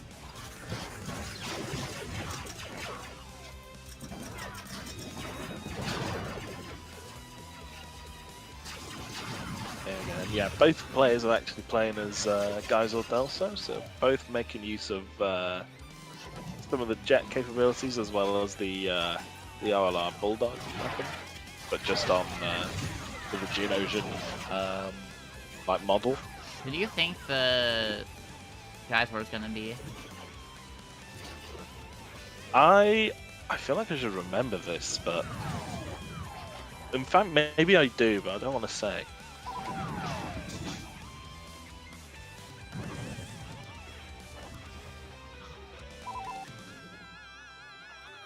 See, that's cool. Emu's making use of the jet tech here. Oh my! Got lucky where that Guys War decided to walk. See, that could have been a lot worse. The thing with Gaizo is that you have to remember not to kill him before the objective starts, and it's quite easy to forget just how squishy these units are, because although sometimes they scale up and down the health of these guys, it can be a bit awkward. Because, yeah, in this scenario, the enemy health hasn't been... the right way to go, yeah. Grievous gets scaled. Geisel Delso doesn't get scaled. You know, Circle's made this exact same mistake. Oh, Leia doesn't. Circle's made this exact... Oh, no! Oh! Circle's made the same mistake that MU made. That's so funny. Like a repeat. That is... Oh, God. So... Oh, no. Right, so Emu making the same mistake as Circles did. It's all the way to the other. We'll see if Kyoko makes the same mistake as well. Who knows? I think Grievous might be the only boss that really gets scaled. Well, Grievous and the Acclays are the only ones I think. Actually, no, those aren't scaled up either. Yeah, no, it's just the I think it's just Grievous that gets scaled up in health. Everyone else. Is it really just Grievous? I thought. Yeah. I thought Leia gets a bit more, because I feel like whenever she gets swapped with a trooper in Rando, that the effects are still there. Like they're a bit beefier than normal. Like if it was a Vanguard, for instance, it's a bit beefier than regular Vanguard health. I don't remember. Pretty sure. Honestly. I could be wrong. We'll have to see. We'll have to wait and see, of course. MU making his way through, finally capturing DNA. Kyoko getting started on Camino here. Alright. Now, Emu, bit of a bind. Oh no! Oh no! That's it was a nice attempt. It was a good attempt. An attempt was made. Kyoko going the correct way, unlike Emu. Yes! Well done, Kyoko.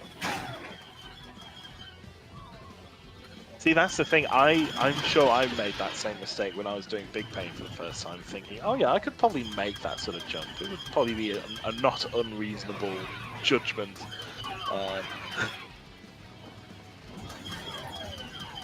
But yeah, credit to Emu. He's now at the command post. He's taking it with relative ease, I think. Kyoko?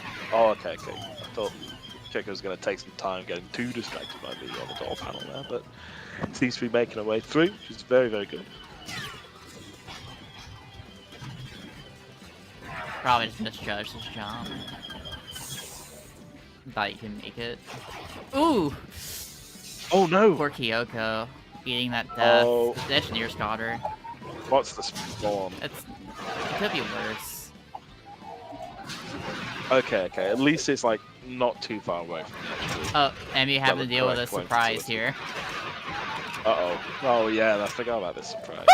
He got it! Oh! They got him! Oh no! Someone actually died to it!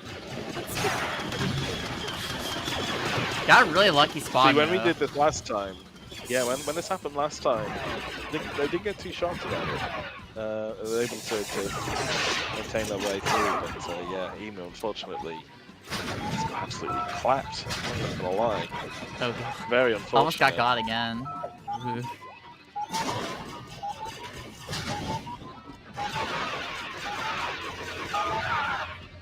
We'll have to see what Kyoko's reaction to this as well. Yeah, both Circles and Fenny were Yeah, playing that's heavy true. during that console destruction. Kyoko thinking about making that jump, but decides against it. Smart move. Smart move.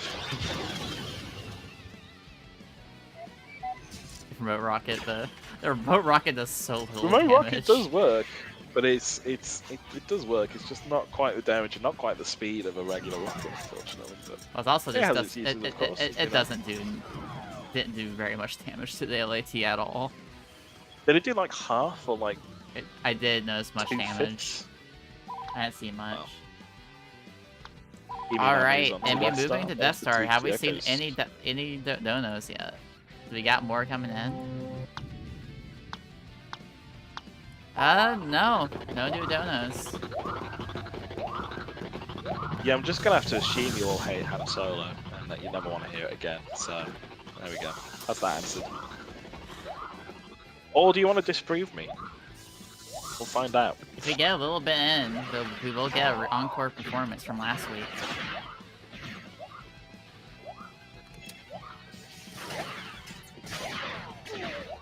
You're focusing a lot on the Wampas. Yeah, you know what? She's doing a good job. I like So grenades. she hasn't opted to play as the Probably have to aim to get some heavy grenades trooper here. Oh yeah, possibly, yeah.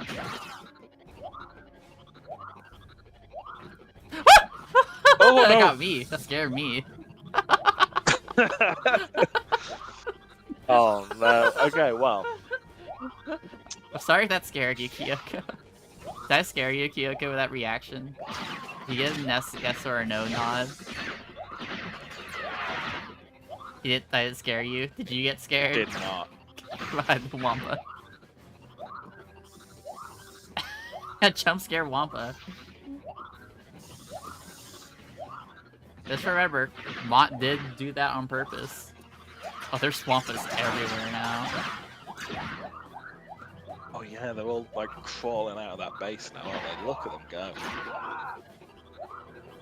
Now I can't quite tell what Kyoko's health is here, but it's definitely below 50%, so it ain't looking great. In case there is another one of those Wampa attacks, and there is one in the base. We do have a Han Solo versus Luke Skywalker here. Oh, Oh. no, Kyoko Oh, eating another death here. unlucky again. And even Let's further spawn away. this time. Yeah.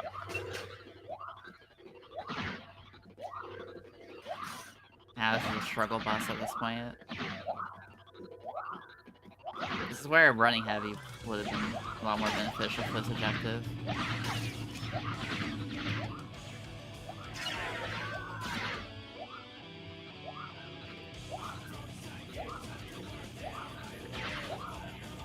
Yeah, that's a good shout. What is the damage output on a jump attack? Do we know? Do we have like a numerical value for that? So I was going to say, I don't think it would necessarily affect Geysor in the same way he did the ground pound as a Wampa. I'm so scared for Kyoko right now. One more. Oh, that Emo droid is dead too. Oh no! Okay, well if you kill, Lucky grenade. she kills some dudes. But there we go. We've got an extra ammo pack. Let's see it in action. I definitely feel like this would have been Good, a bit good. more even without bonuses, but it's okay.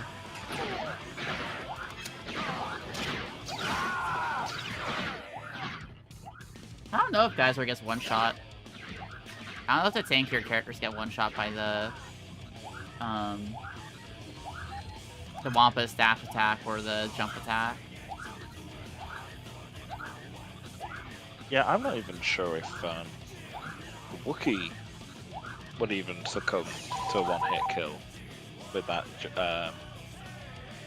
especially with the ground pound. Oh, what a spawn from Emu! Oh, that's Yeah. He's getting the Really trigger. fortunate. Excellent. Nice. really fortunate spawn there. That's the best play. Probably Magna Guard. Yeah. Oh, excellent. Really just plowing through Death Star.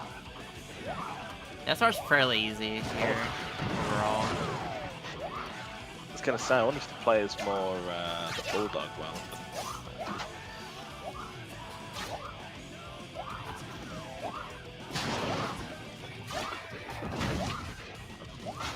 Maybe I'm wrong, but I would have thought the bulldog would be faster than either the grenade launcher or... Yeah. Yeah, there we go, yeah. Super battle droid. Oh yeah, Oh my God. I forgot this Jedi gets boosted Oh, as got well. stunned by the Jawa and sniped by the snipers. Well, it's just as well that we got the commando spawn. Even though, actually... Well, is it incredibly lucky that Emu happened to be spawning there, or does it do that way? It's lucky. You could have got spawned the other side of the map. Excellent. That's what I would have wanted. Oh, it's what you like to hear. Alright, so now that so basically we're a full map away with Emu just getting started on Polis, whereas Kyoko is basically just getting started on Death Star. Both maps normally take around 4 minutes, but of course with it being randomized, like, who knows where things might lead.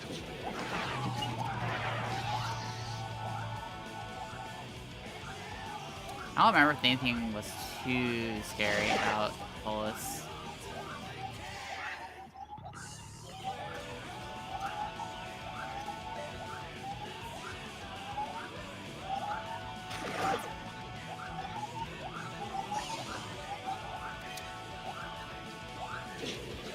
Well, it's funny there's a sniper here to tempt you to do the really dumb, super difficult strat.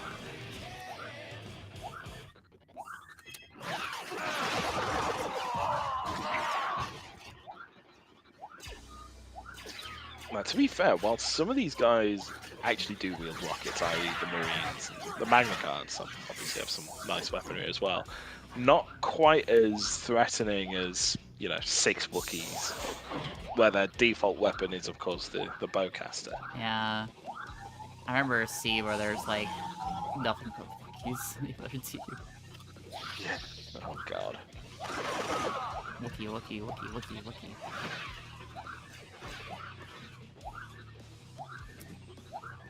Now, Emu's going for this route, but is it worth it? We'll see. I mean, the command posts in the randomizer for these defense ones are actually, like, buffed to take a lot longer for the AI to cap. Oh, of course. So, and your team can contest as well. That said, oh, they're capping, though. Oh, they're capping. Yeah, capping. The team is stalling, though. It's a big one. Honestly, I feel like if Mott reverted the nerf to this command post to like its capture time and just left it as like the team can stall, that would be better, I think. 3max on the difficulty of it. I think that would be maybe fine. that would better reflect the difficulty overall, perhaps. I think both of the buffs are a bit too much. Kyoko, meanwhile, getting to the tension area. She's Han Soloing it up. You're running out of time to be able to do the bit. Any kind of donation. You can go towards that. There's Kaz singing Han Solo for encore performance. Gotta be done. It's gotta be done while we got Han Solo on screen right now.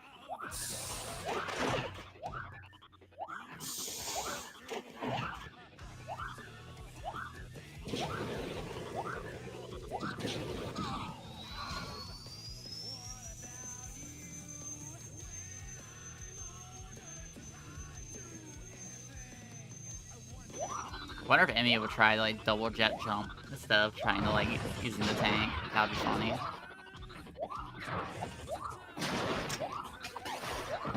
Let's see, I think Emu's gonna get his grenades. third... Oh, he's missing a third grenade. He needs to get ammo from somewhere. There is a droid nearby. There we go. See if he gets it. Okay, cool. Oh, but he does die. So here's the problem now. Does he get to command post 1? No. Nope. Gotta risk it. He's waiting for his Gotta risk it. he's risking it. I'm seeing the risk, and I'm seeing the vision. think he's about He's to gonna make barely it. make it. Oh, Oh, no. it's gonna be so tight. Oh, come on, come on! Yeah, no! No, you're kidding me. That should have been it. Rip. Oh, was that a Gamorrean? Okay, well, That was a Gamorrean. oh my god, maybe it was.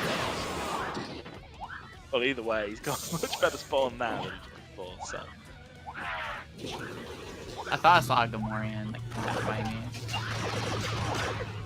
I got better spawn out of that at least.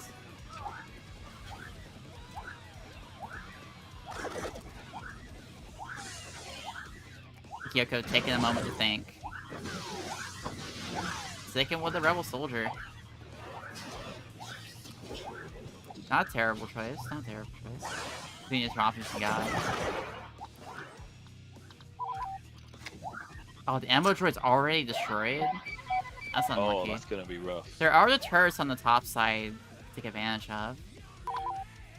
Yeah, there are turrets at the top just above the blast doors. But the alternative, Ooh, of course, is I don't know if playing she as one even of the makes other it. classes. Let's see if we get 10 to 4 what we're getting. Interesting. Interesting class choices. Get the mag. Interesting class choices Ewoks. for the enemies as well, by the looks of things.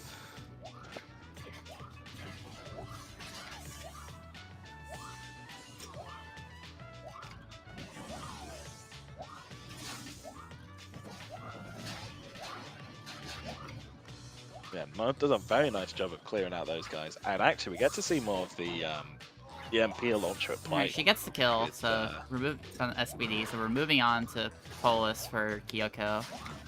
MU, meanwhile, we're just breezing through Tantive. Not too much. There we go. Let's see what Leia Yeah, as is. Kyoko. Well, yeah, I was going to say, as Kyoko's just finishing Death Star, she's going to be starting Polis Massa. Emu, on the other hand, just about midway through Tantive 4 now.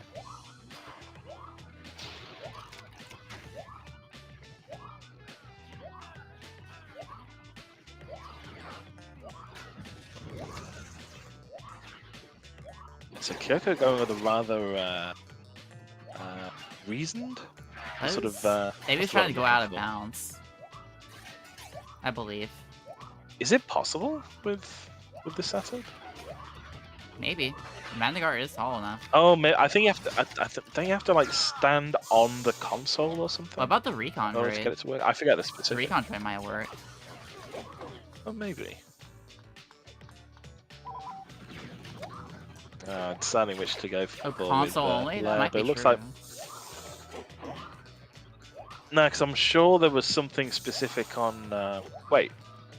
Yeah, I saw that They as well. Did repaired someone it. repair it? It must have been the Ewok. Yeah, it was Ewok. Oh my god. Imagine if that actually counted against you. I'm glad I'm not the only one that did a double take. Yeah, there we go. That's a Tusken, Imagine yeah, if that for, counted against you. If they repaired stuff that you God, destroyed. that would be ridiculous. Emu now onto... Maybe if it did that Oh, during there the are objective. Gamorreans. Emu just got lucky and see many. Yeah. Yeah, I think he got like we got a glimpse of one, right as he spawned to go back to Command Post The 1. illusion of choice. The delusion of choice. Oh no. I don't know about this respawn. It kind of worked out, like, same It walking did not distance work though, out, I'm to be pretty fair. sure. Probably still would have beat it, but it's okay. No. I see Gamorreans in the water. Between. Oh god. Now between a stormtrooper and two different types of rebel Ooh. soldier, is it? My instinct is to say that the rebel soldier would be better, right? Because they got 300 ammo. The but- Gamorrean got Oh him. my god, the Gamorrean. I love the Gamorreans Oh being in no, the what is seeds. this spawn? It's like so far north. I'm not surprised he's respawning. Gamorreans would be so Oh, much scarier no. with, like, no bonuses.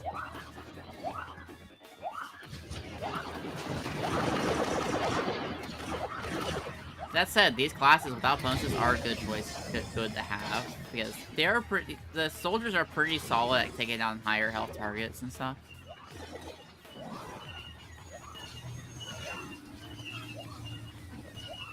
will say, I do wonder if the preferred choice might have been to go with one of the rebel soldiers if they get more ammo. But I don't know if there's a nuance I could be missing. No, they don't have more ammo. They do, they get 300. How about their guns are different, Wayne? Oh, wait, no, wait, the award weapons default it back again, don't they? Yeah, the war weapons are all the same. And there's a difference for the regular guns, though, because the Imperials have, like, better damage overall. While the Rebels have more sustained fire and a bit more accuracy. Very well then. The Rebels do get another clip. Oh, okay. And does that apply to award weapons then?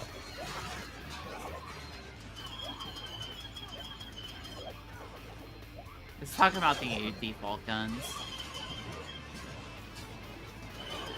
See, here's the thing. When we've got like only like Stormtrooper and Rebel Trooper to compare against, it's like, it's like it becomes a lot of like particular and strange nuances. Applies to award weapons. Okay. Does it actually apply to the award weapons? Another clip, I think so. Do they actually match the ammo? It seems kind of doubtful. It's not matched 100% because I'm pretty sure off the top of my head what it's I think a clone trooper gets 200, but then a ward weapon gets like 144. So whatever that is divided by 4, I guess.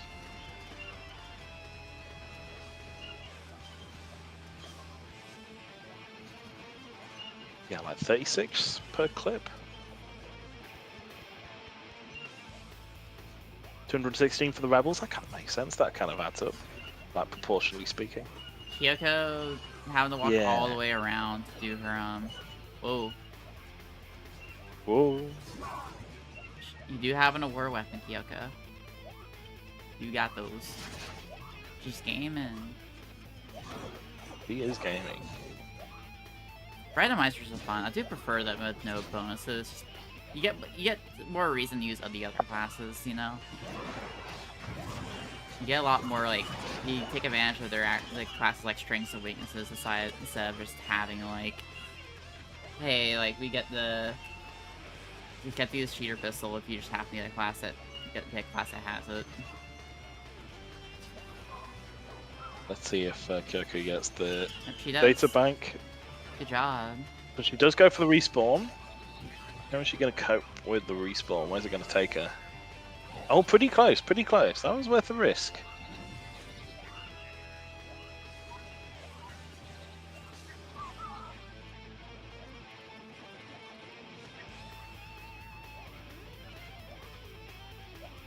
Alright.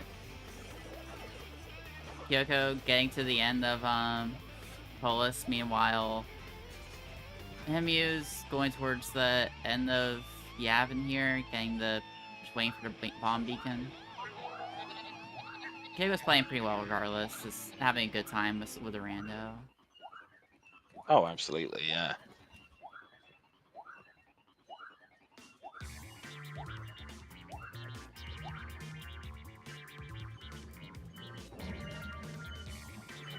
Or Kyoko moving on to Tantive 4. Take a jump scare, good morning, and breaks again. So what are the boffins? I wonder what the boffins are gonna be. I've already forgotten, that's the crazy part. Like, even if I wanted to spoil, I couldn't. They're the queen! Oh God, my imagine god. if you didn't have bonuses here. It'd be a little tougher. Wow, I don't need to imagine. I saw it last week. And, now, remember, the queen, was it? The queen and Geysor do have, like, nerfed health in the randomizer now. That's true.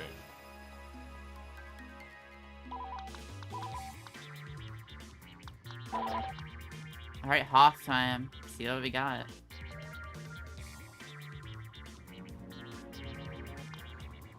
What sort of Hoth are we going to be looking at today?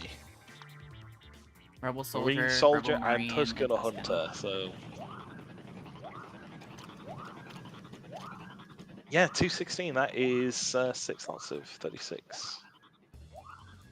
So that would be 6. Yeah, 6 clips of 36 award ammo weapon. So Rebel Soldier Queen. probably could have been the play for over Stormtrooper in that instance, assuming everything else is neutral. Stamina, health. But yeah, it's a really easy start because of the really good spawn. But it's just a question of how things are going to cope with the next command post, especially without a means of getting there much quicker. The queens aren't No that Dark bad to Trooper. deal with, honestly. Especially when you have like the nerfed health. And you got bonuses with these True, too. that is true. It's not really that big of a deal. Kyoko, meanwhile, making her way to get the flag on Tantive.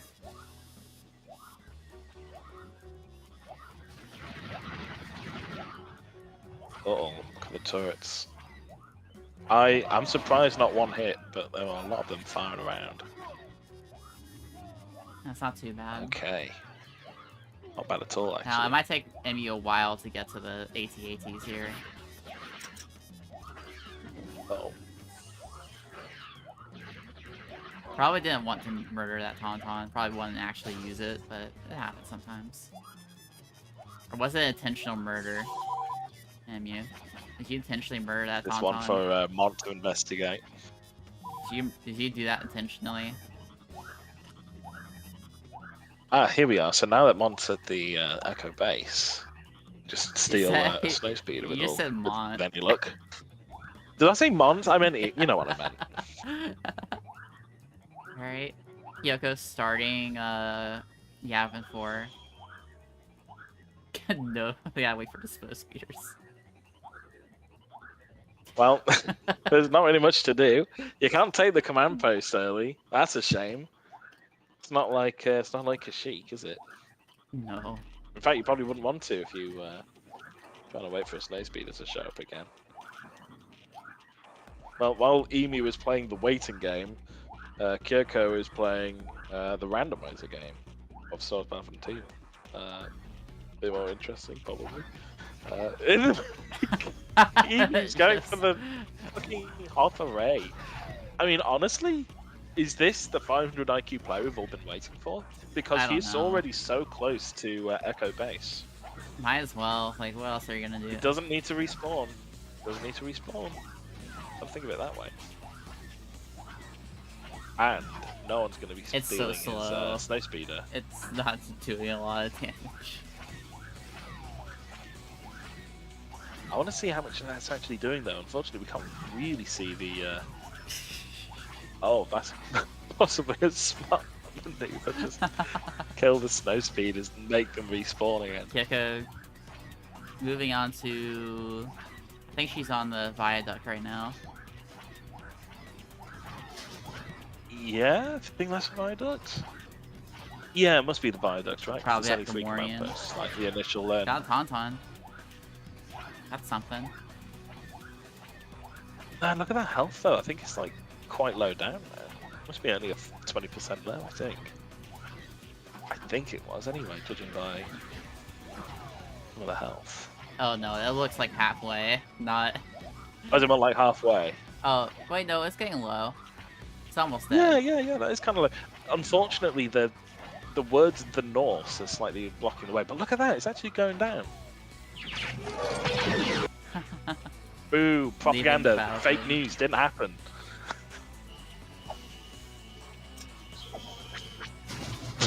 There's the goddamn Snowspeeder after all that. But you know what? All things considered, it does mean that he's able to get to the command post quite quickly. And that's a little worrying. That's a lot of Gamorreans surrounding Kyoko. Oh! And it happened again! I saw on the mini map that there was like something behind her. Oh, and no. Gamorrean jump scares are sure are a thing. When is Mont gonna do really a really mean one where there's Gamorreans and Wampas all over the place? So you just have like weaker classes. You have like Prey. I wonder if you could set the randomizer set things up to set setting that you have to unlock the other classes as you go through the map. That'd be cool. Make you have to actually unlock better classes. Or the other ones, I guess. That might be an interesting idea. Uh-oh. Uh-oh. Got Gungan. Oh, Gungan's almost got Gungan him. almost... That run could have almost gone bomb bad. My god. Just use rocks against the droids as an Ewok. What do you mean? Meanwhile, Kyoko's on the auto-scroller now. She's vibing. MU captured a second hangar. Is about to get the flag. There's no health, so he's gonna have to rely on a health droid if he can find one. Or possibly just kill some dudes. Which, no, neither the officer nor the queen dropped anything. Is there a medical droid nearby? There must be, right? You'd think? Or maybe it's like just outside the hangar doors. It's on the left side. Oh, there we go, there's one on the left. Okay, perfect. How's Kyoko doing in the meantime? About a minute or so left on the auto-scroller. Just about.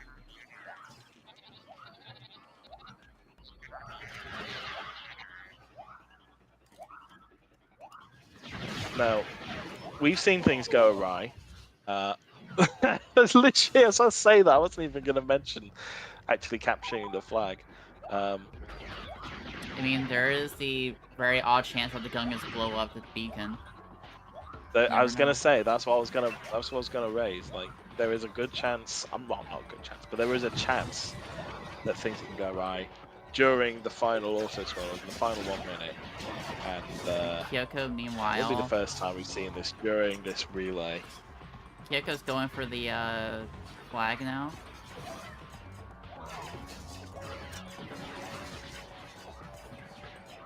Oh, Emi tied again. Oh my god, cap already? What are you doing, Emi? Oh my god.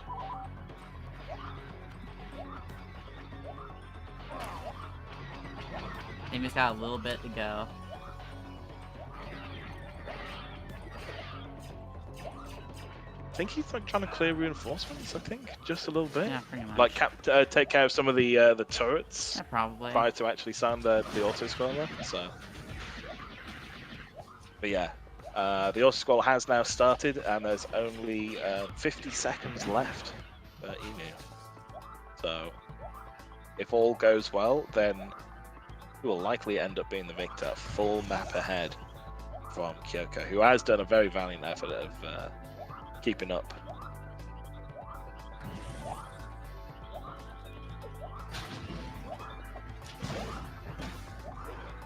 I mean, snoozy sounds.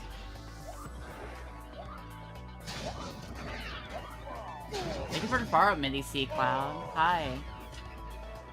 Midi, by the way, Midi did this emote here.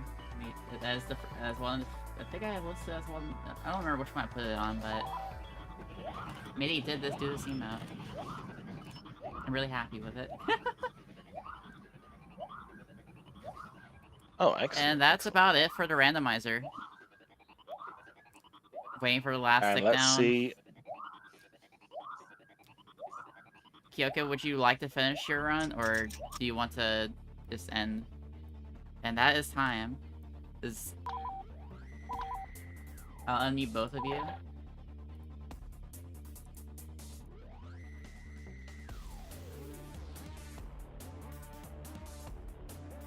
Well, Cass, the reason why, you were correct. Like, the reason why I didn't like just immediately cap it was because I was like, if I just cap it and just like die immediately, then I'll get a defeat, which is the last thing I wanted.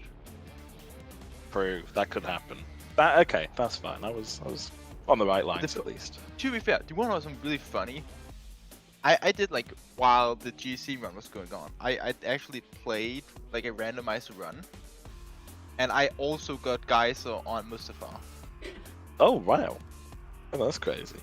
I also got Han Solo, though I don't think it was on Death Star. It was like on Polus, I think. Like a lot of the same maps and stuff. So you were Han Solo in that moment. On Polis. Yeah. Alright. Oh, what? Also, is there a reason why Han has like 2 fusion cutters? That's just how in the code at how that version of Han works. It's just a weird code Okay, thing. It's like I have a secondary fusion cutter and a primary, and that's weird. Yeah, broken dual wield. Alright. Yeah. Well, congrats to both players here. Both of you did really well. And Oh, yeah. Kyoko- That Gamorrean did jump scare me. the Gamorreans were jump scaring you. Yeah, the Gamorrean was. The Wampa wasn't. That one that jump scared you. That wasn't, but the Gamorrean fucking jump scared me on Yatman. Oh my god. Yeah, it's scary, isn't it? Yeah. But with that, that wraps up the relay. Thank you everybody that played this like today and last weekend. I really appreciate all of you and appreciate all the donations for throughout this relay. You raised 168 for PCRF, which makes me really happy. I'm glad we raised that much. It all goes to help the families Palestine struggling under Israel's apartheid and genocide. So every little bit goes to help. It really makes me happy to see so much go through. So Yeah. let's go take a look at the standings now. So in first place from last week, we got Kitty and Puppy. Fish and Clips second place, which was also a very, very close match. That was down to the wire, where one small slip up led to Kitty and Puppy getting a victory. Third place, we have the Norse. And then fourth, we have the Bouncers, who played really well this week today. Like, got really close to getting the getting a reverse sweep from last week. Almost got a win. But played really well. Everyone played well. And it was just a good time. We all had fun, I hope. And yeah, I'm really happy everything went as well as it did. I appreciate all of you. And with that, I think we're pretty much done with the relay. Appreciate all of you. Thank you, Kaz, for helping me commentate throughout these 2 weekends. And everyone that donated and everyone that played. I'm really glad things went as well as it did. I've been wanting to do stuff like this for a long time, and I'm glad things worked out the way they did.